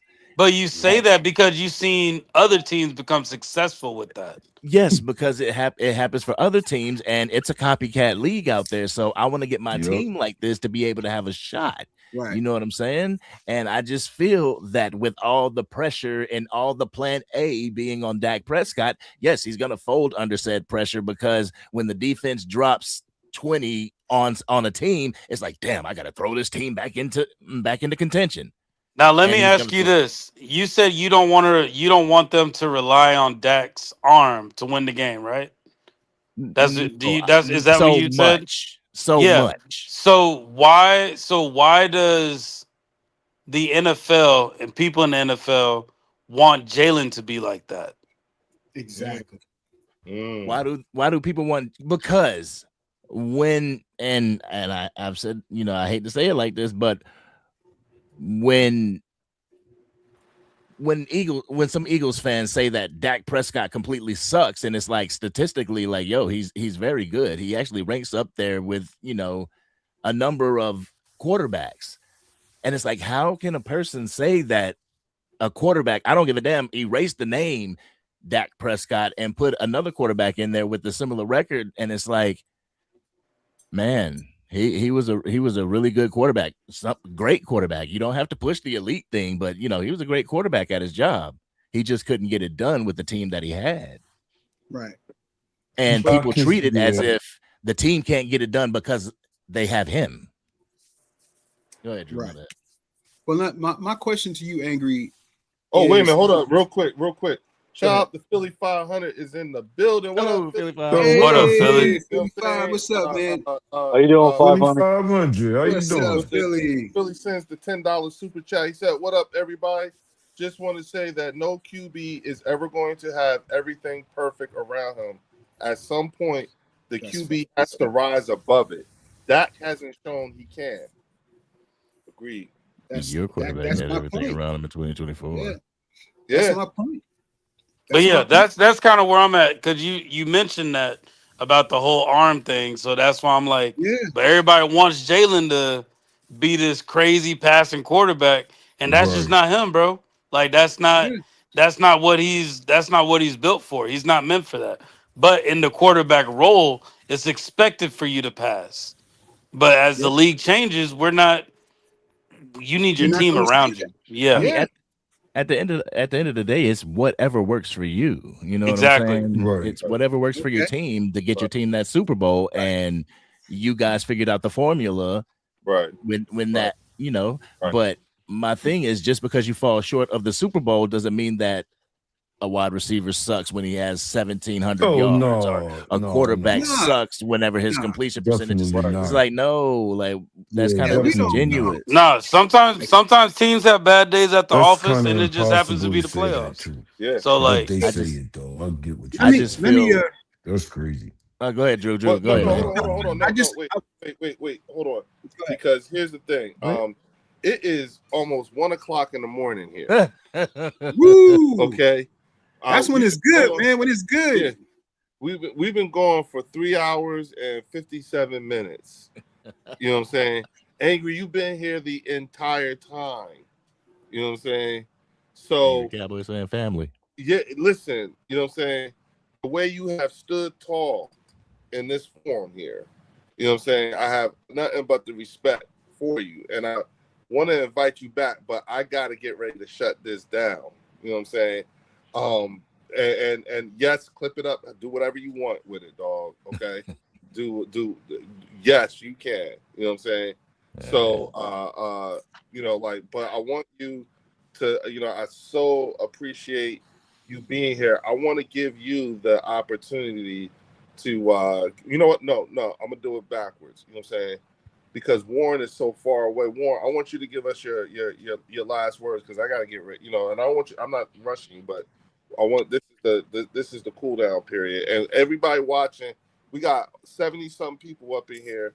You know what I'm saying? Watching this, who's been rocking with us. You know, at least hit the like button. You know what I'm saying? Hit the Salute like to button on your everybody. way out. You know what I'm saying? It would really help the algorithm here. You know what I'm saying? And so with that, I want to go ahead and start off with Warren. You go ahead and give us your final word, bro. Yeah. Like I said, we just excited about this season. I think we got a lot of questions that we want answered. We got a lot of new things coming that we want to see. I'll never be a person that's going to bring up past stuff. I hate doing that because sometimes like we got new coaches, new players, all that. So like it's kind of hard bringing up history and going in that time machine. So it becomes very difficult with that. But no, I appreciate you, Angry, for coming on. Like, yo, you a Cowboys fan coming to a Eagles channel. Like that's Commendable. yeah, Respect. like That is it's commendable. Yo, much Especially yeah. coming to respect. the Much bird No, section. respect. it's heavy. So I Yeah. appreciate you coming in, standing 10 toes down. Hey, you answered a lot of questions for us, and yo, keep it up. I just subbed to your channel, so I see the work that you do. So keep it up, bro. Like we just building this up because when the season start, hey, it's on and popping, bro. Warren, don't leave yet, okay? Don't leave. Even I when I got you. don't leave, okay? All right. Go ahead, fellas. Oh, a good night, man, to everybody in the building that showed up in everybody's chat. That means Cowboy Nation. That means Giant Nation, Bird Nation, and Commanders Nation. Facts. Everybody get a salute coming in here tonight. We enjoyed y'all and we respect y'all for showing up. And we definitely thank Leo for having me on once again. Absolutely. His family and his team. Thank you, Angry Man. I appreciate your thick skin, my brother. You showed up, man. And I tried to come get my little sense in to help you out a Sneak little bit, this. but they wasn't trying to really allow that to really go down. So I appreciate you showing up again, my brother, because this is your second appearance. So you definitely part of this family over here. You know what I mean? Lieutenant, man, you know us nothing but love with you, man. Sergeant. Hey, try to take it easy on the company a little bit next time, man. I mean, give them a Was that little too bit of much? Yeah, breathing room. Was Yeah, yeah, that too man, much? just a tad bit, just a yeah. tad, You just had a your tad. moment, Drew. Just a You All had right, your I'm tad. moment. Just I'm a dollar back. just I'm a a dollar tad, back. just a tad. You know what I mean, brother Warren, man. Always, brother, and be safe out there in Mexico. You know what I mean. And I'll see everybody on the next one. Enjoy your Word up. evening. Drive safe and be careful out there. Go ahead, Drew. Hey, listen, I don't know if you guys noticed, like for the last 45 minutes, I've been in Angry's chat, rocking with the Cowboys fans, chatting it up with them, and I want to give them some shouts out, man. You know, we were having some cordial conversations, we were decent back and forth, so I really enjoyed that. Thank you guys in the chat and Angry Cowboys fan. You know, always love to our chat. You listen, Feld, you know what it is, Sergeant. Oh, yes, sir. Warren, listen, hey man, just bring me a pinata, bro. I just need a pinata from you, bro. Uh, listen, Angry, you already know, bro. I got nothing but love and respect for you, bro. You know how we rock. You know, I'm glad that you're a part of this community, and I love how it's growing, and I can't wait to see the direction that we go. Shout out to TP Way, man. Shout out to Yes, him. sir. Shout out to King DV, Philly 500, Bird Yep. Gang, Yep. Rob A for coming and blessing us Yep. early, and Leo, man, I appreciate you, bro. You know, love the platform. I love what's growing and how we're doing it, man. So I'm excited. Listen, guys, training camp start what, Tuesday, y'all? Yeah. Training camp start Tuesday. It's here, y'all. It's about to be fun. So I love it, man. And I enjoyed it. And I love it, man. Peace out. and go Birds. Yeah, Go none of y'all hang up. Birds. None of y'all hang up. Go ahead. Did we talk Okay, about LeBron okay. to Philly yet, or no? Yeah, Yeah, man, No, King no. James. Yeah, we King did. James, Okay, Yeah, okay. man. We was trying to take advantage of you being able to show up tonight on the live, my brother. You needed your ear to get your shit off tonight, But I brother. did say something. I did. We did. Yeah, I yeah, started off yeah. the LeBron's gone. Yeah. yeah. But LeBron yeah, go ahead. James. It's on you, dog. Give us your final word, bro. Who me? You cut out a bit. Oh, Yes, you hear me now? sir. You Okay. angry? You Yeah, go. go ahead, Angry. It's on you, Okay. dog. Give us your final. Nobody leave. Okay, when I end it, don't leave. You too, I got Angry. it. All right. Man, first and foremost, I want to thank y'all for having me on here. You know, some Cowboys fans, we can give ourselves a reputation, but the reason why it's so cool to be on here for 4 hours is because like it's respect. You know what I'm saying? Like I didn't have to have, Phil said thanks for the thick skin, but I didn't have to have thick skin because I knew you guys were coming from a different place. Oh, You know what I'm thank you, my saying? brother. A, Appreciate a, that. Yes, a sir. football place. It was no Yes, jabs, yes. no nothing like that. Oh, So right. like just it's community. And I truly Yes. appreciate each and every one of y'all for that. Leo for giving the platform to do it. Man, Warren, is the first time meeting you and we getting raps with you, so I appreciate that as well. Everybody in the chat that came through, whether you Philadelphia Eagles fan, Giants fan, Washington fan, Dallas Cowboys fan, man, it's a pleasure to do this and just share our knowledge with you guys. So, man, I don't know. I love when a great plan and great community comes together, and You that's ain't what it's never been Yeah. over lied. here. You ain't Yes, never lied. yes. Now Salute look, to that. yeah. So look, first and foremost, my biggest takeaway from tonight is sort of kind of like the same with Tuesday night. I feel like I am a better fan, what I'm saying, for having you and TP here. You know what I'm saying? Of course with everybody else, but with Yes, you no two doubt. in particular, I feel like my cup has been poured into. You know what I'm saying? Because I now understand a lot better the psyche of a reasonable Dallas Cowboy fan. And once again, you forced me to reevaluate the way I think, and that falls in line with my mantra, which is I want you to be better when you leave here than when you die here. Who'd have thunk that the host would be that way too? You know what I'm saying? Would come away leaving that way. And I thank Right. you for getting me there. You see what I'm saying?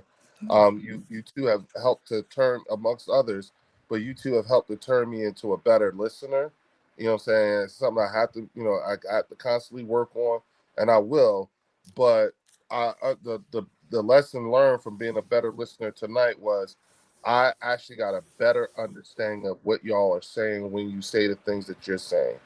I also feel like my mission was accomplished in terms of I think you're leaving here a better a better Cowboys fan for having and understanding Eagles fans in terms of what the way we think and the way we're seeing things. And also we both were able to give each other a little bit of insider information that we may have misinterpreted. You see what I'm saying? And so that's the thing, and I hope that, and I know that if I'm leaving this feeling that way, then all of our channel viewers have to feel the same way. You know what I'm saying? Of course you see, you got the ones that you got to deal with on the regular based off the chat and everything like that. But when you got some good guys here, TP Way, you know what I'm saying, Angry Cowboy fan, Drew, Warren, Fells, Rob A, even Art McQueen, you know what I'm saying? When you got that Theo. Theo, of Yeah. course, yeah. You know what I'm saying? The caliber of folks that were on the panel tonight, you know what I'm saying? Hey, I'm going on 2 in a row. You know what I'm saying? I'm going on 2 in a row. With Appreciate it. these episodes. So I feel like more to come. You know what I'm saying?